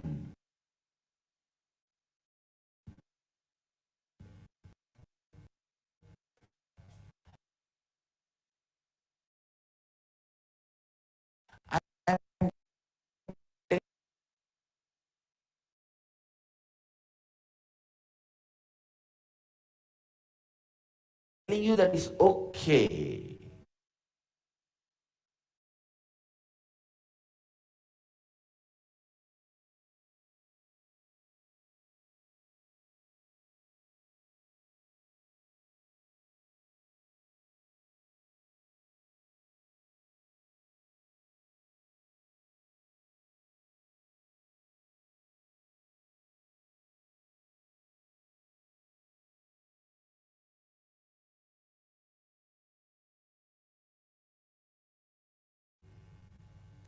Don't stop the act of love, the function of love, because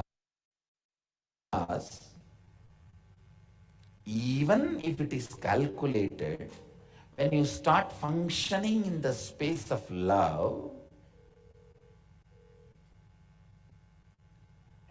your confidence on love starts getting built. Your confidence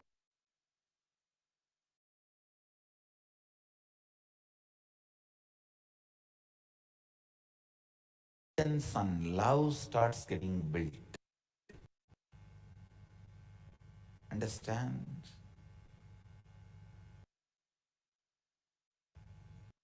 That confidence will give you to radiate unconditional love with the more and more act.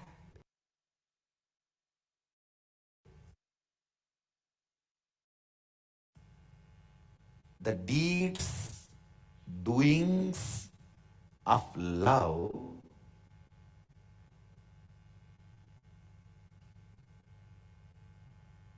this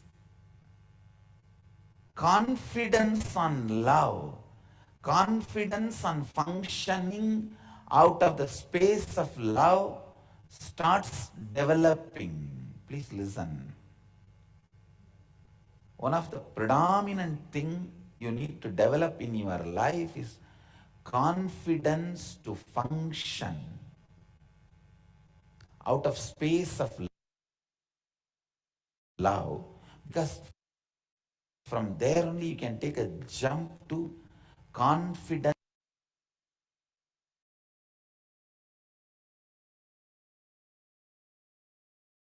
to function out of space of oneness.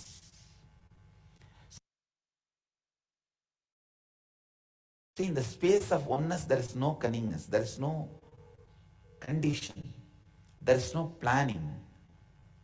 But unfortunately, you don't have the courage to jump into that space. It is because you don't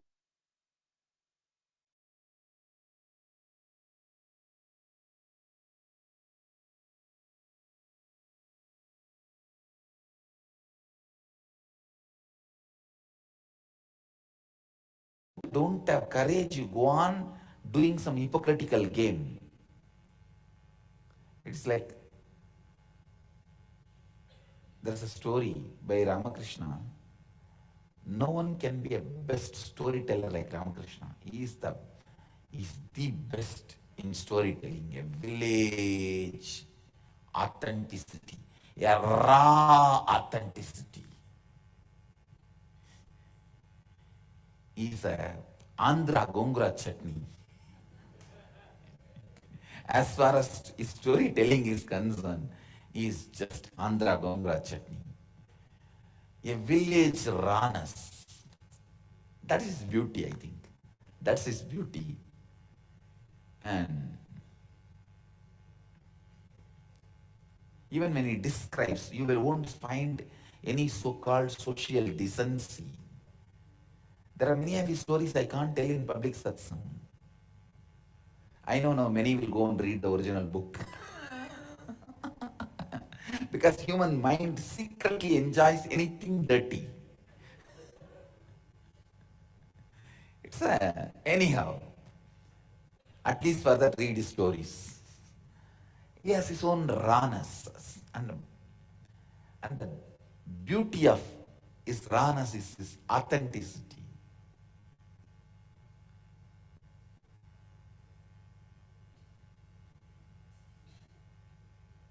He tells a story, very beautiful. Even the description is so beautiful. An enlightened being walks on the river, crosses the river. Somebody asks him, how can I also walk like that? He says, there is no mantra or magic. Just remember Mahadeva's name and walk. And this guy also, okay, he went near the water. He was remembering Mahadeva's name, but he was not able to walk on the water. He was sinking. The enlightened master looked back and saw this fellow was sinking. That guy shouted, oh master, what happened? What happened? I am not able to walk on the water. Then the master says, you chanted Mahadeva's name, no doubt, but you also held your cloth up, it should not get wet. Means you did not have the confidence you are going to really walk on the water. You prepared yourself to get drowned only. Because you prepared yourself and you carried only that space. If you look at this story, see this guy, let us look at him as one of my disciples. If I look at him as my disciple, first thing, I won't make fun of him. Nothing can be done. That is the way he is. And the end of the day, he walking on the water is my responsibility. And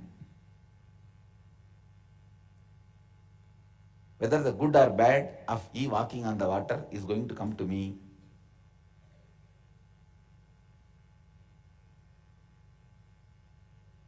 The amount of goodness the Gurukul kids are bringing, oh God, unimaginable.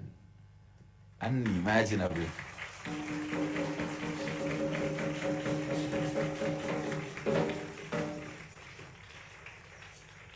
With this third eye awakening and their ability to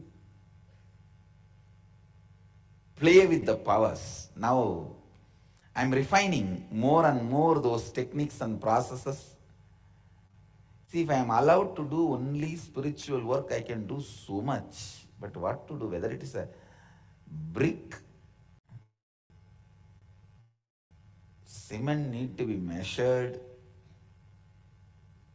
In Biddi campus, literally everything I have to look in what to do. Anyhow, I'm doing it. Soon you can see the Gurukul kids moving to the next level and radiating different powers. Even before you talk, they will tell what you are thinking and what you are planning. And it's going to be really funny to live with them. The kind of a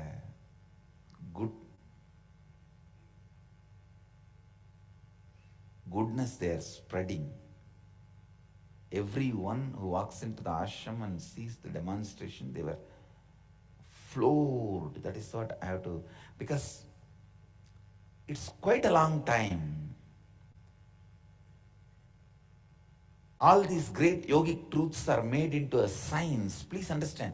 There were always one or two people who were demonstrating those powers, but not in this mass scale, where you just call any kid and the kid comes and shakes you from your core and your logical understandings about life. So people look at this as almost Harry Potter school. What's going on? No one knows. The other day, one of our kids is successfully able to read second time 2 words. I made one Swami visited the ashram and he made a long statement, asked me to project that statement from my inner space and the kid to read. She picked up the 2 words. And it is not a joke. Apart from blindfold reading, the way they play with the consciousness and without any risk and danger, so beautifully. Let me come back to this story which I was telling. So, even if this guy walks on the water, it is going to be my pride. So I have to be responsible. Why he is not able to walk? That's where I will look in. It is nothing but he doesn't have confidence. He is holding the cloth. He feels he is going to drown.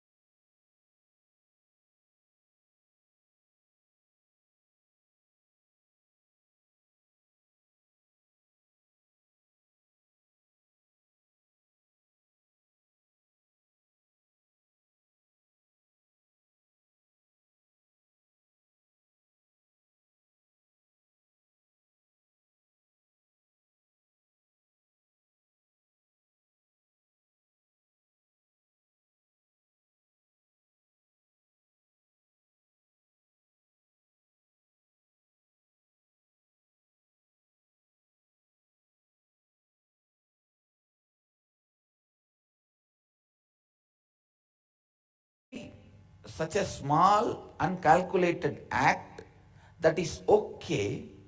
Start with your courage. You will see, you will develop so much of confidence on acting out of love space. Then automatically you will see, even you will be shocked. Some of the greatest sacrifices, unconditional acts, you will do it before even you thought you are planning or doing it. I tell you, all unconditional great sacrifices out of love has happened before even they realize they are doing it. Before even they realize they are doing it.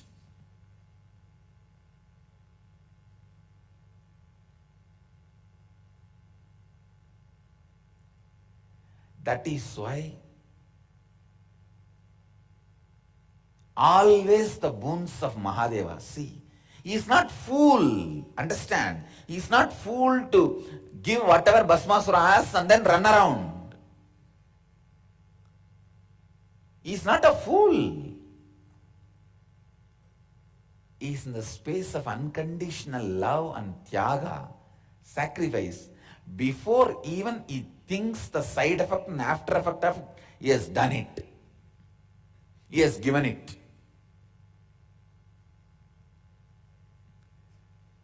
Before even he planned, understood the side effect and after effect of it, he has given it. Because all great sacrifice are all experiences of unconditional love is done before even you think. See Mahadeva's Leelas, whether it is done in KAILASA or in Madurai, the own place or in father-in-law's place. The whole thing. See the kind of a space he carries, the behavior the Puranas describe.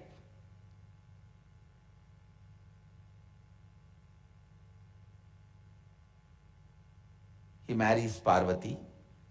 Parvati is from a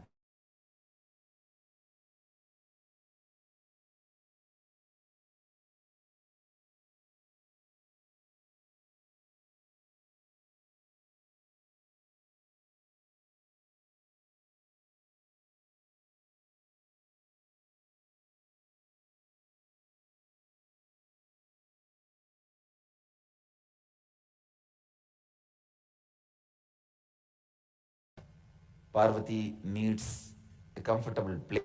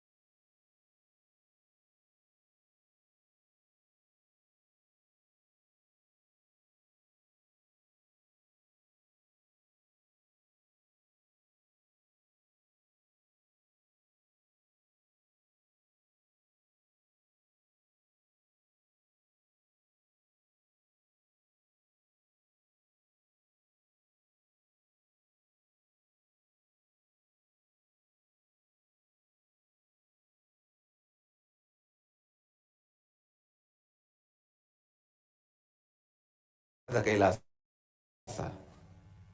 Anyhow, look into the space without bothering about side effect and after effect and what we are giving, whether he is qualified. Just, yes, take it.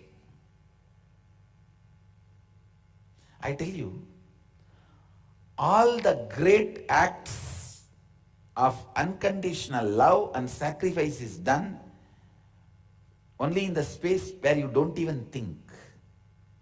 But for that space to grow in you, in the initial level, you need to encourage even the conditional love acts, or even if it is small acts of love.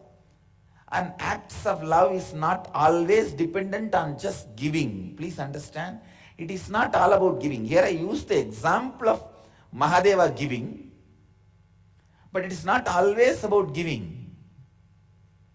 It is even about taking. This poor lady, old lady, who just cooks few idlis and sells in Madurai. This fellow comes from all the way from Kailasa, as if he doesn't get that idli in Kailasa, and says, I will work for you, you give me idli. She says, all right. And then this fellow bargains, how many idli you will give to Mahadeva, to this old lady. That lady says, I'll give you full. How much you can eat, that much I'll give you. And then this poor lady did not have intelligence to make an agreement with this guy. She should have made at least the agreement. All right, I'll give you full meal, and you should finish the job allotted to me by the king. There was a story that once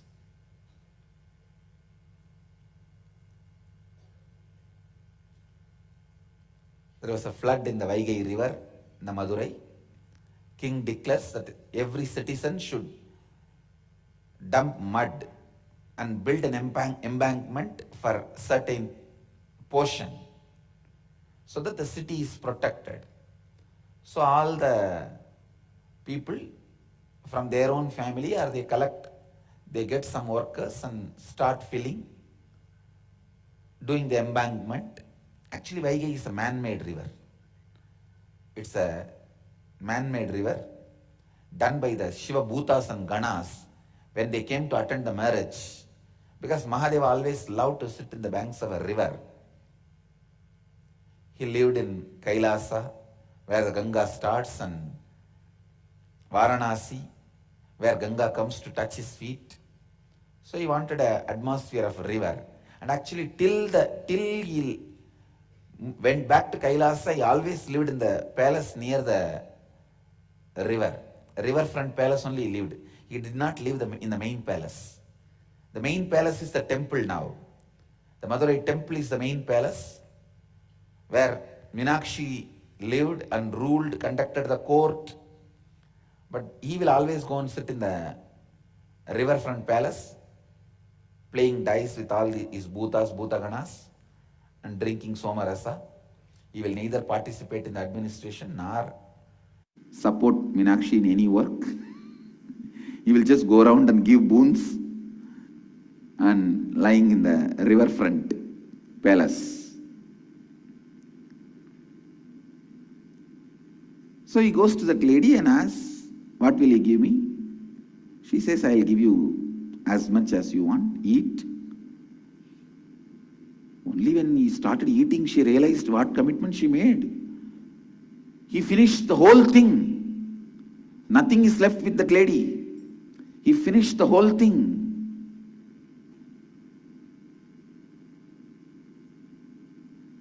Then he goes and sleeps. When that lady comes and wakes him up, hey, wake up and do your work. Otherwise king will punish me.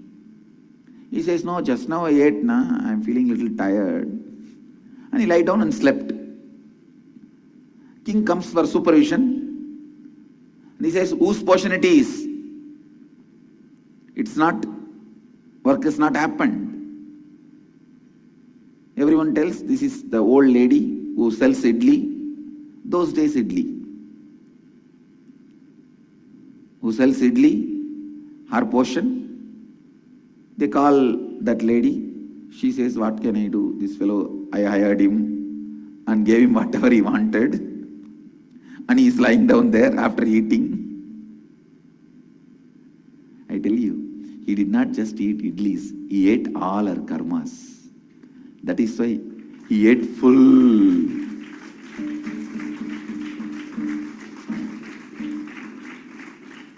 And then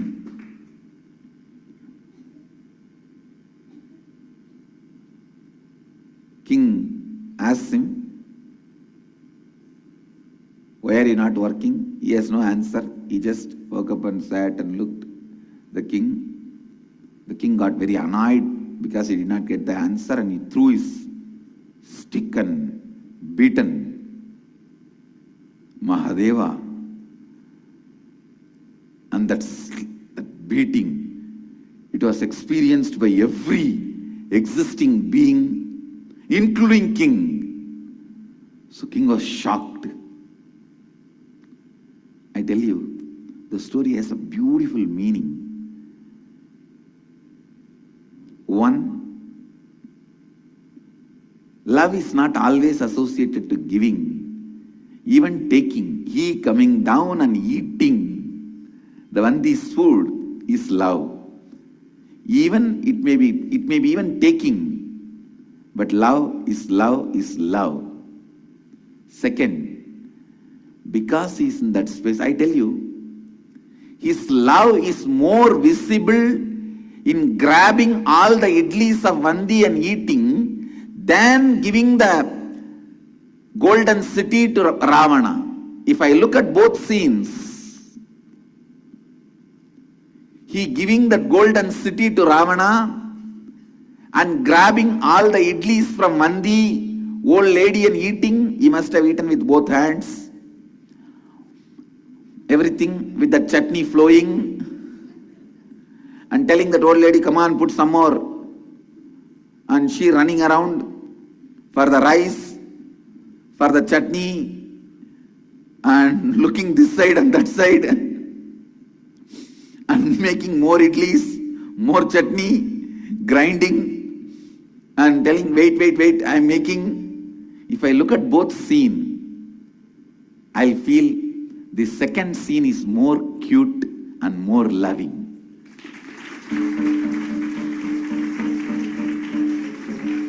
Love is not bound by the act only giving.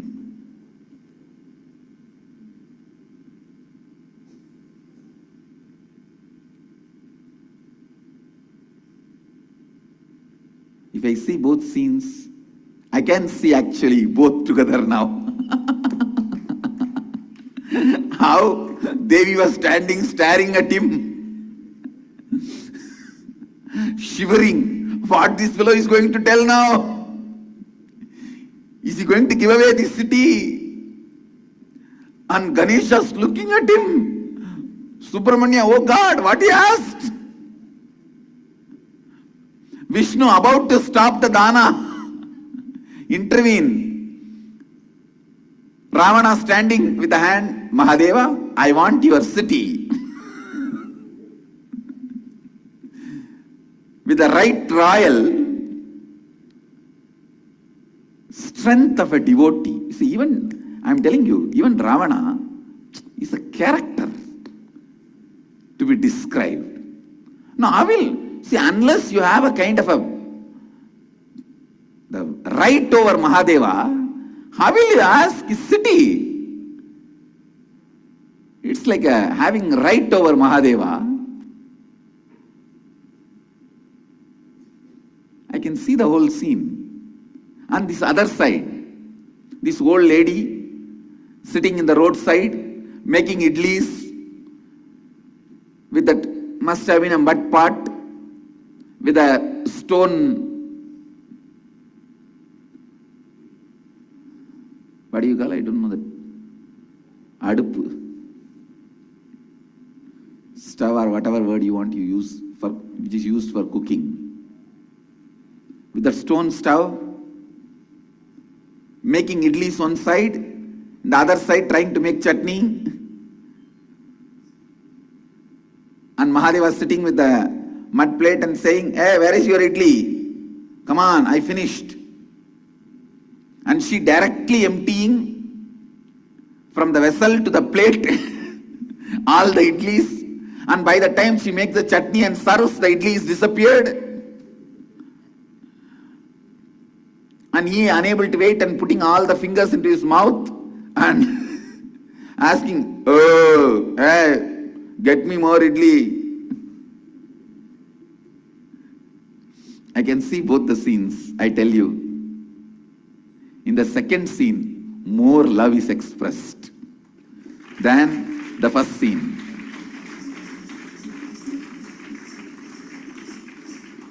Be very clear. Love does not need to be restricted only to the act of giving. And love does not need to be described, only it should be unconditional or selfless.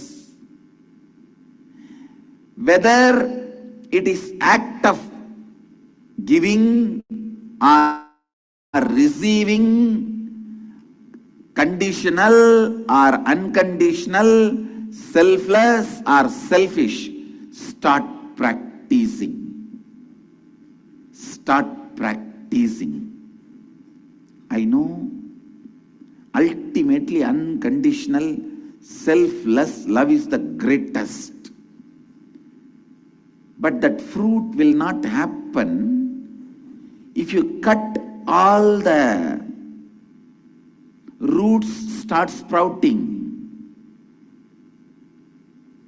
The fruit of this tree will not happen if the tree is not allowed to grow at all. Many times these fools, for the sake of fruit, cut the root. Hey, if you want fruit, allow the root to exist and grow.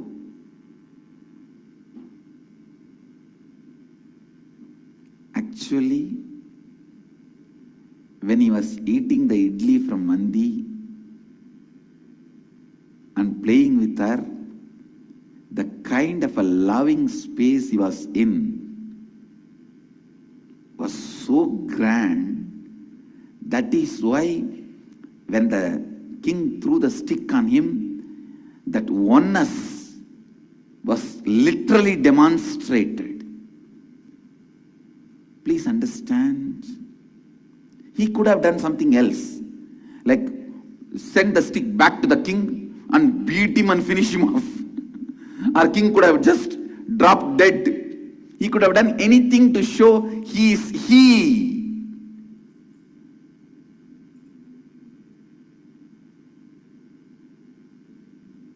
He did not do any of that. He just, I think, after nicely eating one this idli, he was in samadhi, relaxing in his oneness, the cosmic oneness.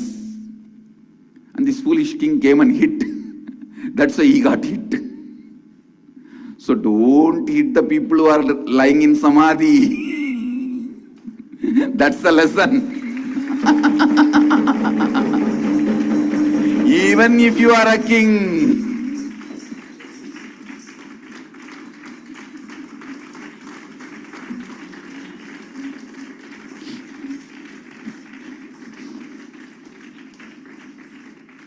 the hit will come back, and the man you hit, he will be able to handle. But when it comes back, who knows whether you will be able to handle it or not.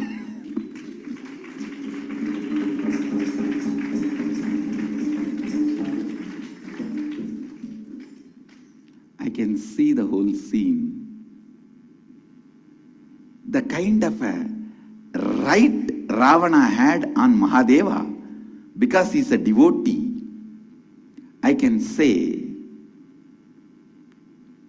you having right over Mahadeva is one-sided love. Mahadeva feels he has right over you is the real love. I can say, in the scene of Ravana asking and taking, is more like Mahadeva acknowledges that Ravana has a right over him, but in the Vandi scene, he declares, I have a right over her. Understand? That is the peak of love. When Mahadeva feels, I have a right over her, this poor lady who lives by selling idli, you see, her whole investment is that day material she has. Whatever she sells, the little profit she gets, she will also eat. And with that remaining money, that's the running capital for her. If I had to tell in the modern day, maybe she must be making 100 rupee a day with the investment of another 100 rupee. With this 100 rupee only, she must be living, taking care of all her things. And the another 100 rupee is a running capital. And this fellow goes and sits and not only eats the profit, running capital also. Tomorrow what she will do for her livelihood?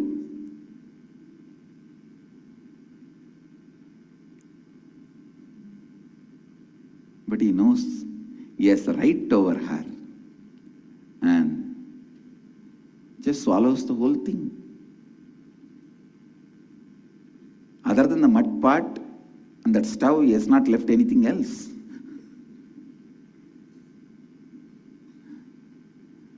And did not even do the job, went and lied down.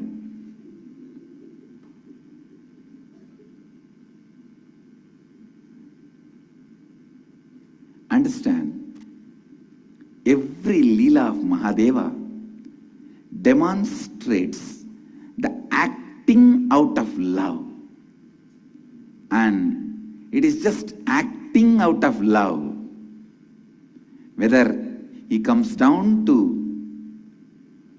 eat one these idlis. Madurai idli was such, even in those days, Mahadeva came physically to eat Madurai idli.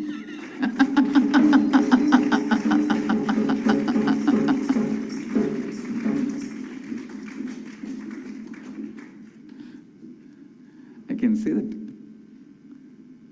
Madurai idli vendors can put a board. Even Mahadeva comes physically here, came physically here to eat our idli.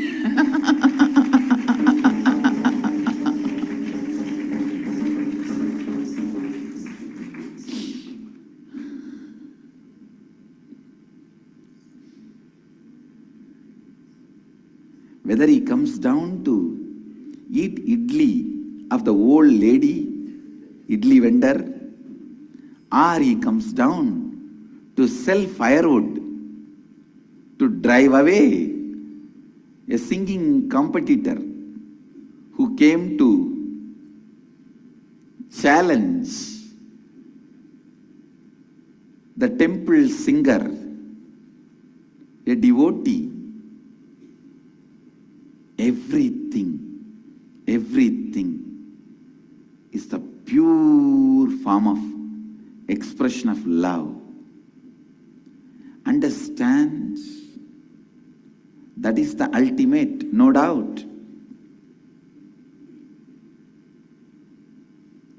But listen, the ultimate will start when you start practicing the love the way in which you know.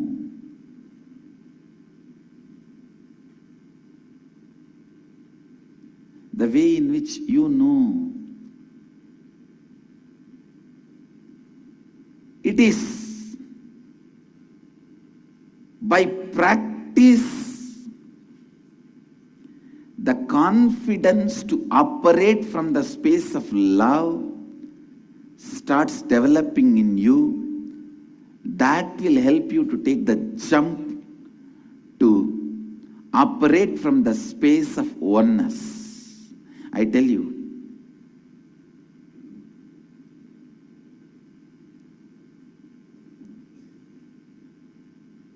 loving Advaita will lead to living Advaita.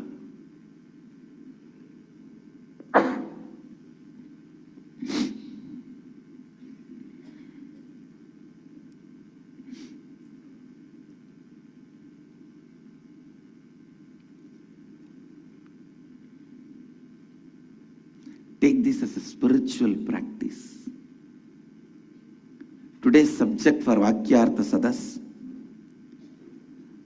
what all ways you stopped yourself radiating love, saying, oh, it's a small act, saying, oh, it's a cunning act, saying, no, it's a calculated, I had my own calculations for this love, that's why I did not feel it's love and I did not function, I did not radiate, I just stopped myself, whatever may be. You will have Vakyarthadas today about all this and how to break all that and radiate love. Radiate love. It may be as small act as smiling, giving a smile, or it may even be calculated. I am not saying you should be having calculated love, selfish love, or it should be only small. No. Love should be ultimately selfless, uncalculated, unconditional. But when are you going to start? Even if you want to reach the moon or the sun or the Mars, you have to start from where you are. So start.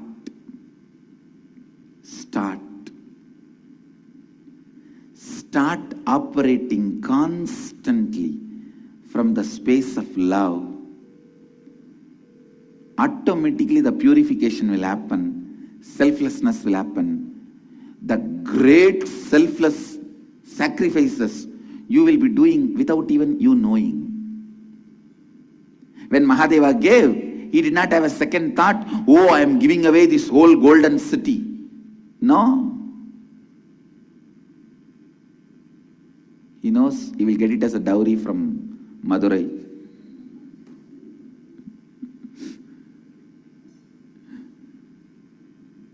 And Madurai was golden city. We will again make it as golden city.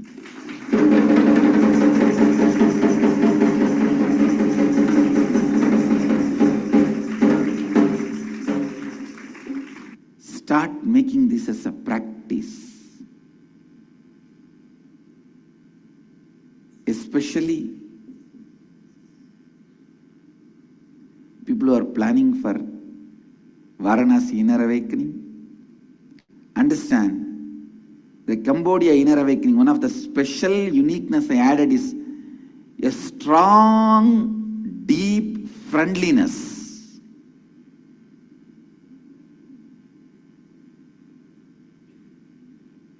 Varanasi आइए, a strong, deep Mahadeva's love current. Understand?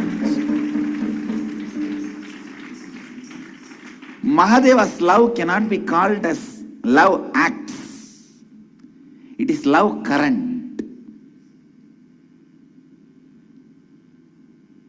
So Varanasi may, the uniqueness will be Mahadeva's love current. So prepare yourself to experience that and come.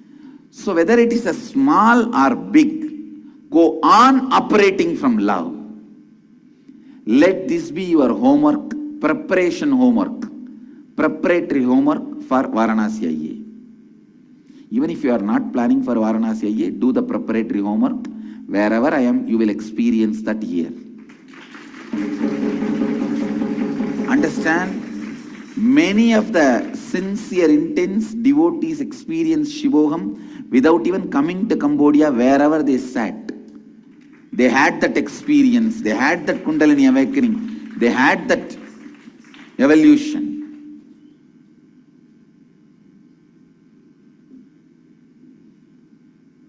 Many husbands born to work for the wife to run around enjoying the spiritual programs of many of them literally experienced Shivoham. It was such a different plane. I tell you now again,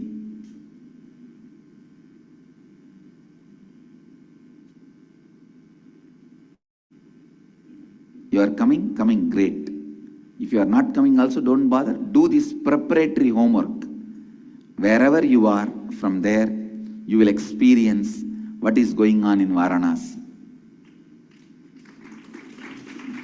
Don't think I relay only visuals through two-way. Energy also is relayed.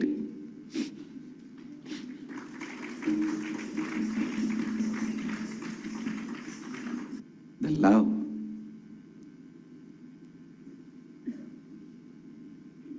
Love current of Mahadeva, that's the right word I will use.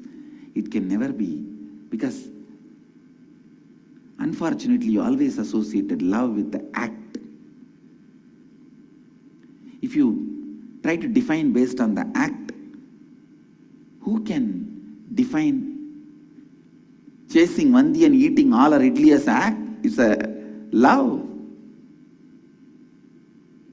Only if you experience the love current of Mahadeva, you know that's the most beautiful, cute, loving act ever Mahadeva has performed. It can never be compared to any other act of Mahadeva.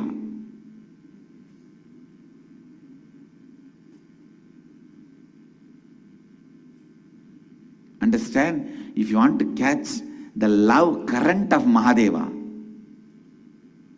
meditate on this scene where Vandi is running around, struggling, cooking, boiling idlis one side and making chutney other side and trying to boil the sambar, and this fellow sitting with an empty plate and licking the fingers. Hey, I'm waiting. I tell you, if you want the protection of Mahadeva, you have to meditate on Kalabhairava, because that is the form in which he even removed the head of Brahma. If you want the enlightenment from Mahadeva, you have to meditate on the form of Dakshinamurti. That is the form in which he transmitted enlightenment to all the rishis.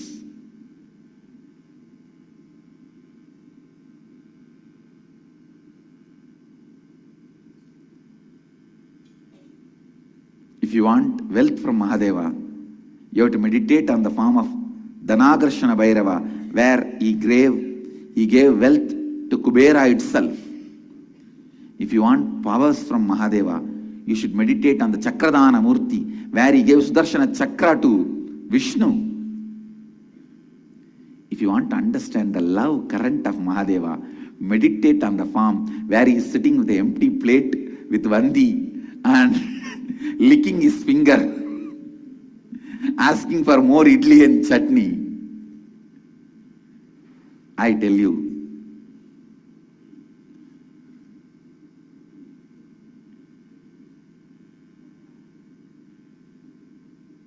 meditate on the love current of Mahadeva, you will catch, you will really catch what is really love. Understand that today's subject for Vakyartha Sadas is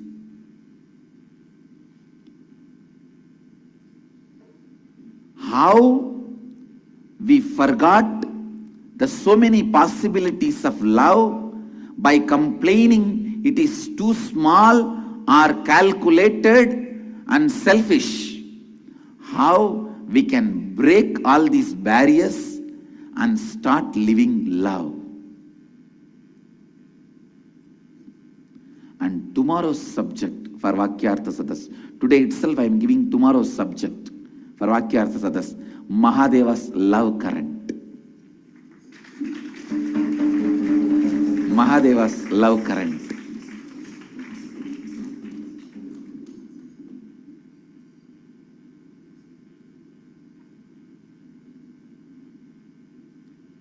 Mahadeva's love current. வெள்ளி மலை வந்த வேந்தன் ராவணன் கனகபுரி தந்த நிகழ்வை காதல் என்பேனா? மதுரை வீதியில் கால்தேய நடந்து திரைமறைவில் நின்று தினமும் சங்கரா எனப் புலம்பும் சந்தத பாடகர்க்கு சங்கம் வளர்த்த தமிழ் மதுரை அடிமையாக வேண்டாம் என்று அறைகூவல் விடுத்தவனை விரையோடச் செய்திட விறகுதலை தாங்கி விறகனூர் வந்த உன் நிகழ்வை காதல் என்பேனா? அருணையின் மலையில் கருணையின் வடிவாய் அடியும் முடியும் காட்டாது நின்று காட்டியும் காட்டாதும் கரைந்திருக்கும் வேதனை விட்டு நோக்கு கடையில் காட்டிய பதத்தை காட்டியே ஞான தூட்டிய செயலை காதல் என்பேனா? கருணையின் பொருளே, வந்தியின் வட்டிலில் அமர்ந்து தொட்டில் குழந்தை போலே கொடுத்ததையெல்லாம் உண்டுவிட்டு இன்னும் தா என்று கேட்க எங்கே போவேன் என்று அலையும் பாட்டியின் முன்னமர்ந்து வெறும் கல்லை இடித்துக் கொண்டு வெறும் விரலை நக்கி அவள் வேதனையைக் கண்டு குறுநகை உருந்து மலர்ந்திருக்கும் முகத்தை காதல் என்பேனா? எதை சொல்வேன் காதல் என்று என்னவனே?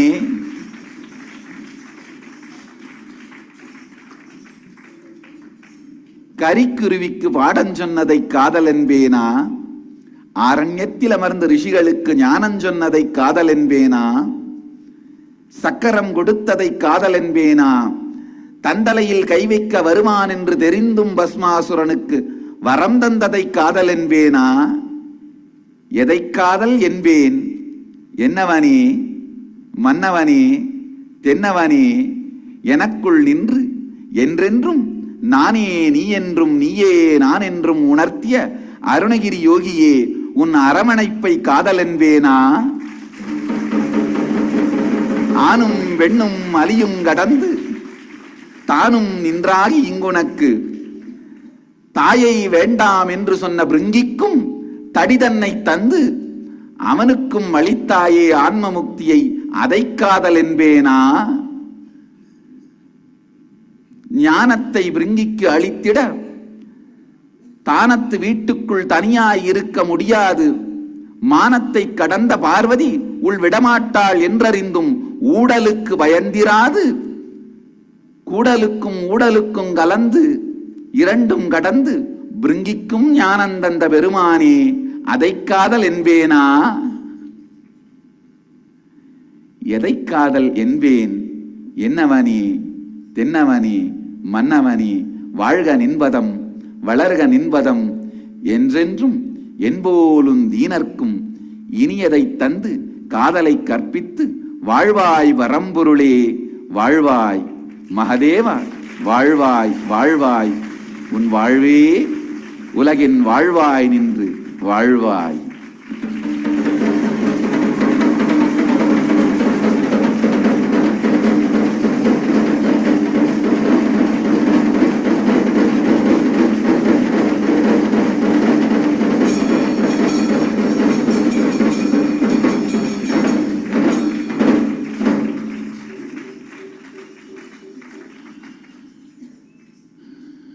I don't think I can translate this. It is my own love with Mahadeva. It can never be translated.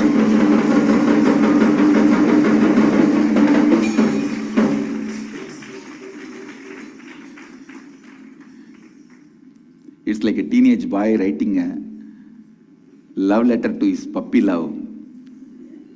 I feel too shy to translate. It can never be translated. See, the puppy love comes by seeing the simple actions of a dress or a small acts. Doesn't come by knowing the other person. or the stable qualities, the concepts the other person believes. No, all that is not considered in puppy love. It is just the what kind of a dress he or she is wearing, what is the hairstyle, what pen, pencil, cell phone he has, what vehicle he drives. That's all. Those simple things only. Nothing much matters. So here I have described Mahadeva only with those simple acts of him. I did not describe Andanda Brahmanda Godi Nayaka. No, I have not described the energy which moves the sun and the moon and No, I have not described him in that way. I have described him with a simple puppy love mentality.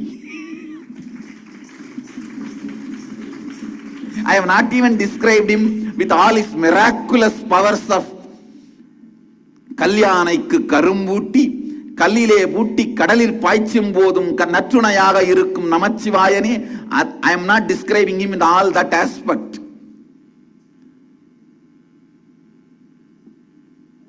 I have described him in his simple, ordinary acts, like a puppy love of a teenager.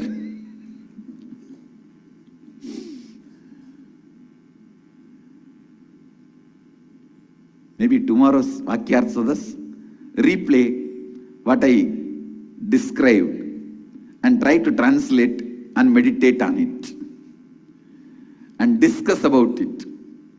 That should be the Vakyartha Sadas for tomorrow, to understand the love current of Mahadeva.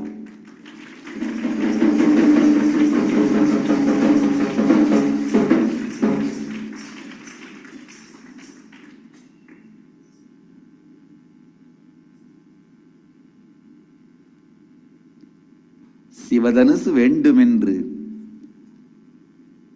காலங்கள் கல்பம்பல காட்டிலே கடுந்தவம் புரிந்த அர்ஜுனன் மூடன் மதுரை மக்களாகிய எங்களிடம் கேட்டிருந்தால் விறகு விற்க அவன் வரும்பொழுது 2 அணா கொடுத்து 2 விறகை வாங்கி கையில் கொடுத்திருப்போம். அது செய்திருக்கும் சிவதனுசுவின் வேலையை.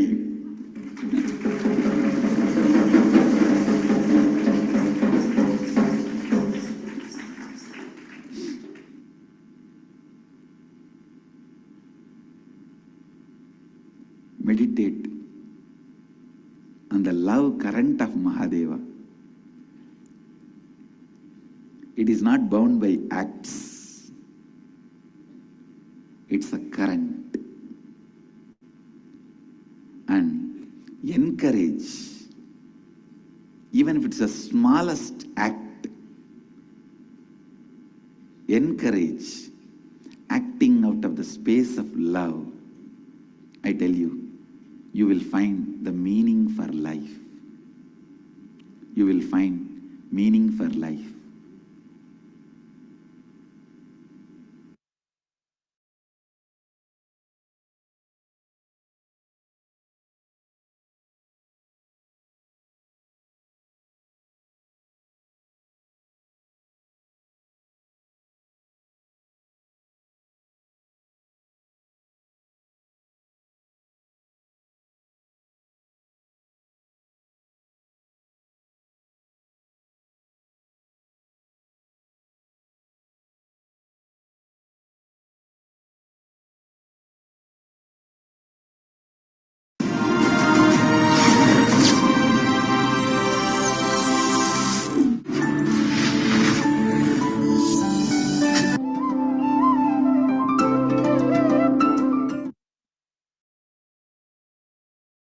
Nityanandeshwara Samarambam Nityanandeshwari Madhyamam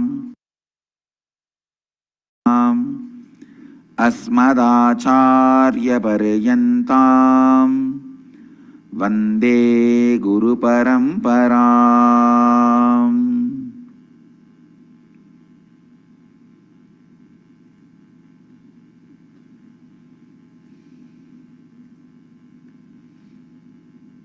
I welcome all the devotees, disciples, Samajis, Satsangis, Sri Mahants, Mahants, Tanedars, Kotaris, visitors, viewers, sitting with us all over the world through Nithyananda TV, Sadhana TV, two-way video conferencing, having Nayana Diksha all over the world.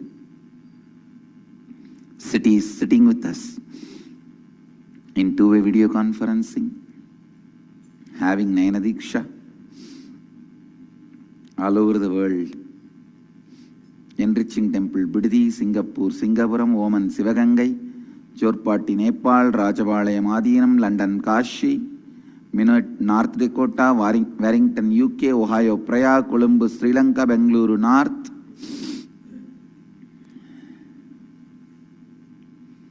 Toronto, Tirukkailaya, Adinam, Seattle, Chidambaram, Guadalupe, Rameshwaram, Los Angeles, Arunachalam, Surrey, Canada, Oklahoma, Somanatham, Nithyananda University, Paris, Houston, Kalahasti, San Jose, Madurai, Charlotte, Srisailam, Scottsdale, Arizona, Cluj, Romania, and some more cities are joining. I welcome all of you with my love and respects.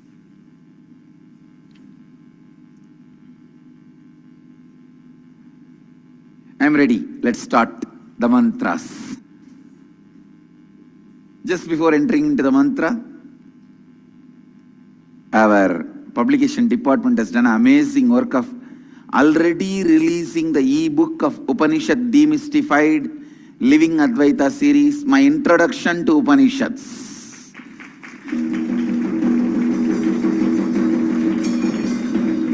My introduction to Upanishads. All these days satsangs are already transcribed and available as an e-book.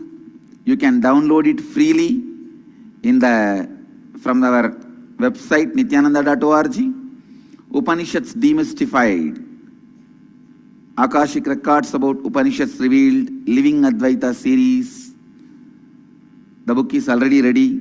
Thanks to publication department. Give a good hand to publication department.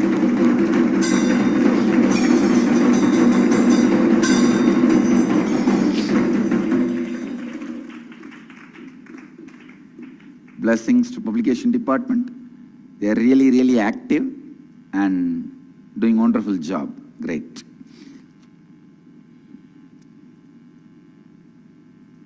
Let me enter into the sutras today. Let's invoke the presence and blessings of Mahadeva and all the rishis.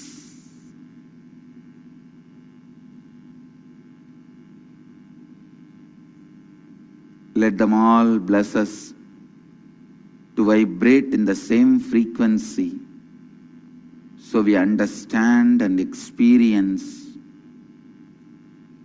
the Upanishads.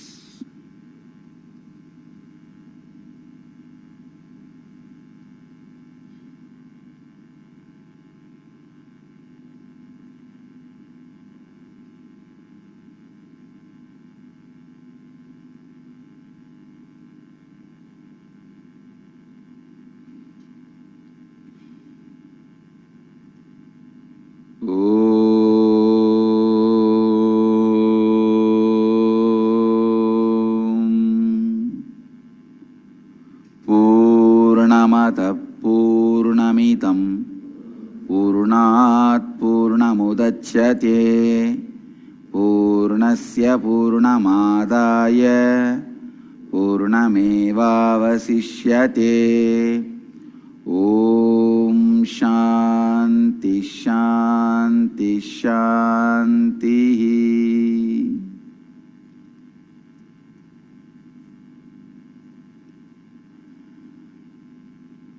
Om, the Yon is fullness. Fullness.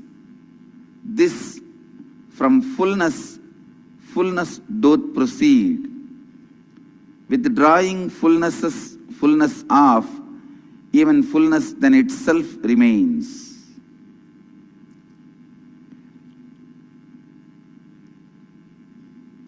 Now an introduction. Understand?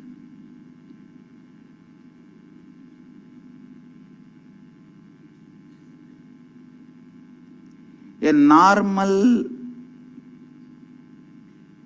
man's life in the waking state runs based on logic. How much ever you condemn logic, you can't drop it. Understand? Even after realizing the state of God, if I feel like sneezing, I have to pick up the kerchief and wipe my face. It will not come by itself and wipe my face. A waking state of human life is bound by logic. It functions by logic.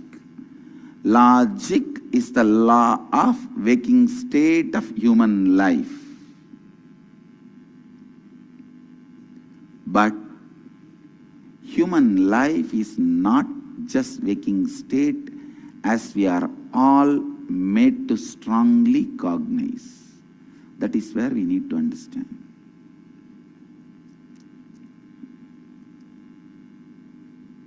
Listen.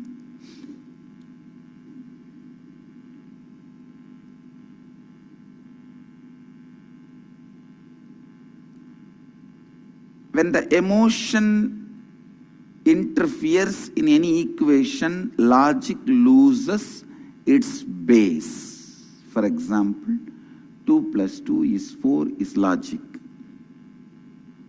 But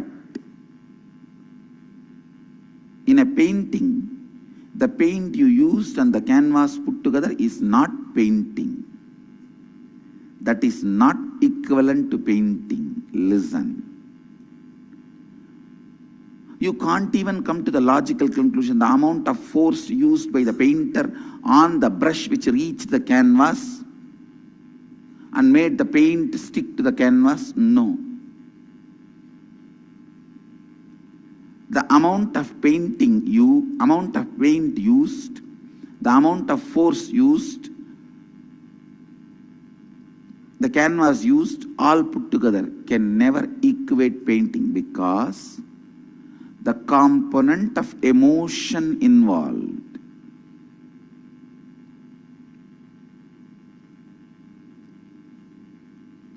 That is why even the country law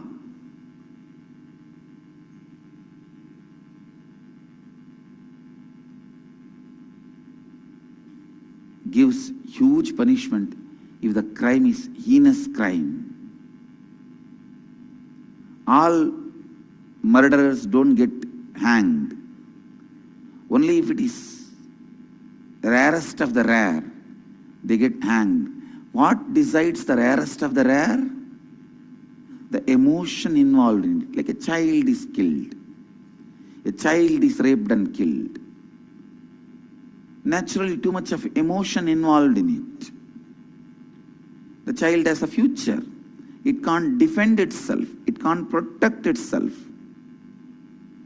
Defenseless life, which has a future, when that is harmed or killed, naturally it becomes rarest of the rare crime. Understand, in any field, when the emotion is involved, logic cannot be taken to the end, and that does not give the right result.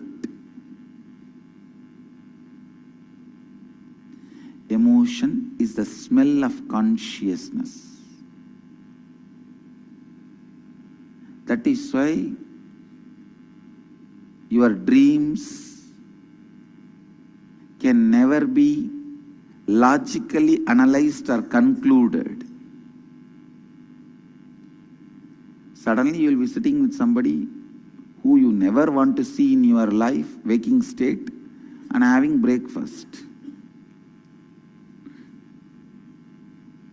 Instead of breaking fast, you will be breaking your head. Listen.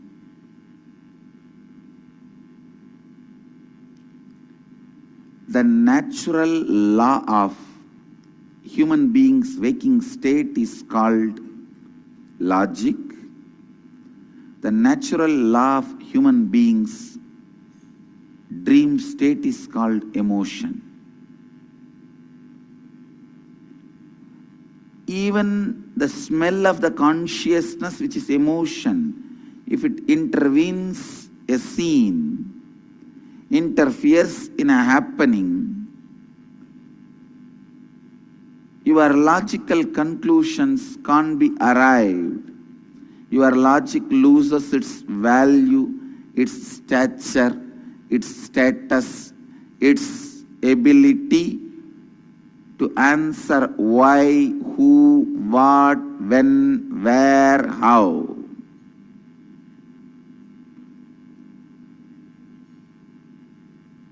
You can never have an answer for why, when, where, what, how, what.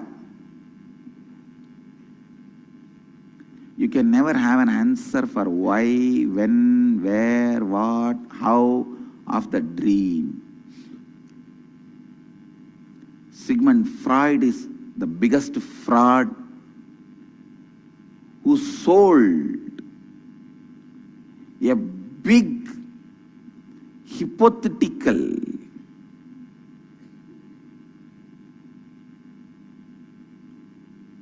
a big fraudulent system of thinking to the world which can never be questioned and which can never be proved. I have a shocking revelation to all of you. The scientific father of the disease ADHD, please understand, I always mentioned in my satsangs, most of the mental disorders are false diseases created. Now, Leon Eisenberg, scientific father of ADHD, just before the death, he is giving confession at the age of, I think, above 80. I was shocked to see that confession.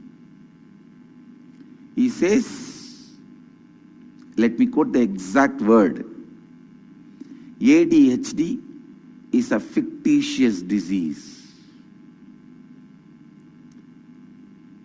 He says ADHD is a prime example of a fictitious disease. The scientific father of ADHD is uttering this word and is dead.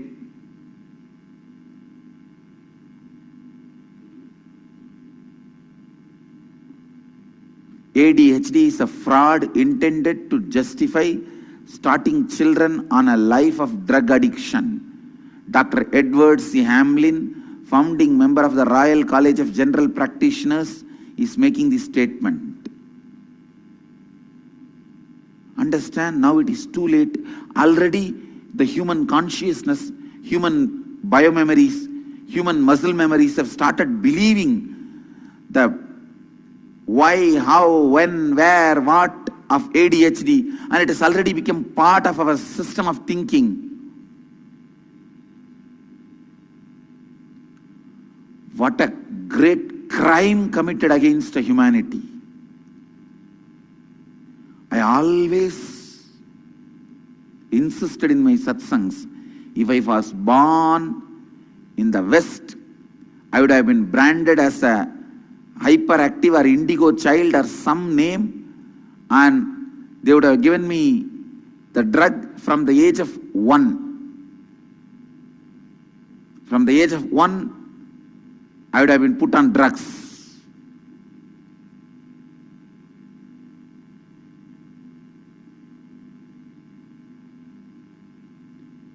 They are saying fictitious disease created with a fussy diagnostic methods. There are tons of article about this fictitious disease, how they developed it. In whose hands are we? 24%. 24.4% of the money is used on promotion of the medicine. Only 13% is used for research and development to make sure the medicine is safe. Understand? Only 13% is used to make sure the medicine is safe. But 24%, almost double the amount, almost double, is used to push their medicine on the, I tell you, please understand, as an embodiment of the pure consciousness, I am telling you with all my integrity and authenticity, there is no such thing as mental disease can exist. Please understand, because mind is a liquid. It's a fluid. Only solid existence can have conflicts. Liquid existence can never have conflicts. Can water have a conflict with the vessel? Any vessel, it gets filled, it just fills itself. Understand? Concocted compositions of fears, compiled systematically and preached, is psychiatric and psychological disorders. Please understand.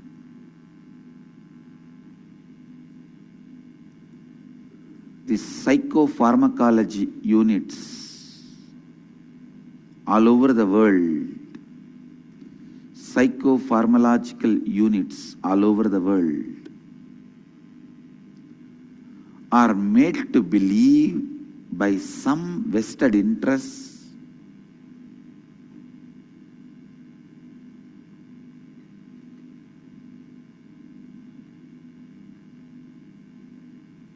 if there is a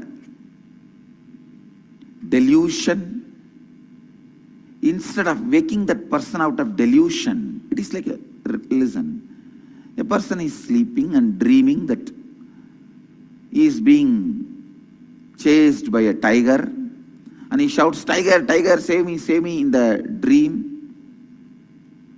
and he is blabbering even in his sleep. You are the person who is standing next to him and seeing. What do you need to do? Just tap him and wake him up. That's all is the solution.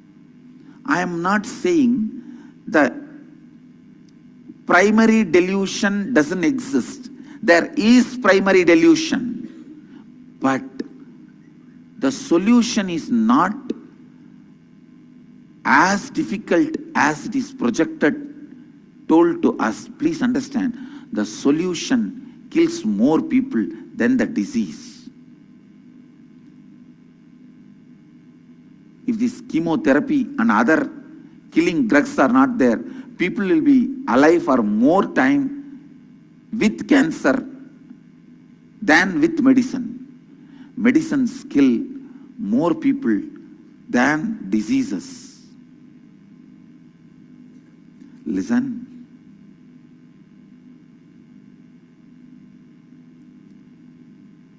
The internet has done such great good to humanity, human society. Some people are using it for bad, that is different. All these truths come out and reach to common men because of internet.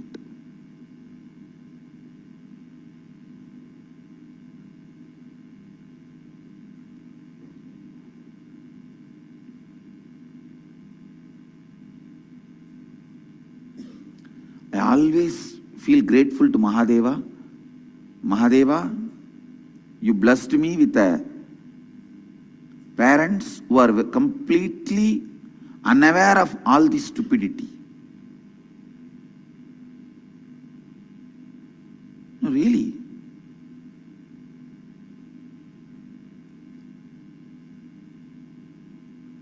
My mother has started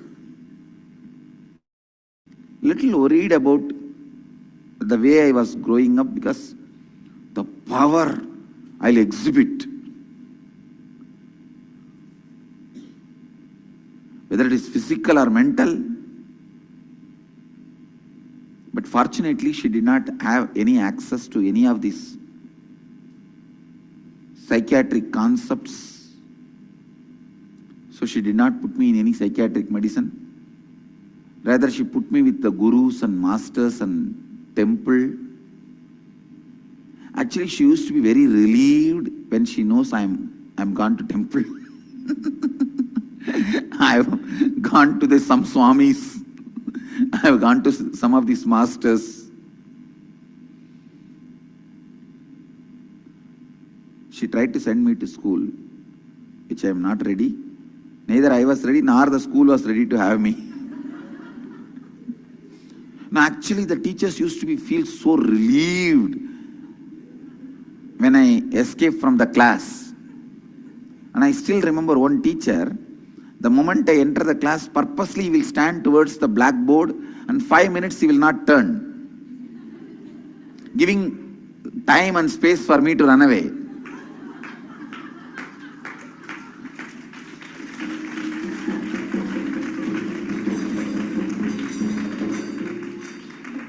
Once the class leader boy, he said, Sir, this boy is running away. For that only I am turning the back. Why are you shouting? Keep quiet. Let him go. Because the questions I ask, they will never be able to answer. And they don't want to answer also. The field of the emotion can never be logically analyzed, organized, arranged.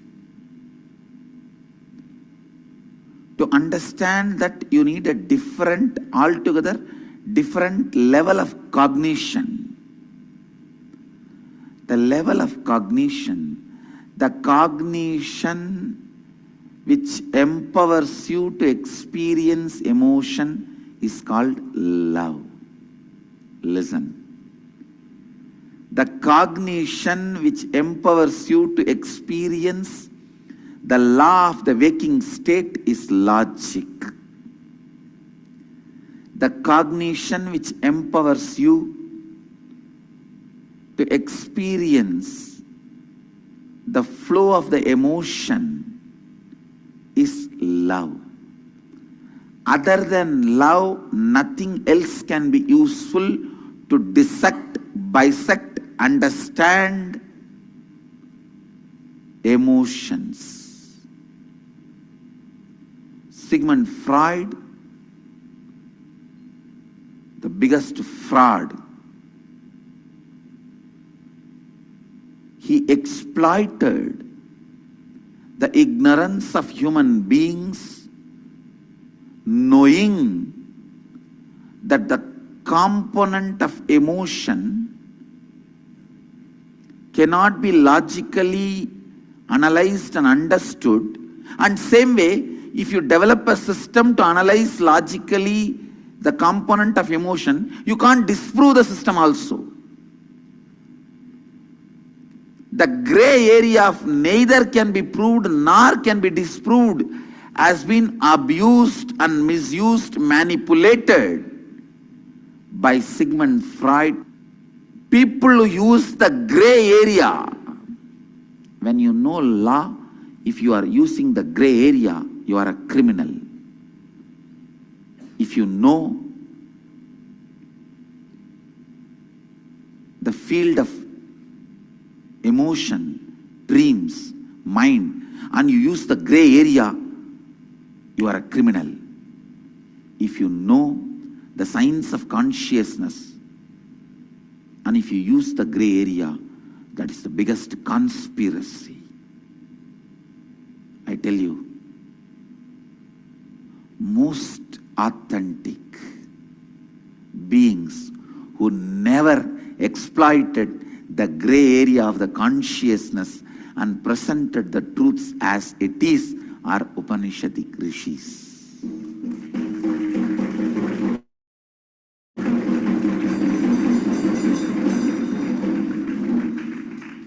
Most of the founders of the religious organizations had powers, I am not denying. They had some experience of consciousness, but they used the gray area to establish their vested interests, using their knowledge and the people's ignorance of inability to disprove what they claim. The combination of all this was used to establish their vested interests. Here are the masters who don't even want to spell out their names. Rarely in conversation, if the names are spelled out by mistake, we have those few names. Other than that, nowhere they are ready to even declare their names.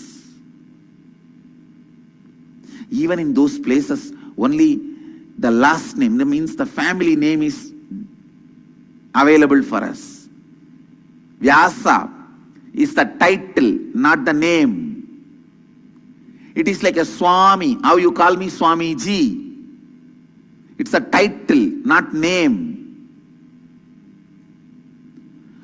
That much of apaurushyatva, that much of non-interference of the author or his vested interests.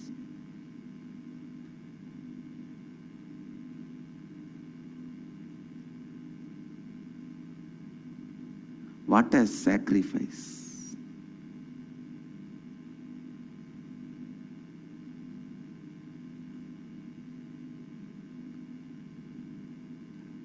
When I read the Upanishads, again and again I fall in love with rishis. The rishis who express these Upanishads. Every time I read, my eyes are filled with bliss tears and I am in love with them. A person of knowledge, please understand, a person who leads the army should never have fear even in the corner of his being. Because so many persons' courage is exploited by his courage. He can't have fear even in the corner of his being. He has awakened so many persons' courage and leading all of them, he has no right to have fear.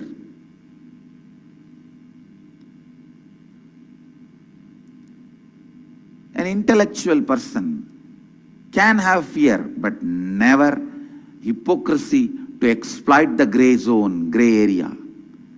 A person who leads the army has all the right to exploit the gray area. He has the right to do the guerrilla wars. He has the right for hypocrisy, but not for fear. An intellectual has the right to have fear, but never to exploit the gray area of knowledge. Some of the religious leaders, I won't name. If I name, tomorrow I may not be able to speak on Upanishads. I have done more damage to planet Earth by using the gray area of the consciousness zone. Sigmund Freud used the gray area of the emotional zone, where he developed a theory which can neither be proved right nor be proved wrong. As long as it can't be proved wrong, it can continue to exist. That is what is using the intellectual gray area. Same way, some of the founders of some of the religious organizations, when they got some powers, spiritual powers, by the conscious experiences, but not yet fully awakened and enlightened, used that gray area to establish their vested interests. Here are the rishis, the Vedic rishis. I tell you guys, if you are living Vedic tradition,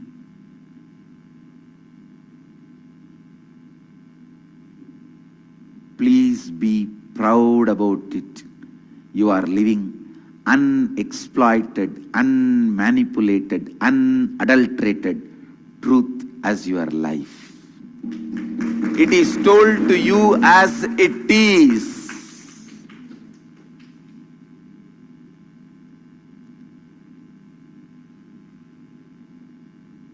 Neither the disease is fictitious, nor the diagnosis is fussy methods.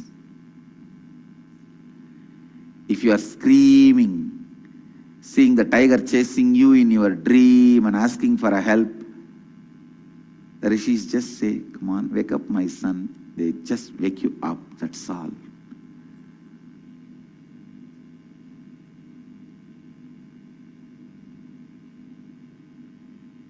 The system which empowers you in the waking state is logic. The system which empowers you in the emotion, dream state is love. The system which can empower you in conscious state is Advaita.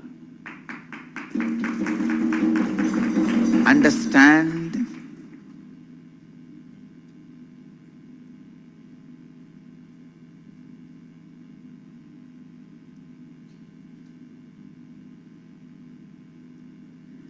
All your emotions, if you handle it with love,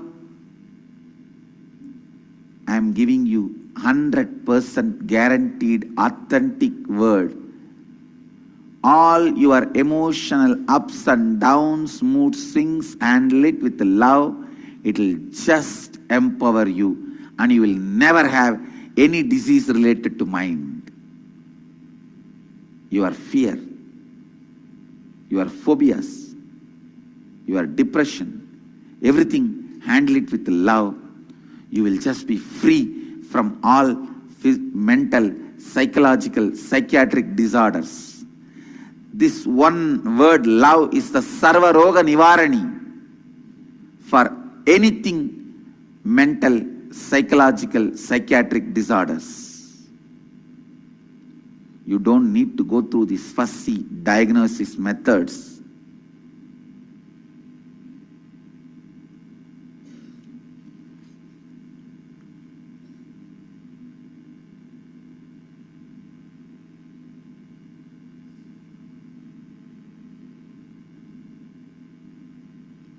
All the problems of consciousness, all the problems of consciousness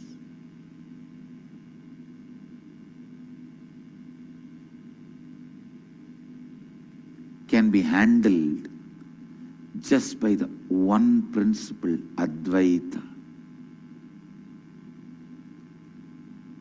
Logic will not be useful in the field of emotion, and emotion will not lead you in the right level, right angle in the field of consciousness. That is why whenever you fall into the space of emotion, you lose your logic. When you fall into the space of consciousness, you lose your emotion. If your basic cognition is emotion, you lose all your logic. That is why it is called falling in love. Actually, it's not exactly love, it's some kind of attachment, infatuation. When you are infatuated, attached, all your logic disappears. When you are coming in touch with the Advaitic space, all your emotion disappears.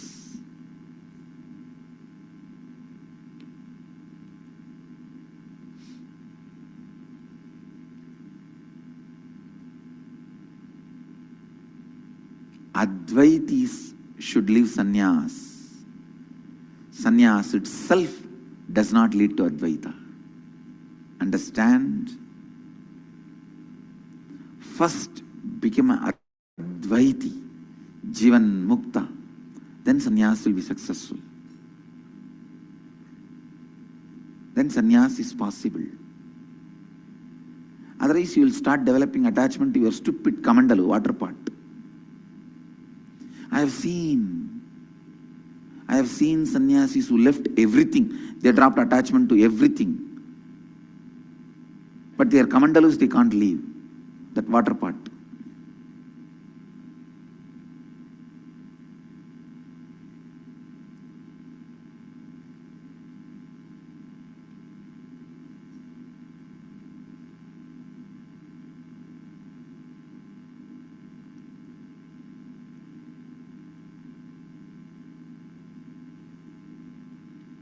Listen. If your cognition moves to Advaita, automatically you go beyond logic and emotion.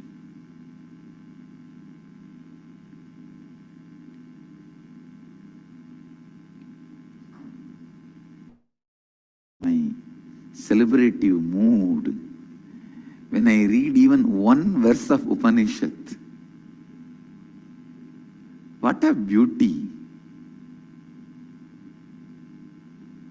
Beauty in words, grace in organizing the sounds. Never there was so much of beauty expressed in words or the grace organized in sounds. Purnamata Purnamidam Purnat Purnamudachyate Purnasya Purnamadaya Purnamevava Sishyate. Just by repeating this one line, I can give up my body. Nothing else is required.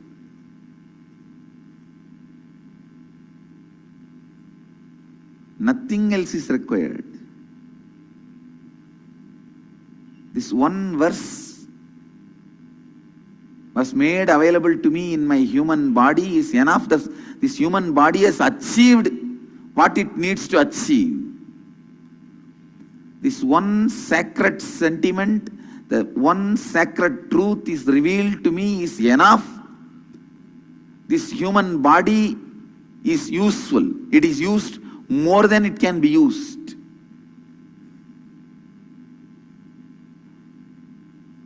Now it has reached its fulfillment. Anything further, if it is alive, it is a bonus.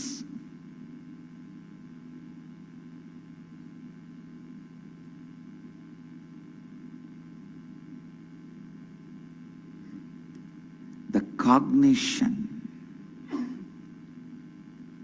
when that gets centered on consciousness, life is love, laughter, joy, and life itself.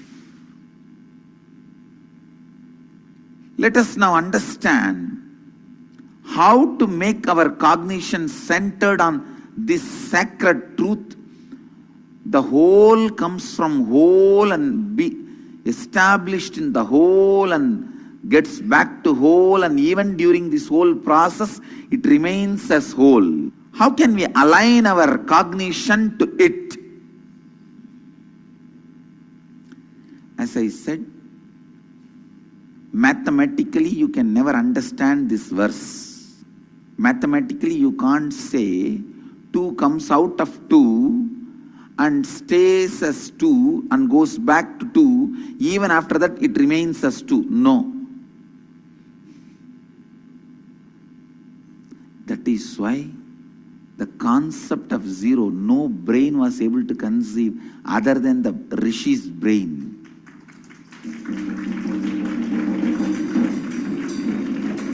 I am revealing the next Akashic records. Please listen. Listen, I am revealing the Akashic records. When the concept of zero itself was revealed, the consciousness of the Rishi was The whole was the value of the zero, not nothingness. Please listen. Infinity was the definition of zero by the Upanishadic rishis. But the logic mind which received these understandings was not able to comprehend. So they made that as nothingness. Shunya means sa anya. There is nothing other than. This exists is shunya. Sa anya. Nothing other than this exists. Means anything you call it as anya, inclusive of that is shunya. Listen. Sa anya.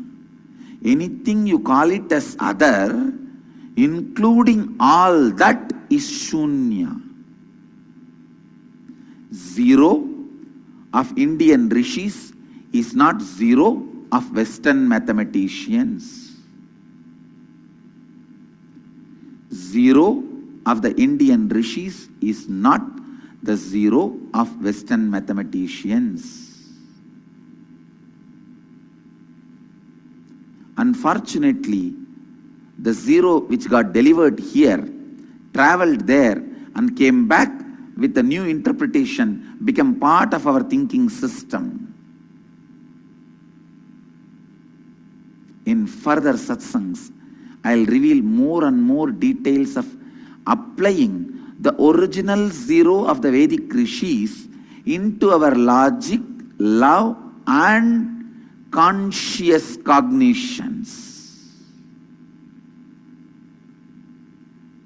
This one understanding, zero is not nothingness, it is infinity.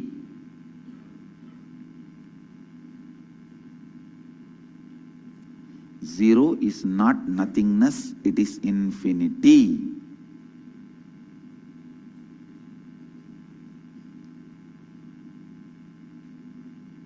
This one statement, if this one cognition is digested into your system, if this one truth becomes your cognition, your whole life will take a new turn. You will not believe anymore the stupid theories of you are going to have death or destruction, the stupid theories of one life concepts, all that will disappear. How can you have one life? How can life have one life? You can have one body at a time, that is accepted. How can life have only one life? Then are you just body? Then after the life leaves, the body should be functioning.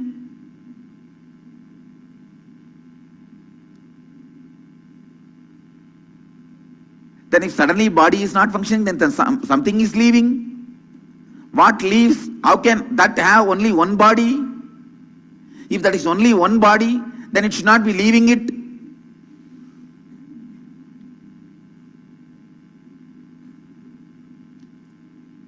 Tons and tons of stupid cognitions you are carrying will melt down.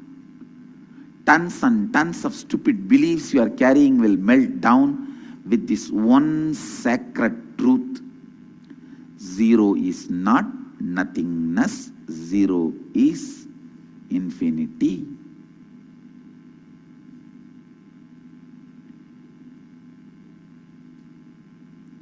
Shunya, as it was discovered, Shunya, as it was spelled out by the rishis, did not mean nothingness, it meant infinity. Sa anya means anything you call it as anya, all that put together is shunya.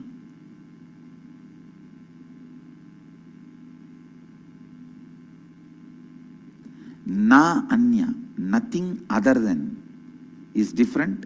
Sa anya, Anything you think or understand or feel as Anya is all put together. Means the possibility for the other to exist does not exist in Shunya. Because anything you say other, we say already we have included, that is why it is Shunya.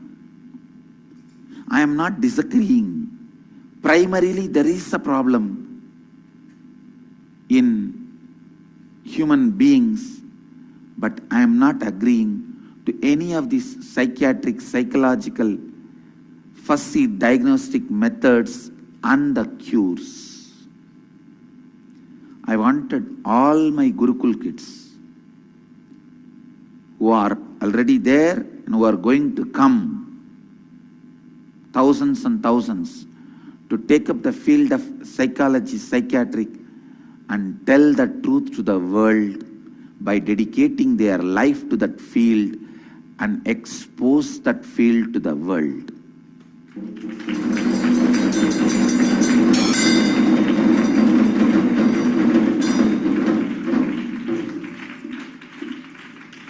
I feel sometimes it will be really nice if I have a PhD on the field of psychology, because my words will be taken more seriously.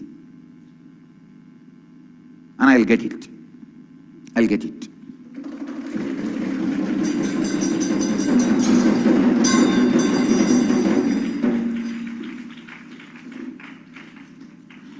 I'm not against the doctors, psychiatric doctors and psychological doctors, practitioners. No, I'm not against. All I'm telling you is even you are deluded. The lie is sold to you, even to you it is being sold. I'll continue on the Upanishads. I'll continue the music started by Mahadeva in his Rudra Veena.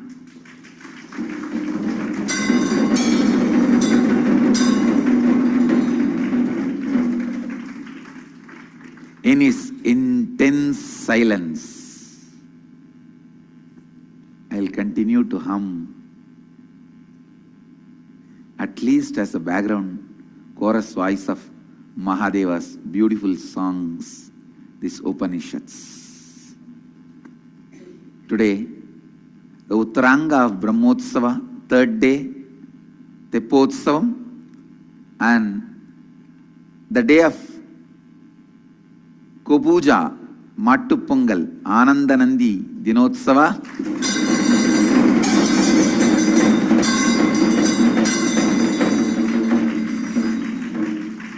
And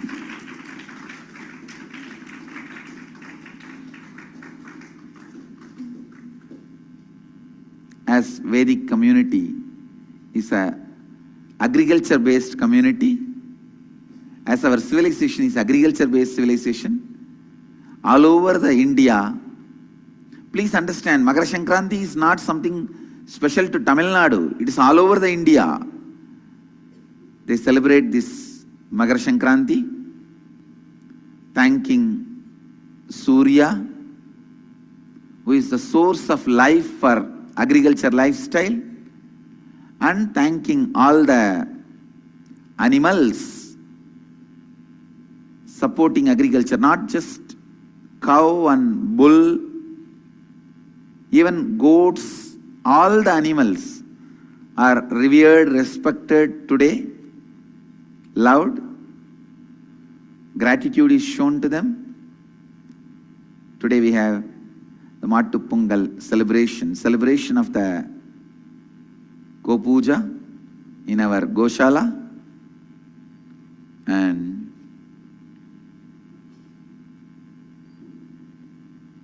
Singapore, Madeline's baby. Blessings for Madeline and your baby. You can do the Annaprasnam, blessings. You can feed the child with the solid food. My presence will be there. I am with you. Blessings. Blessings to the baby. Singapore is keeping deities beautifully. Deities are very happy. Blessings to all the devotees and especially the puja team. Deities are very happy. You guys have to just quickly get the Prabhavali and Bhogamurti. That's all. And start the worship regularly. Blessings.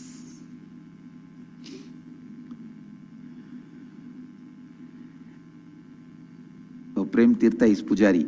Blessings to Pujari. Blessings. When people are happy seeing the beauty of deities, deities are also happy.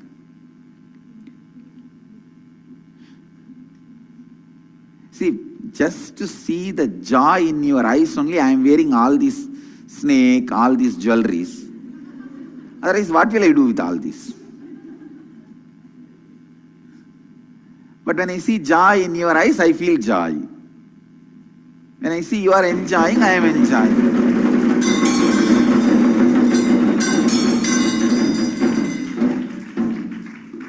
It is for you to enjoy, because you are enjoying, I am enjoying it. Otherwise, I myself have no enjoyment. That is why all these stupid fellows who are criticizing me for my wardrobe were shocked. One day, suddenly I declared, all right, I took the Madhurayadinam responsibility, I am not going to wear anymore.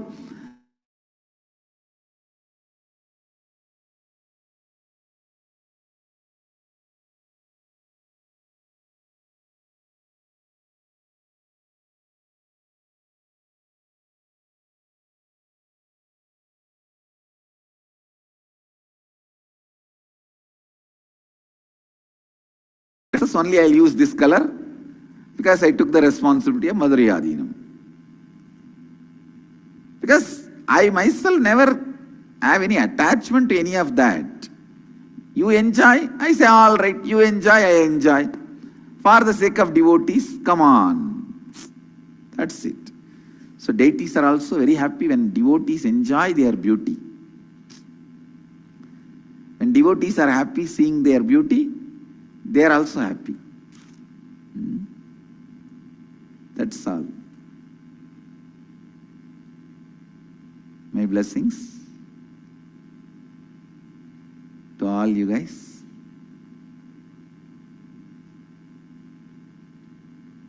Real Upanishadic satsang feels like every day I am delivering the fulfillment of delivering a baby. Delivering life.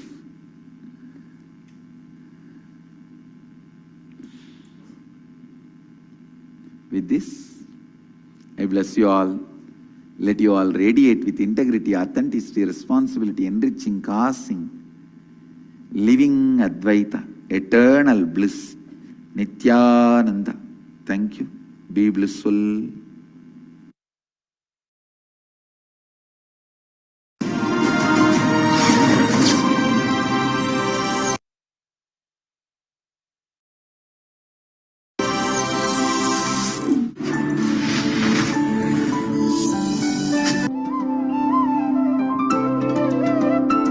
Nithyanandeshwara Samarambam Nithyanandeshwari Madhyamam Asmadacharya Paryantam Vande Guru Paramparam.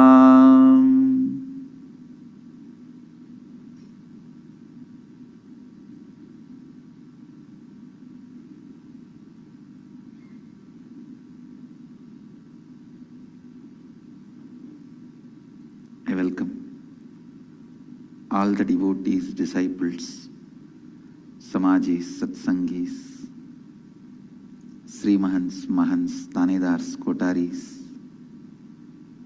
visitors, viewers, sitting with us all over the world through Nithyananda TV, Sadhana TV, two-way video conferencing, having Nayana Diksha,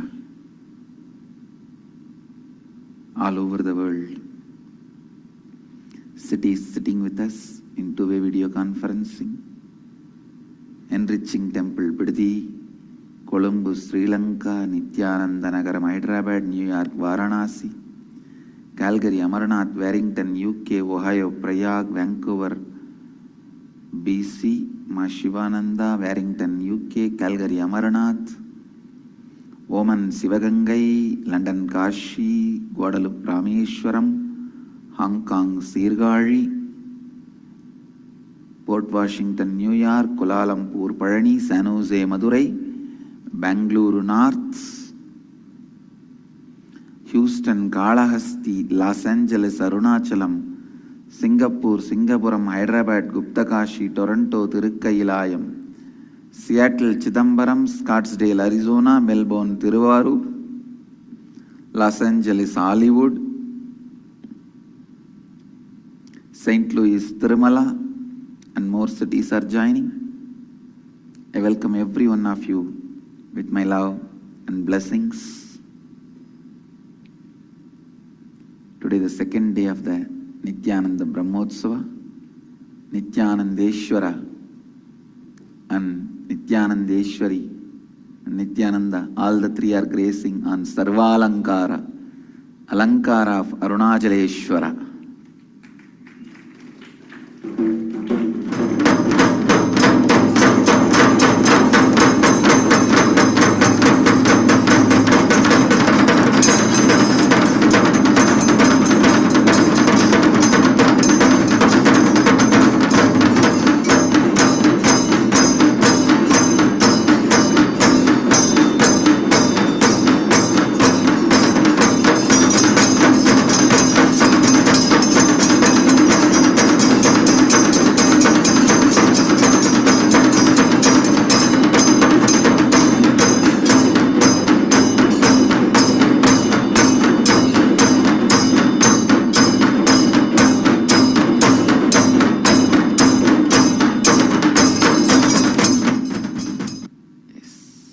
Now, today we have Arudra Brahmotsavam. There is also actually a Brahmotsavam in Chidambaram. We are not celebrating it for 10 days, so we call it as just Nataraja Abhishekam. Today we have the sacred bath and the puja for Nataraja in Nithyanandeshwara temple, and of course in Seattle, Chidambaram also we will be performing Abhishekam and Puja. Today is the day Mahadeva did the cosmic dance and Ramana Maharishi's Jayanti Dina. Today Ramana Maharishi was born. Manikkavasaka Swamigal had darshan of Mahadeva. Patanjali was shown the cosmic dance on this very day. All right. It's actually festival season between this Kartika and Thai. This 2.5 months starts with Kartika and till the middle of the Thai. The 2.5 months is a heavy festival season.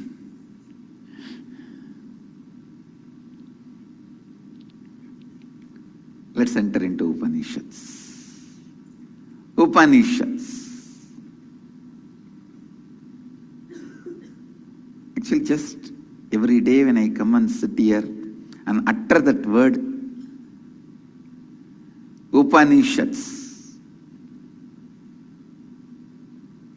the way the truths are overflowing, verbalization becomes a big job. Finding ideas is not at all a big job. Verbalizing them has become a big job. There are tons of books.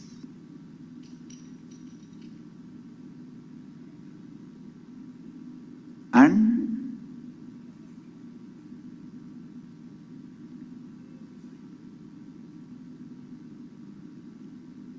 tons of authors. But this book, Upanishads,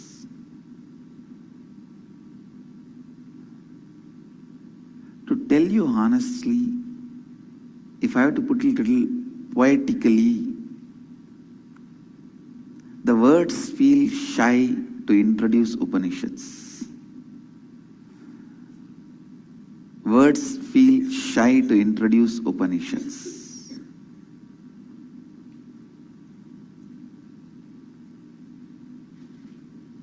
See, if a child asks, what is the size of the apple? You can show like this.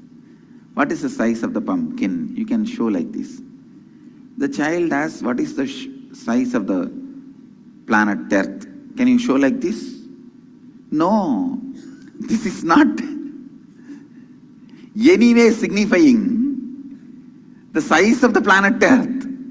You can show this big, but that is no way signifying the size of the planet Earth. That is no way doing justification to the size of the planet Earth. Please understand.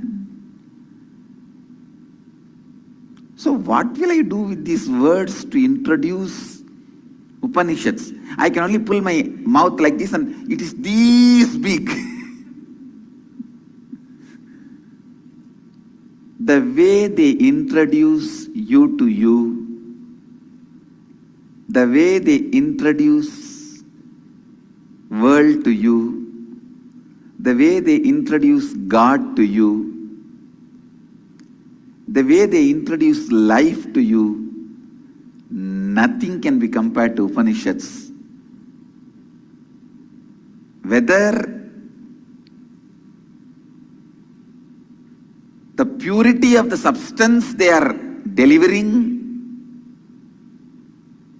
or the poetic way they are expressing or the very sound in which they have nicely embedded the vibrations of Kundalini awakening.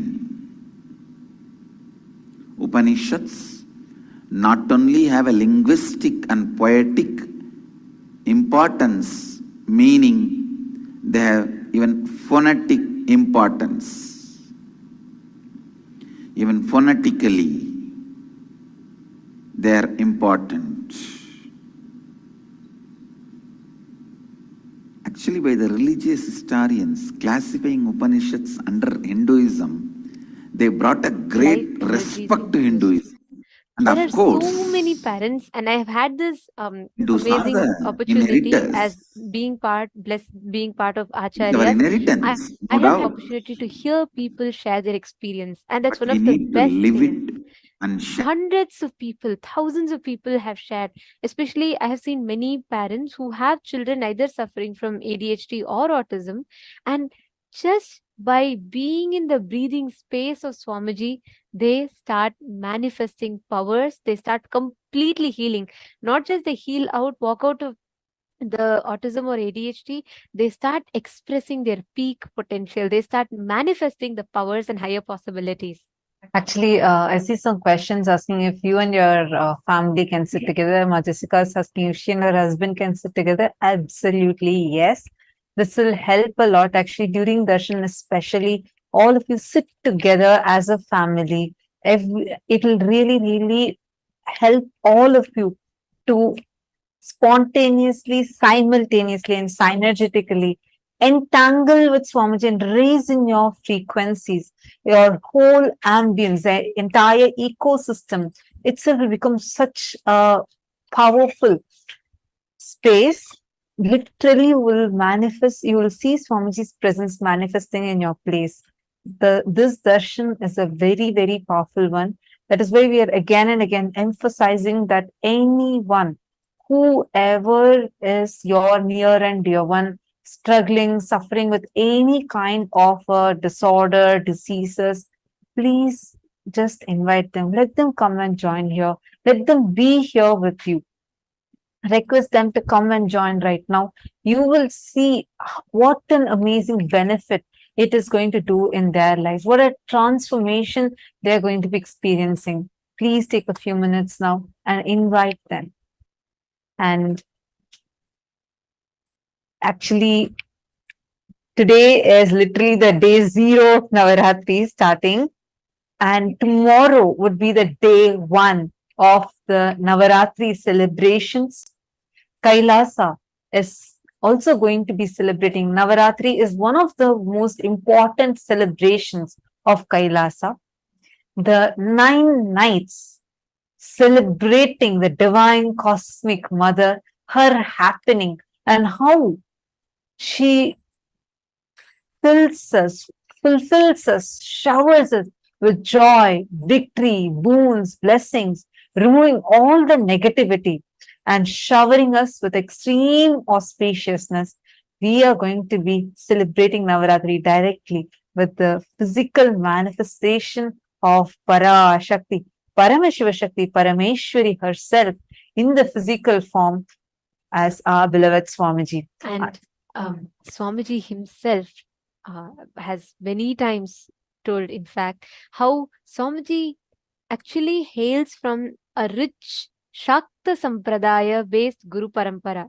Like Swamiji even Isaki Swamigal or Mataji Kupamal, Tiruchi Swamigal, all of them, the whole Shakta Sampradaya. Swamiji hails from a Guru Parampara, which is like a strong Shakta based Sampradaya. And Swamiji actually is reviving these Shakta traditions, many of these Shakta traditions. And there are, like, if you see all Kailasa temples around the world, you'll see beautiful deities of Rajarajeshwari, Devi, Paramashiva Shakti. Swamiji literally, as the Nija avatar of Paramashiva and Paramashiva Shakti, Swamiji makes the divine cosmic mother, that energy, not just in the plane where we can connect, but makes it accessible through his own body, where you can actually talk to Devi Parashakti, where you can actually receive the blessings, and you can be sure that every offering of yours is directly reaching her. When you offer to Devi Parashakti in the Nijavatara of Swamiji, you can literally see Devi herself accepting each of your offerings. And this Navaratri, there are various different ways through which you can connect to this cosmic energy. Ratri itself means intensity. Beginning from tomorrow, the 15th of October, the 9 nights of intensity, the Navaratri begins. And this is the most conducive time for you to receive the initiations, for you to experience any kind of power manifestation. This whole time focuses on giving you the best breakthrough internally and externally. And each of these 9 nights, different forms of Devi, Parashakti, Paramashiva Shakti are worshipped. And each night, a particular energy becomes available for us to access. Each of these days, each of the 9 days, one particular energy of Devi Parashakti we all connect to, and that energy intensely becomes available and accessible.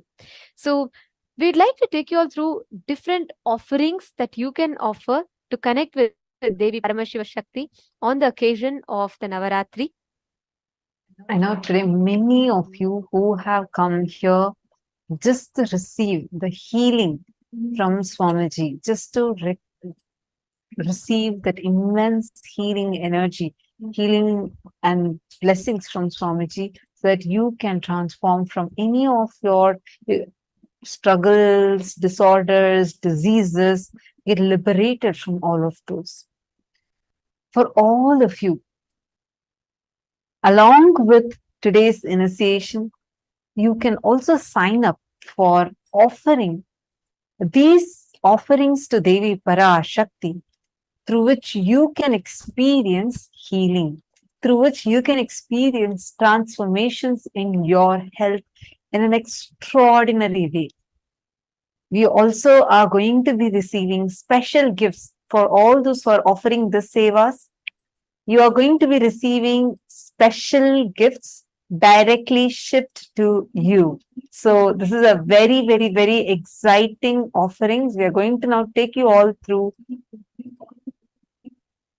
the very powerful offerings that are there. anyone that is wanting to remove the negativity, life negativity from you, life negativity that is there around you, all of you can offer a very powerful offering called as the Chandi Homa. And this Chandi Homa, whoever offers this Chandi Homa, you will be liberated from any kind of enmities, people carrying enmity towards you, or any of your enemies will just get destroyed. And any negativity that you have, understand, like Swamiji was explaining today, all our diseases are nothing but the negativity, the negative cognitions that we are carrying inside us about ourselves, the concepts and cognitions we carry about body, concepts and cognitions we carry about health, all of these directly influence how healthy we are. To experience that ultimate health and manifesting Kaya Kalpa body through you, this offering can directly help you to remove any kind of negativity, life negativity you are struggling and suffering with. And this is called as the Chandi Homa, which is going to be offered.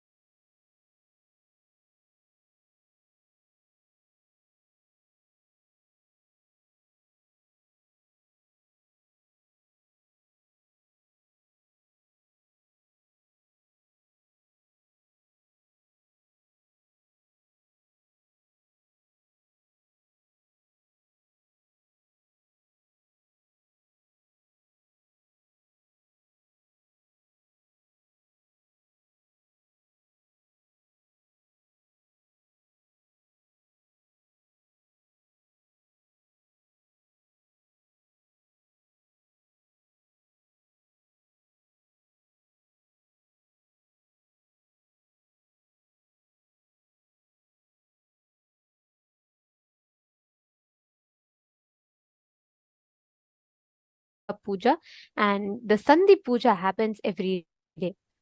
Any challenge that you are facing in life, Devi, Durga is power. Durga is victory. Durga is manifestation of that innate inner conscious strength in you. And Durga Puja, when you offer the Durga Puja during the Navaratri, you literally connect to that energy of Devi Paramashiva Shakti.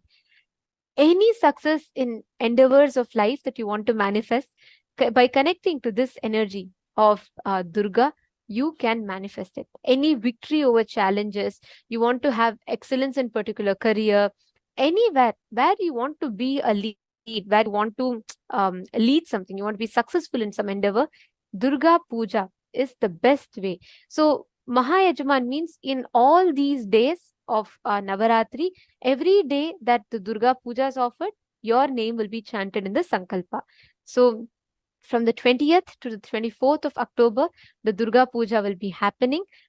And you can sign up to become a Mahayajama of Durga Puja, which means every single time that the Durga Puja happens, your name will be chanted as part of the Sankalpa and you will receive the benefits of it.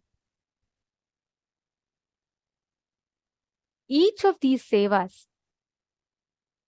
are focused on giving you a very specific benefit.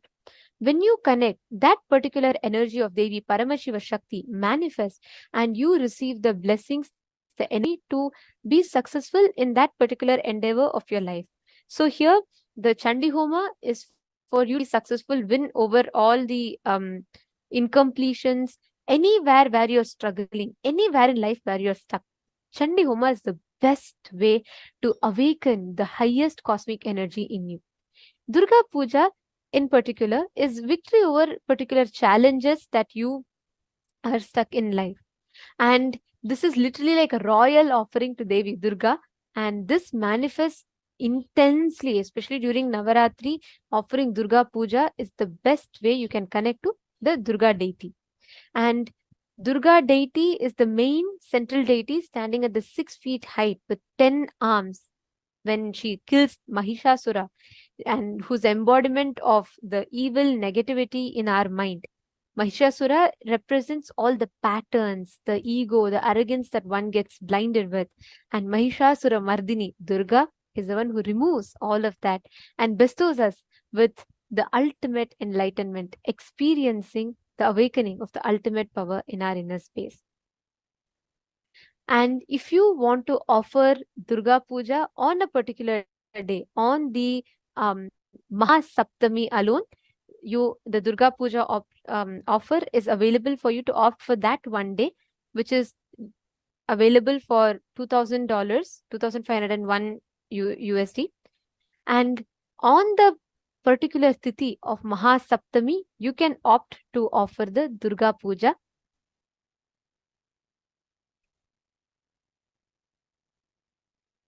Each of these sevas, each of these offerings, the best part, the difference, anywhere you can offer.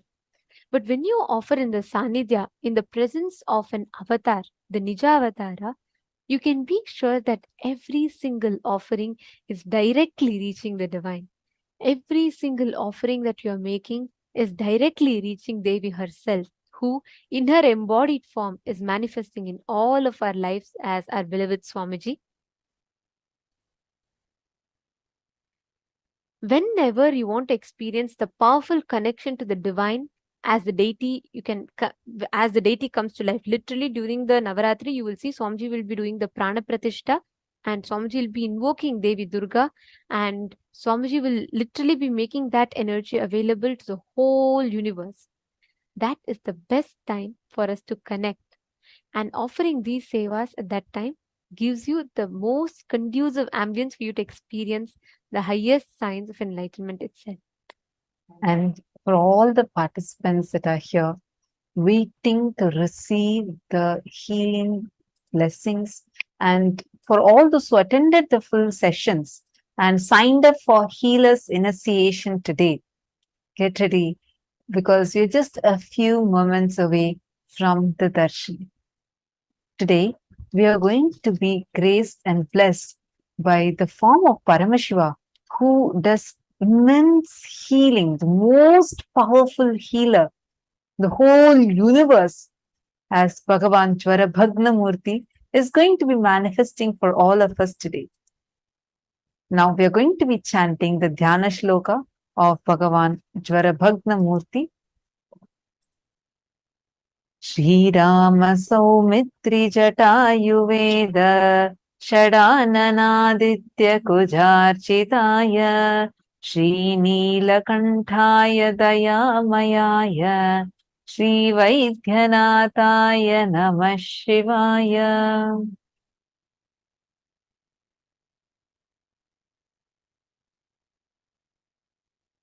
God Paramashiva, who is the king amongst the physicians, who is worshipped by Rama and Lakshmana, who is worshipped by Jatayu, who is worshipped by Vedas, who is worshipped by Lord Subramanya, who is worshipped by the sun god, who is worshipped by Mars god, who is having a blue neck and who is the personification of compassion. I worship to that Jvarabhagna Murti.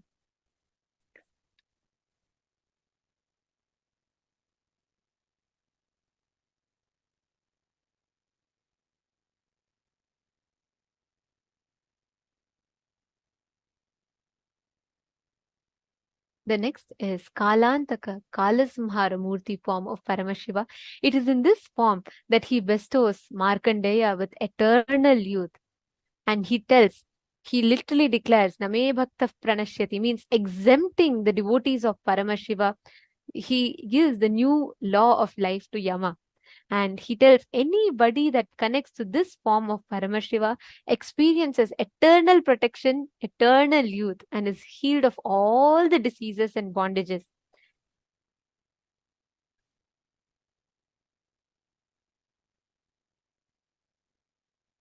Bandukhabamumam trinetra bhujinam shulabjahastojvalam tankam sutravaram suphasha sahitam damshtrakaralasyakam vame kunchita padam mumadhutatalam kalasya vakshastale chinna bhinna jatadharam girijayuktam jagadadvaitam Uddhrutam vamapadam tu kalavakshastale sthitam savyapadam lingamurdhim snitam raudramukham bhajet. This form of Paramashiva as Kalasamhara Murti and Jwarabhagna Murti, the forms that all of us are going to be receiving the darshans of today. Any issues, any kind of illness that you have, any suffering you have, internally, internally as a pattern, externally as a disease, connect to this form as Swamiji manifests Jwarabhagna Murti and Kala Samhara Murti for all of us. Connect to this form and all your diseases, disorders, everything you will see will suddenly start healing so beautifully. All the ages of suffering we carry unconsciously in us is just liberated in the split of a second just by having darshan, this form of Paramashiva. So let us all get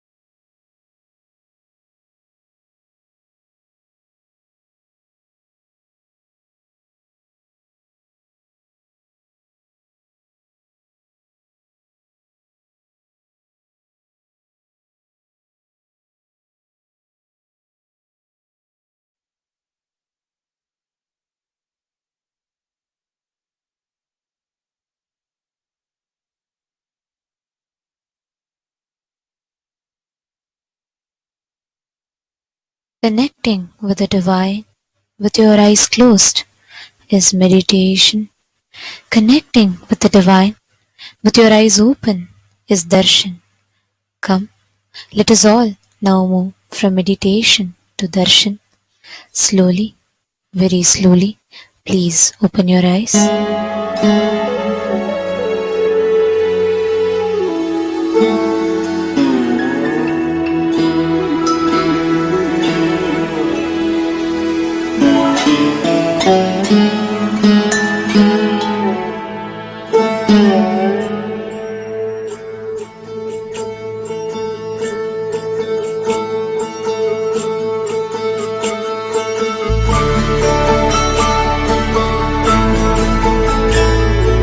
Shriram Saumitri जटायुवेद षडाननादित्य पूजा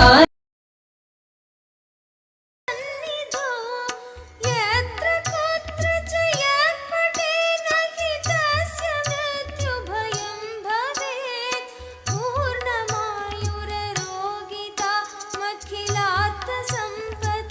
मखिलार्थसम्पदमाधरात् नित्यानन्दं एव तस्य ददाति मुक्तिमयत्नत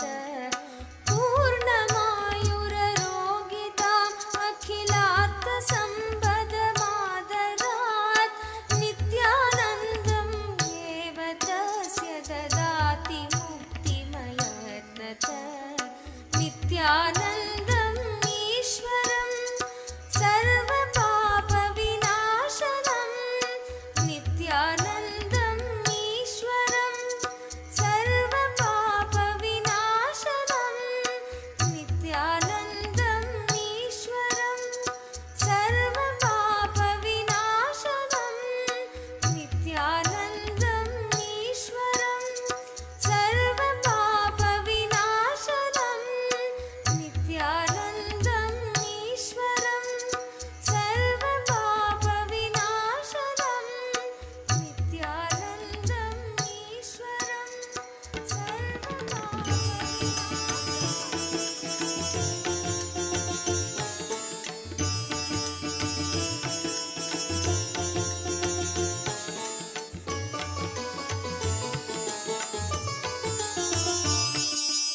नित्यानन्द हे नित्यानन्द नित्यानन्द हे नित्यानन्द नित्यानन्द हे नित्यानन्द नित्यानन्द हे Nityanand Gauri Tanaya Gajanana Gauri Tanaya Gajanana Gauri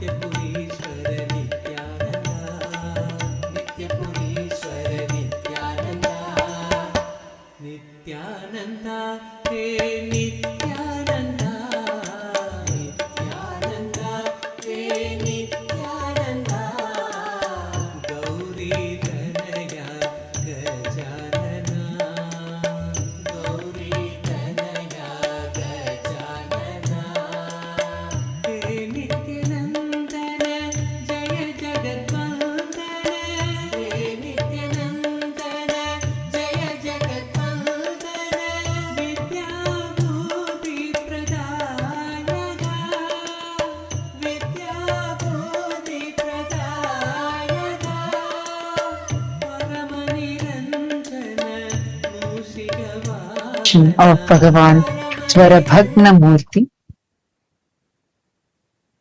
and the healing forms of Paramashiva, let us all take a few minutes to go over the platforms through which all of you can post the prayer requests, the boons, the healing requests that you want to receive blessings for directly from Swamiji. We request you all to please take your gadgets with you and follow along as we take you step by step across each and every platform through which Swamiji himself is directly blessing us and answering our prayers. Today, especially as we all sit in the presence of Jvarabhagna Murti, Kalasamhara Murti, just by sitting in the breathing space of the Paramavatara of Paramashiva, Swamiji breathes life into all of us, literally healing us from any kind of issues, any kind of mental, physical, psychological suffering that we all carry. Now, the first platform through which you can offer your gratitude, you can ask your prayers, you can post a request, healing request, is on YouTube, which you all can head to KAILASA's SPH Nithyananda, the official YouTube channel. And don't forget to subscribe it. You will be receiving the live darshans, programs, courses, everything on the YouTube channel. So you can subscribe it and hit the bell icon and go to the live video of the channel. And in the comment section of the live video, you can post all your prayers and all your healing requests there. Next is WhatsApp. Please head to kailasa.org, our official website, and kindly scroll down on the website. You will be prompted with the WhatsApp icon.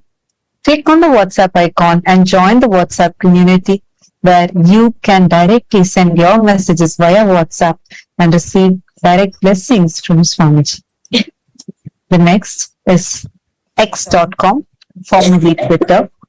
Please head to KAILASA's SPH Nithyananda Paramashivam, the official Twitter handle of Swamiji. Make sure to hit the follow button. Scroll down. You would see the topmost pinned tweet. As a reply to the pinned tweet, you can post your prayers, healing requests, along with the hashtag #AskTheAvatar and receive direct blessings from Swamiji. The next is Instagram. Please head to KAILASA's SPH Nithyananda Instagram handle. Make sure to follow it and click on the profile picture. You will be led to the live video, under which you would find live chat section where you can post your prayers, healing requests, boons for which you want to receive blessings for. And you will receive direct blessings from Swamiji himself via Instagram. The next is Facebook. Please head to KAILASA's SPH JGM Nithyananda Paramashivam, the official Facebook page. And don't forget to follow it because that's where you will be receiving the latest news, events and updates from KAILASA. And you all can go to the live video in that Facebook page. Under the comment section of the live video, comment all your prayers, healing requests as a comment, and Swamiji himself will be blessing. For today's darshan, we have a request to every one of you. You must be having someone that you really love, that you really care for, who must be going through some tough time in their life in terms of health, disease, some kind of a suffering that they have physically, mentally, emotionally, in any level. Today's darshan is one of the best gifts that you can share with them, because through this darshan, just by attending, just by catching a glimpse of this form, they will be blessed, showered with the ultimate healing blessings. So I request every one of you to please take a few minutes, share this with your friends, at least 5 of them, and welcome them to join this darshan and receive the healing. And today, as part of the Paramashivoham Level program, we had learned so many different sciences, be it body sculpting, healing, and it was beautiful to see how so many of you shared your journey of healing, like how right after you met Swamiji, you saw a tremendous change in your lifestyle. So many of you said like how alcohol addictions, smoking addictions, or Even non-veg addiction completely left you just through the initiation from Swamiji. And we have also been receiving a lot of messages from the participants who have joined us from across the globe saying how you were healed of some of the diseases where even the medical field had literally given up on you, but Swamiji did not give up on you and you were healed. And today you are a living testimony of this power of healing that all of us have been showered with.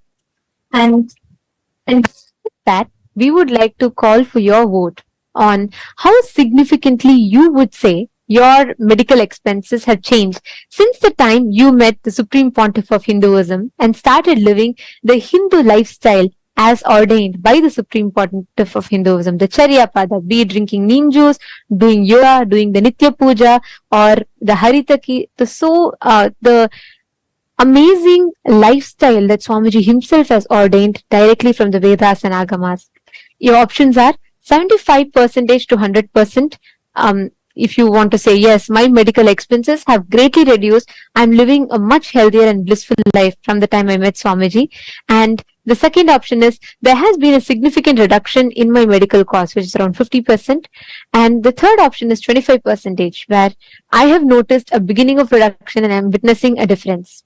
And the last is, I cannot definitively say my expenses have remained largely unchanged. Take a few minutes, do cast your vote and let us know. It was beautiful to see so many of you posting your experiences from various different backgrounds and upbringings, how each of you from different walks of life have experienced the beautiful healing touch, the transformation, be it in your physical levels, in your psychological levels, mental levels, in every level, experiencing the bliss unfold. The next, to all the members of all the members of Chit Sabha, the Sarvagnya Pita Yajamans, the Sarvagnya Pita Adishwars, and the Sarvagnya Pita Kartas. Today we have an important question to ask each and every one of you.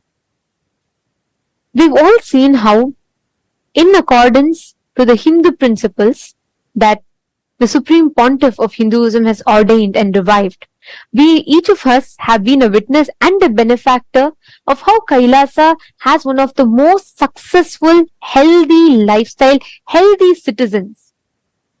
Be it through Nirahara Samyama, be it in terms of anti-aging, in so many different ways. KAILASA has one of the most successful and one of the most healthy citizens.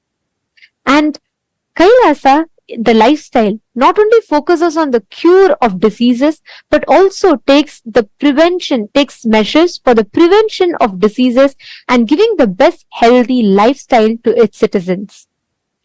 During global crises such as wars and pandemics, KAILASA has always stood at the forefront, providing medical aids to various countries through the diplomatic channels. And we would like to ask you today, how do you think we can implement it in your respective local KAILASAs?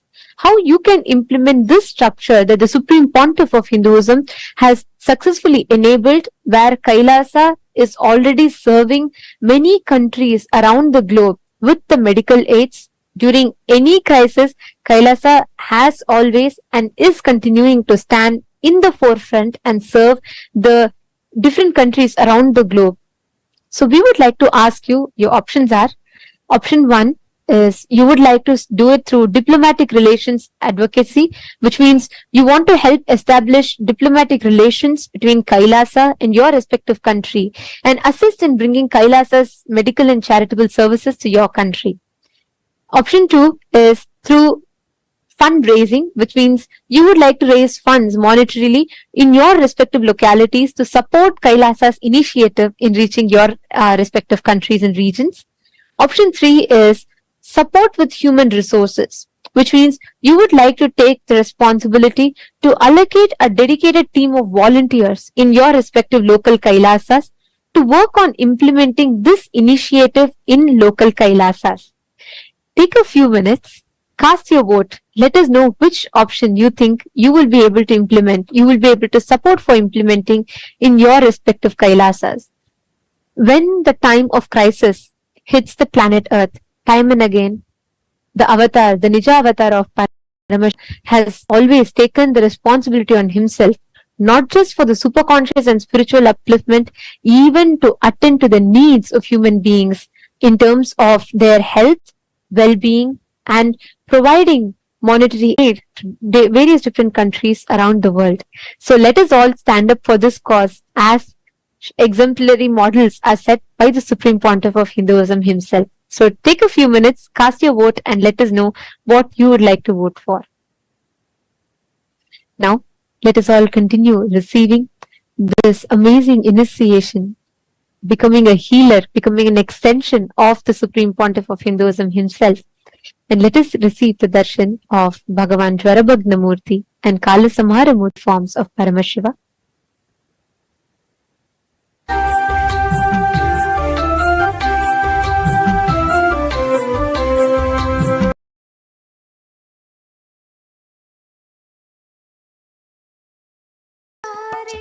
जय नित्यानंद ज्ञान सिंधो स्वयंभो जय जय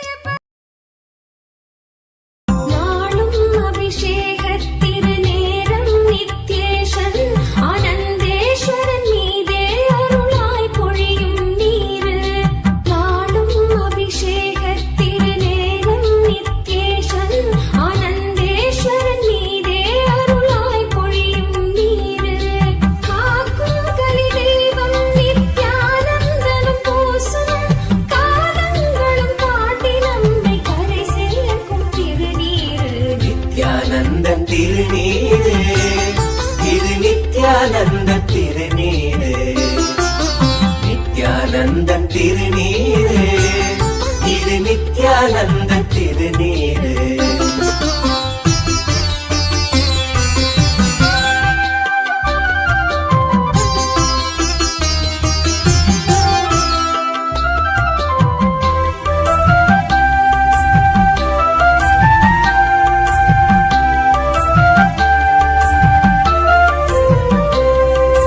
மெய்ப்பொருளாம் திருநீரு மேனி பூசும் திருநீரு மெய்ப்பொருளாம் திருநீரு மேனி பூசும் திருநீரு நல்லறிவை தரும் நீரு நானிலம் போற்றிடும் நீரு நல்லறிவை தரும் நீரு நானிலம் போற்றிடும் நீரு அல்ல நீக்கும் திருநீரு ஆண்டவனாக்கிடும் நீரு அனந்தம வலிமை தந்திடும் நித்யானந்த திருநீரு நித்யானந்த திருநீரு இது நித்யானந்த திருநீரு நித்யானந்த திருநீரு இது நித்யானந்த திருநீரு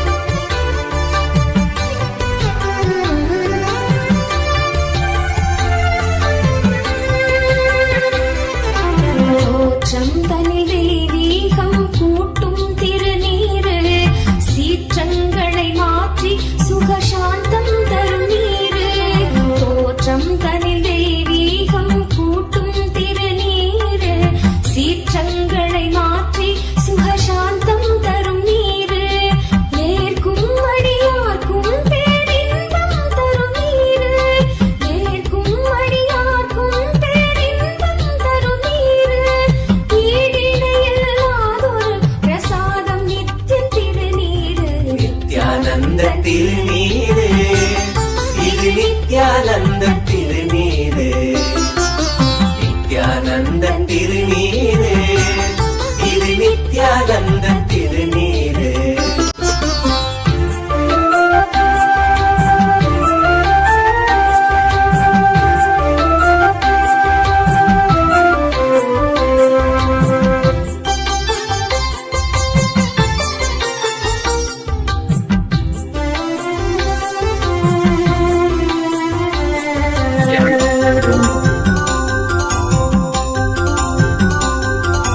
கருணையோடு நித்யன் கனிவாய் தரும் திருநீரு இம்மை வறுமைக்குரியது நித்யன் திருநீரு கருணையோடு நித்யன் Nithyananda, கனிவாய் தரும் KAILASA welcomes you to the Senadipati Utsavam.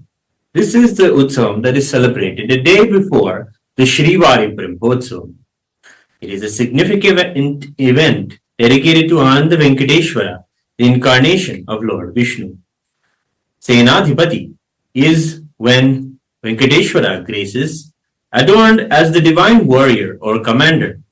He is adorned with various weapons, armor, and military paraphernalia, signifying his role as the protector of his devotees and the defender against all forms of negativity. This event is when Ananda Venkateshwara graces as the divine warrior and showers the blessings to overcome obstacles, challenges, and adversities in our lives. It is a powerful and majestic event, and it is where Venkateshwara showers and blesses us with protection and overcoming challenges. Let us now offer our worship and devotion at the divine lotus feet of Ananda Venkateshwara and the Utsava Vigraha of the Supreme Pontiff of Hinduism, Bhagavan Nithyananda Paramashivam.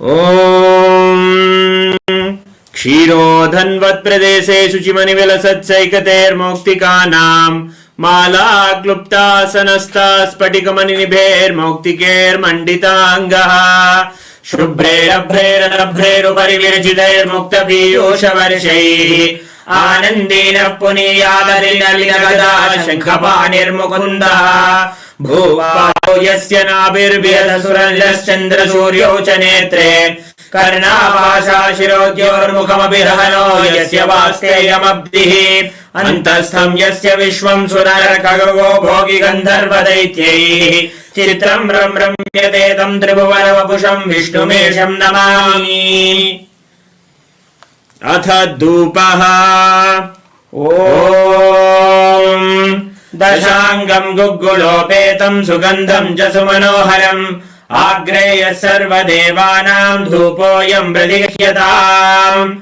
Shri Ananda Venkateshwara Swamine Namaha Shri Sarvadeva Devi Swarupaya Bhagavate Shri Nithyananda Paramashivaya Namaha Dhupamagrapayami Atha Deepaha Om Sajyam Trivarti Sanyuktam Vanhina Yojitam Maya Grahana Mangalam Deepam Trailokyatimirapaham Shri Ananda Venkateshwara Swamine Namaha Shri Sarvadeva Devi Swarupaya Bhagavate Shri Nithyananda Paramashivaya Namaha Deepam Sandarshayami Atha Naivedyam Om Amrite Amritodbhave Amritavarshini Amritam Shravaya Shravaya Swaha Shri Ananda Venkateshwara Swamine Namaha Shri Sarvadeva Devi Swarupaya Bhagavate Shri Nithyananda Paramashivaya Namaha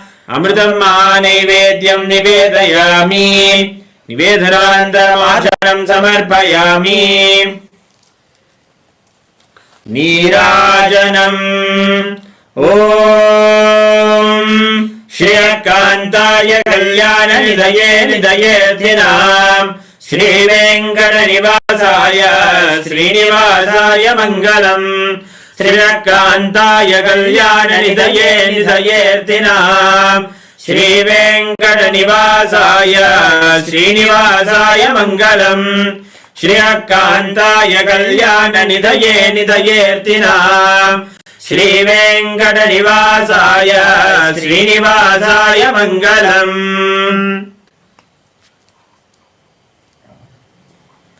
Shri Ananda Venkateshwara Swamine Namaha Shri Sarvadeva Devi Swarupaya Bhagavate Shri Nithyananda Paramashivaya Namaha Karpura Nirajanam Sandarshayami Rakshandarayami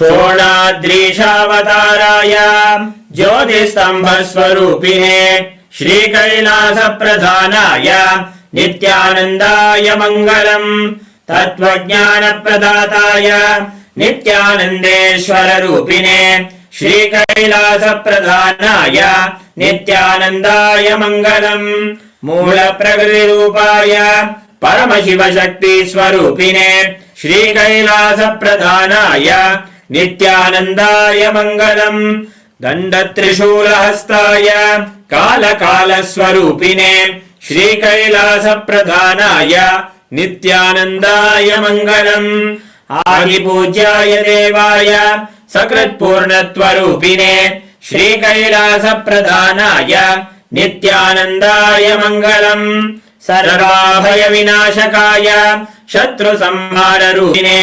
श्रीकैलासप्रधानाय नित्यानन्दाय मङ्गलम् योगभट्टाभिषिक्ताय राजसन्न्यासधारिणे श्रीकैलासप्रधानाय नित्यानन्दाय मङ्गलम् सार्वभौमैकपत्याय राजराजार्चिताय च श्रीकैलासप्रधानाय नित्यानन्दाय मङ्गलम् मङ्गलम् कल्पवृक्षाय मङ्गलम् ज्ञानदायिने परमशिवाय श्रीनित्यानन्देश्वराय मङ्गलम् मङ्गलम् श्रीविद्याम्बायै मङ्गलम् कामदायिन्ये सर्वमङ्गलदात्री नित्यानन्देश्वर्यै मङ्गलम् मङ्गलम् गुरुदेवाय मोक्षमूलाय मङ्गलम् परमावताराय नित्यानन्दाय गुरवे मङ्गलम् त्वम् स्मृतमहम् धन्य मम प्राणमहेश्वर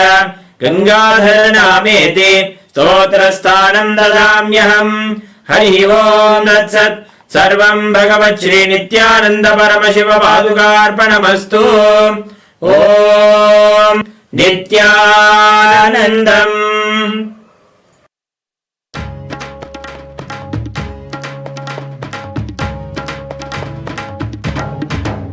बोलो नित्या नित्या नित्या नित्या नित्यानंद बोलो नित्या नित्या नित्या नित्या नित्यानंद बोलो नित्या नित्या नित्या नित्या नित्यानंद बोलो नित्या नित्या नित्या नित्या नित्यानंद बोलो नित्यानंद नित्या नित्यानंद बोलो नित्यानंद नित्या नित्यानंद बोलो नित्या नित्या नित्या नित्या नित्यानंद बोलो नित्या नित्या नित्या नित्या नित्यानंद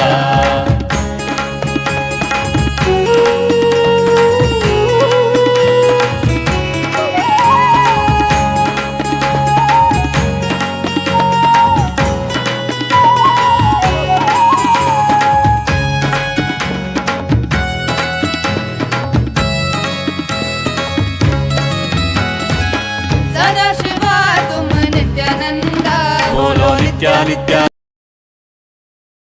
ஞான பொன்னூஞ்சல் வெண்ணிலவுக்கு வெண்பட்டு ஊஞ்சல் கண்ணின் மணிக்கு கண்ணான ஊஞ்சல் நித்யானந்தமாய் ஆடிடையா Nithyananda ஆடிடையா நித்யானந்தமாய் ஆடிடையா Nithyananda ஆடிடையா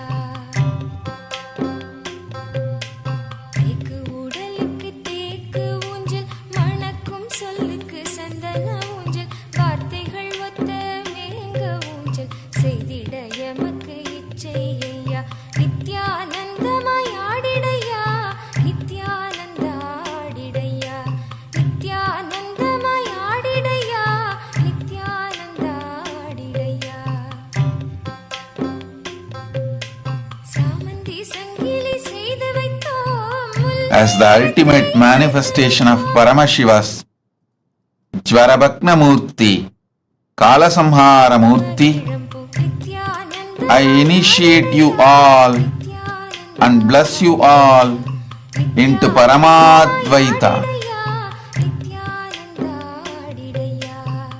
Today,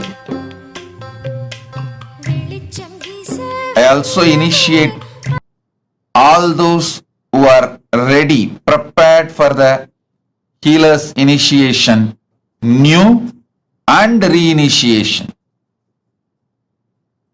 to heal yourself and to heal others.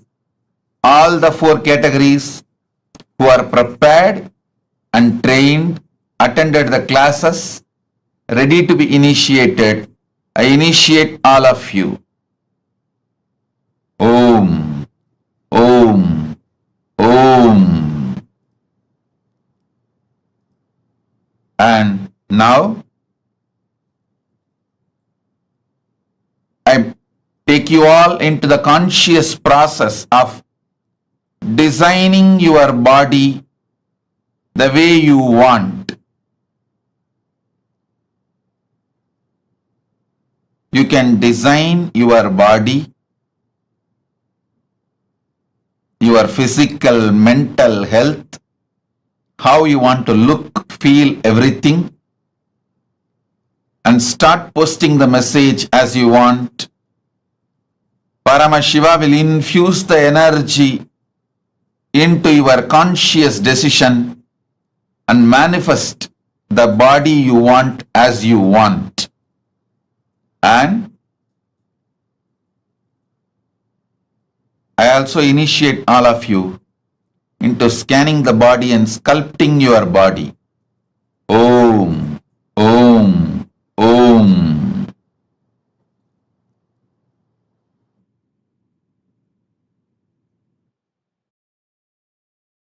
Bhaja Nithyananda Vishwambara. Bhaja Nithyananda Vishwambara. Bhaja Nithyananda Vishwambara. Bhaja Nithyananda Vishwambara. Gangadhara Digambara. Gangadhara Digambara. Gangadhara Digambara. Gangadhara Digambara. Bhaja Nithyananda Vishwambara. Bhaja Nithyananda Vishwambara. Bhaja Nithyananda Vishwambara. Bhaja Nithyananda Vishwambara. Mrityormukshiyamamritato.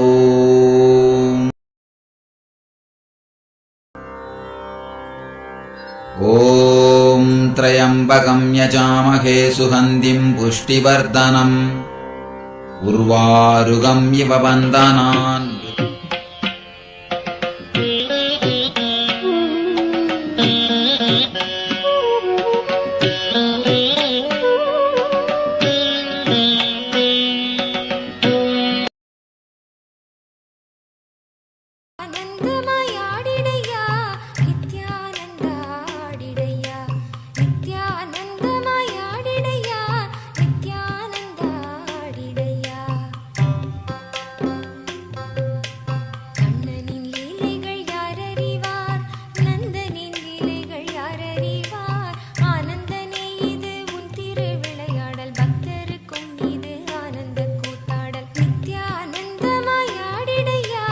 Nithyananda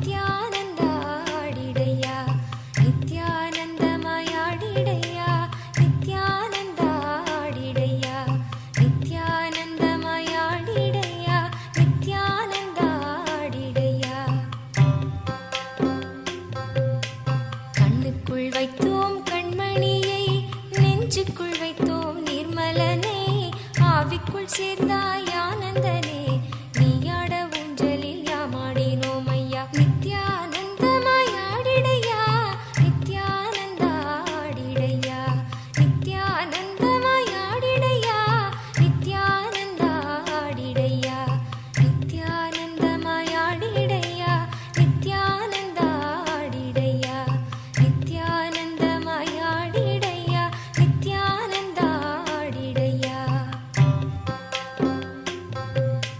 வசியம் செய்தாய் வேதியனே உன்னுள் உறைவோம் ஞானவனே துன்பம் இல்லை துயரம் இல்லை ஊஞ்சல் காட்சி இன்பத்தின் எல்லை நித்யானந்தமாய் ஆடிடையா நித்யானந்தா ஆடிடையா நித்யானந்தமாய் ஆடிடையா நித்யானந்தா ஆடிடையா நித்யானந்தமாய் ஆடிடையா நித்யானந்தா ஆடிடையா நித்யானந்தமாய் ஆடிடையா நித்யானந்தா ஆடிடையா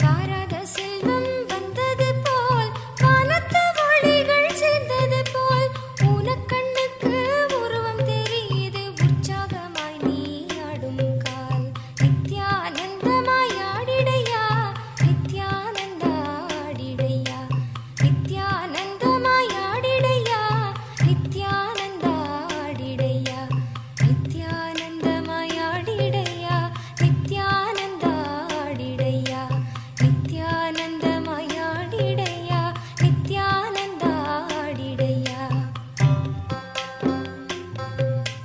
சொல்லும் இல்லை பொருள் கூற பொருளும் இல்லை பரிசளிக்க ஆன்மீக ரோஜாவே அன்னையின் ராஜாவே ஆனந்தமாய் நீ ஆடிடையா நித்யானந்தமாய் ஆடிடையா நித்யானந்தா ஆடிடையா நித்யானந்தமாய் ஆடிடையா நித்யானந்தா ஆடிடையா நித்யானந்தமாய் ஆடிடையா நித்யானந்தா ஆடிடையா நித்யானந்தமாய் ஆடிடையா நித்யானந்தா ஆடிடையா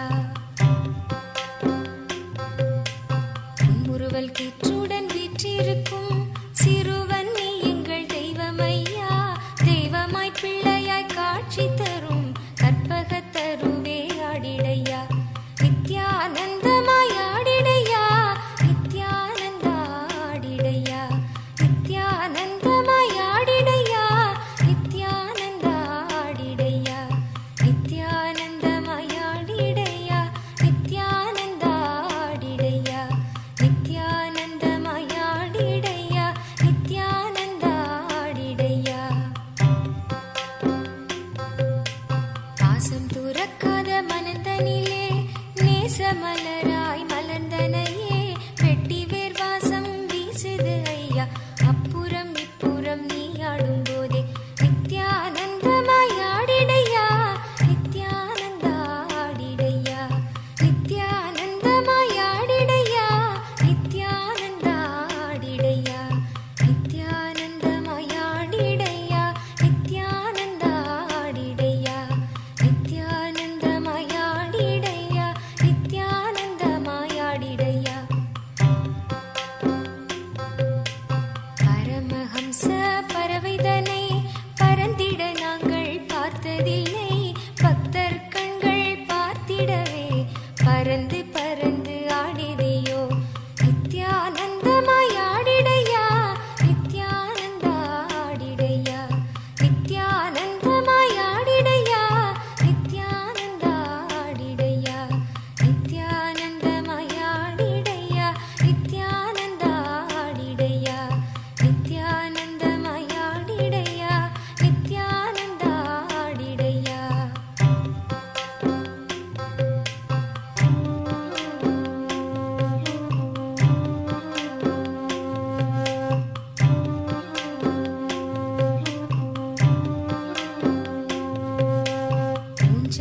காட்சி பிருந்தாவனமாய் காணும் அன்பரும் கோபியராம் தேனும் இனிப்பது கம்மியையா காணும் கண்ணுக்கு சொர்க்கமையா நித்யானந்தமாய் ஆடிடையா நித்யானந்தா ஆடிடையா நித்யானந்தமாய் ஆடிடையா நித்யானந்தா ஆடிடையா நித்யானந்தமாய் ஆடிடையா நித்யானந்தா ஆடிடையா நித்யானந்தமாய் ஆடிடையா நித்யானந்தா ஆடிடையா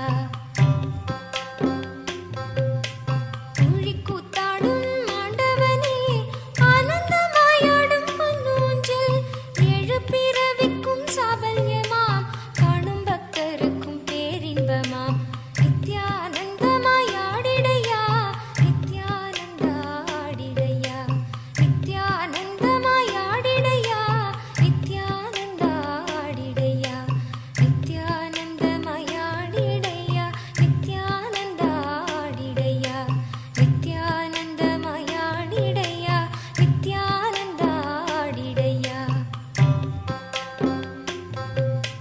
பிரபஞ்ச சக்தி பொன்னூஞ்சலில் பிரமிக்கும் பக்தரும் முந்தன் முன்னில் பறித்திடுகவும் ஒளிக்குள் எம்மை இன்று பிரிந்தாலும் இல்லை மறுமை நித்யானந்தமாய் ஆடிடையா நித்யானந்தா ஆடிடையா நித்யானந்தமாய் ஆடிடையா நித்யானந்தா ஆடிடையா நித்யானந்தமாய் ஆடிடையா நித்யானந்தா ஆடிடையா நித்யானந்தமாய் ஆடிடையா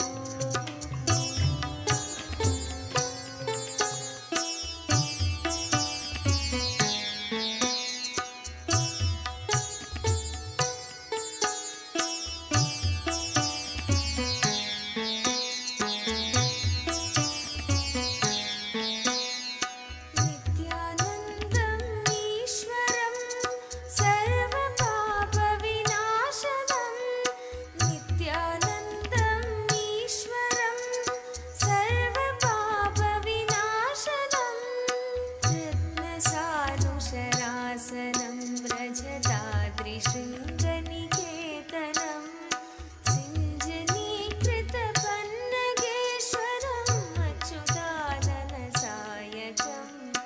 रत्नसानुशरासनं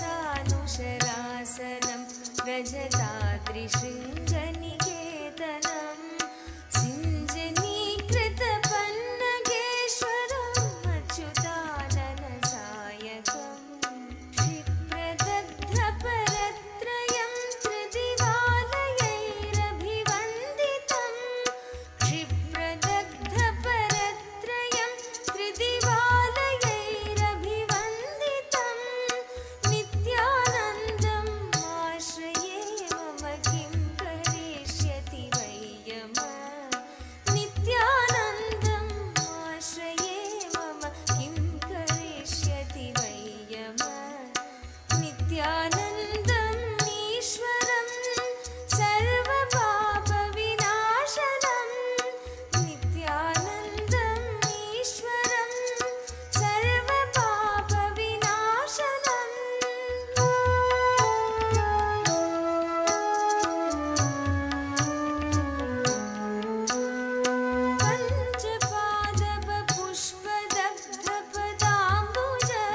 पञ्चपादपपुष्पदग्धपदाम्बुजद्वयशोभितं भाललोचनजातपावक दग्धमन्मथविग्रहम्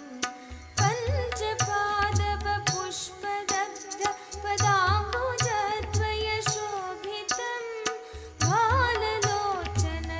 भाललोचनजातपावक दग्धमन्मथविग्रहम् भस्मदिग्धकलेबरं भवनाशनं भवमव्ययम् भस्मदिग्धकलेबरं भवनाशनं भवमव्ययम् नित्यानन्दम् आश्रये मम किं करिष्यति वै यमः नित्यानन्दम् आश्रये मम किं करिष्यति वै यमः नित्यानन्दम् ईश्वरं सर्वपापविनाशनं नित्यानन्दम् ईश्वरं सर्वपापविनाशनम्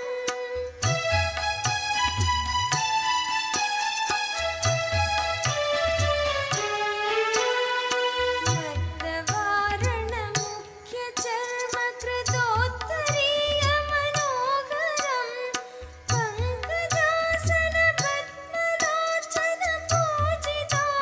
पङ्कजासनपद्मलोचनपूजिताङ्घ्रिसरोरुहं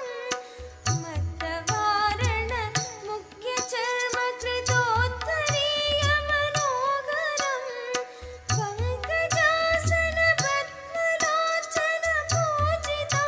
पङ्कजासनपद्मलोचनपूजिताङ्घ्रिसरोरुहं देवसिन्धुतरङ्गशीकर सिक्तशुभ्रजटाधरं नित्यानन्दम् आश्रये मम किं करिष्यति वै यमः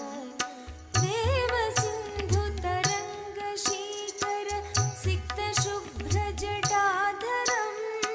नित्यानन्दम् आश्रये मम किं करिष्यति वै यमः नित्यानन्दम् ईश्वरं सर्वपापविनाशनं नित्यानन्दम् ईश्वरं सर्वपापविनाशनम्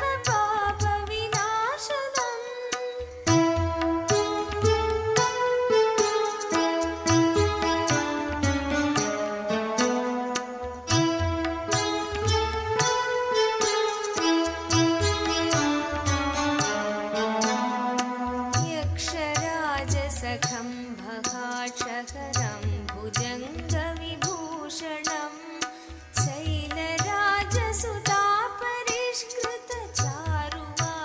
शैलराजसुतापरिष्कृतचारुवामकलेभरं यक्षराजसखं बहाक्षकरं भुजङ्गविभूषणं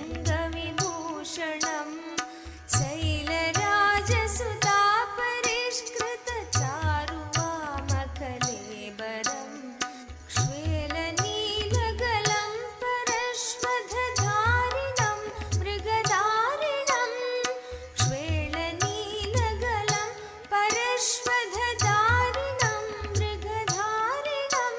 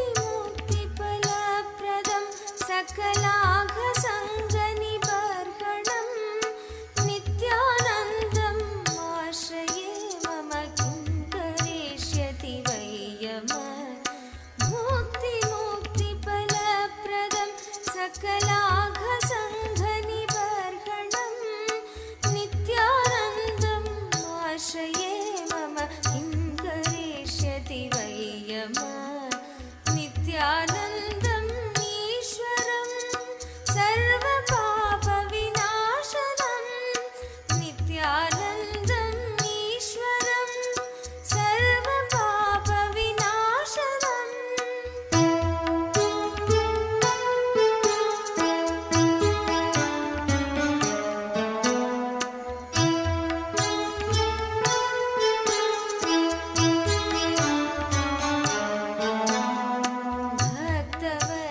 भक्तवत्सलमर्चितं निधिमक्षयं हरिदम्बरं सर्वभूतपतिं परात्परमप्रमेयमनूत्तमं भक्तवत्सलमर्चितं निधिमक्षयं हरिदम्बरं सर्वभूतपतिं परात्परमप्रमेयमनूत्तमम्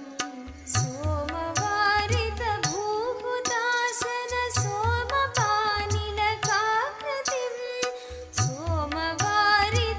सोमवारितभूहुतासन सोमपानिलकाकृतिं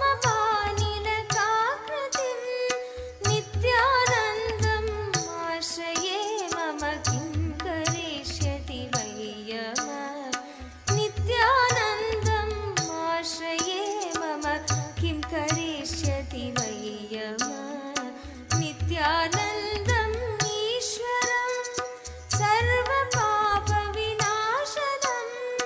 नित्यानन्दम् ईश्वरं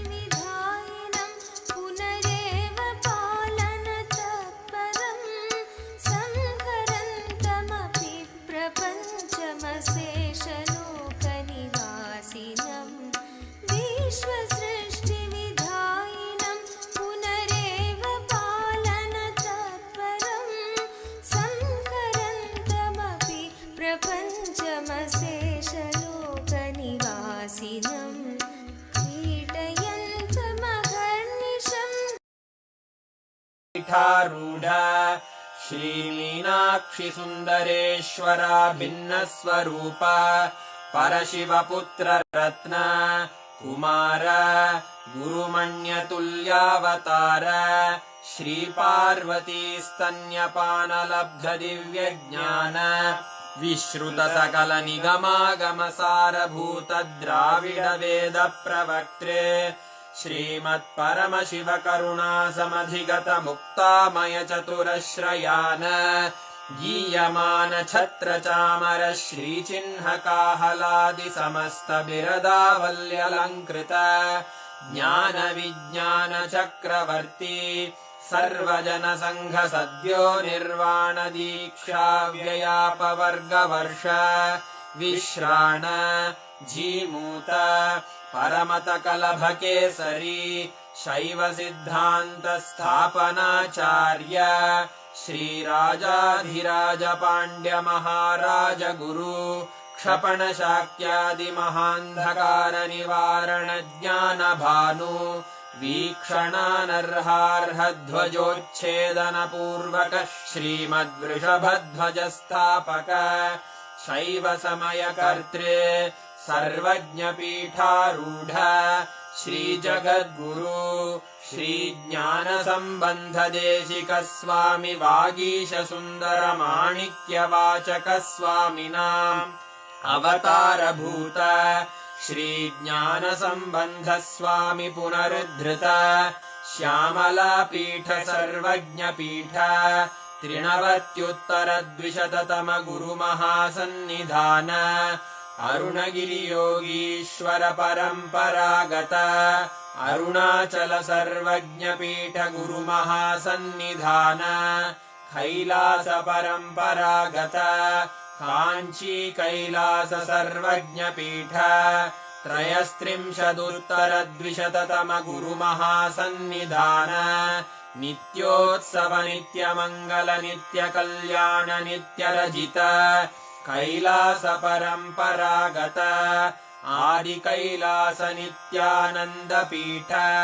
महासंस्थान महासिंहासनपीठकर्तः साक्षात् श्रीपरमशिव समुद्भूत कैलास परम्परागत वैवस्वतमनु इक्ष्वाकु हरिश्चन्द्र भगीरथ श्रीरामचन्द्र शूरसेन इत्यादि अनवच्छिन्न सार्वभौम चक्रवर्ति परम्परागत चतुष्षष्टि योगिनी मण्डित चतुष्षष्टि सम्प्रदाय प्रवर्तक मनुधर्म शासन सूर्यवंश प्राप्त सर्वज्ञपीठ सुराङ्गि साम्राज्य मूर्धाभिषिक्त चूडामणे साक्षात् श्री परमशिव समुद्भूत कपिल महागुरु पुनरुद्धृत महानिर्वाणिपीठ अष्टोत्तर सहस्र श्री महामण्डलेश्वर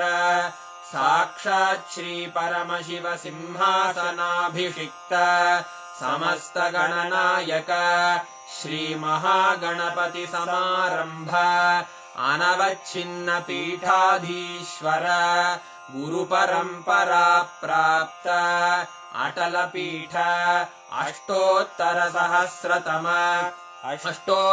सहस्र श्री अटल पीठाधीश्वर धर्म मुक्ति स्वर्गपुर स्वर्ण पीठ त्रयोविंश गुरु महासन्निधान कैलास परम्परागत आदिपीठ सर्वज्ञ पीठ जगद्गुरो श्री कैलास पुनरुद्धारक श्री कैलास परमाचार्य श्रीमत्परमहंस परिव्राजकाचार्य वर्य सच्चिदानंद प्रणव स्वरूप श्रोत्रिय ब्रह्मनिष्ठ श्रीमज्जगद्गुरु श्रील श्री भगवत् श्री नित्यानंद परमशिव श्री ज्ञान संबंध देशिक परमाचार्य स्वामिन् अत्रागत्य परिपाल्य च अस्मान् विज्ञान वितरणेन विजयी भव जय जय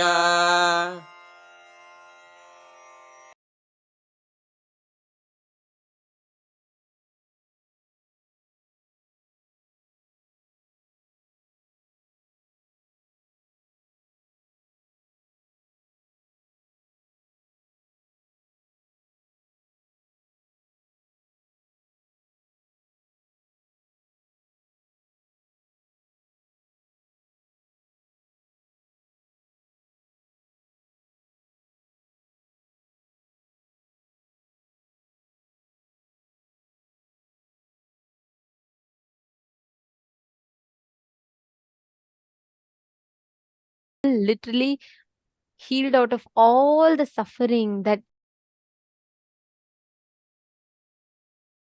actually today, just by manifesting this power, the ability to consciously sculpt your body, the ability to consciously heal yourself, the power of body scanning, you will see how the whole experience starts happening and you will be able to find the manifesting of powers a lot more easier right after this one simple wow.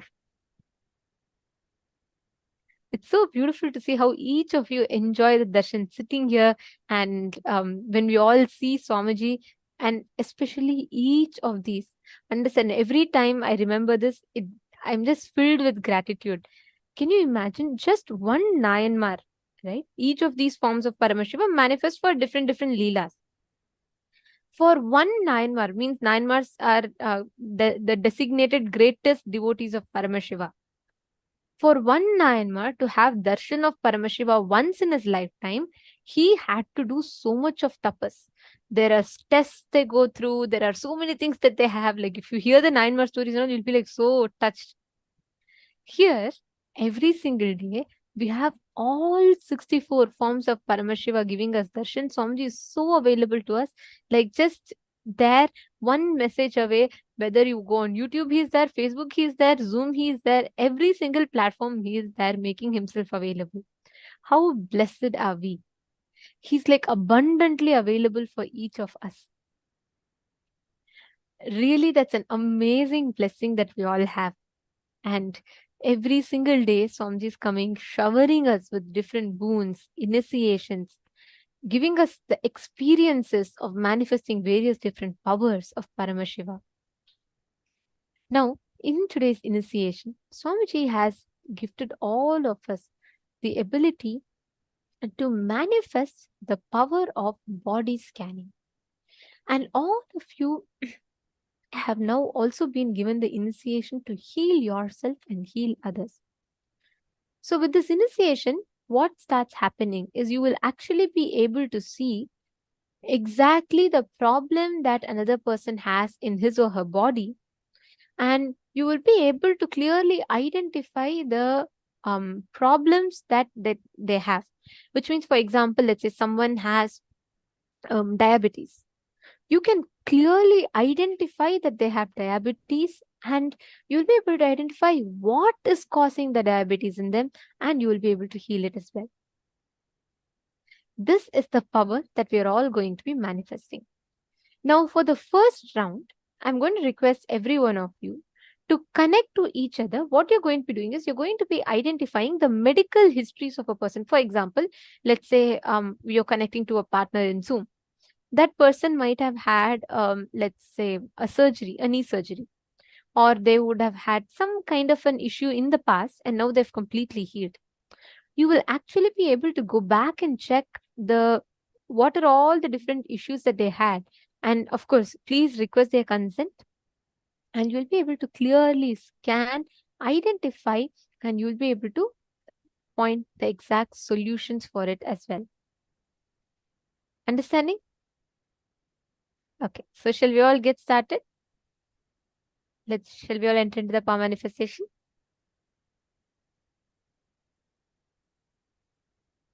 Nithyanandam, Kannanaya, and Ma Omilia, both of you also can just manifest. Manifest with anyone that is there around you. Even if you have a partner, or even if you have some family members that's willing to volunteer, you can explain to them always that, you're just trying for the first time. I request every one of you here to please post in the chat now and connect to a partner. Yes, Masuda Dandapani is there.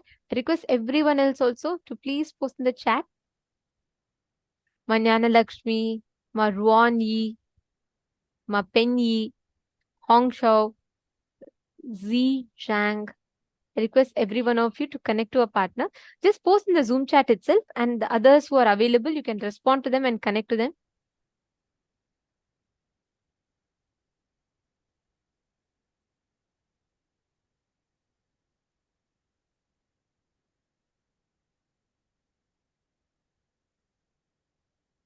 Yes.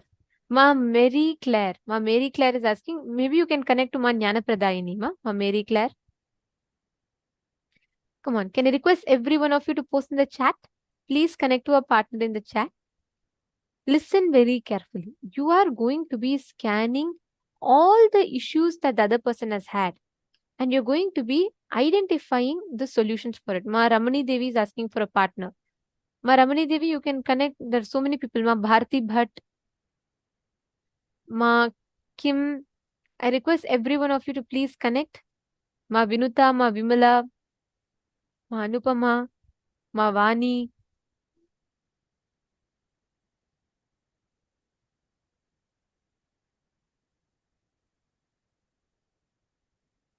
Ma Ganga Priya is asking, can I request every one of you to please proactively participate? Please post in the chat. Ma Prema Tavasi, maybe Ma Shraddha Rupa, you could connect with her. Ma Prema Tavasi is there. Ma Ananda Gora Shiva Shakti, Ma Nitya Naresha,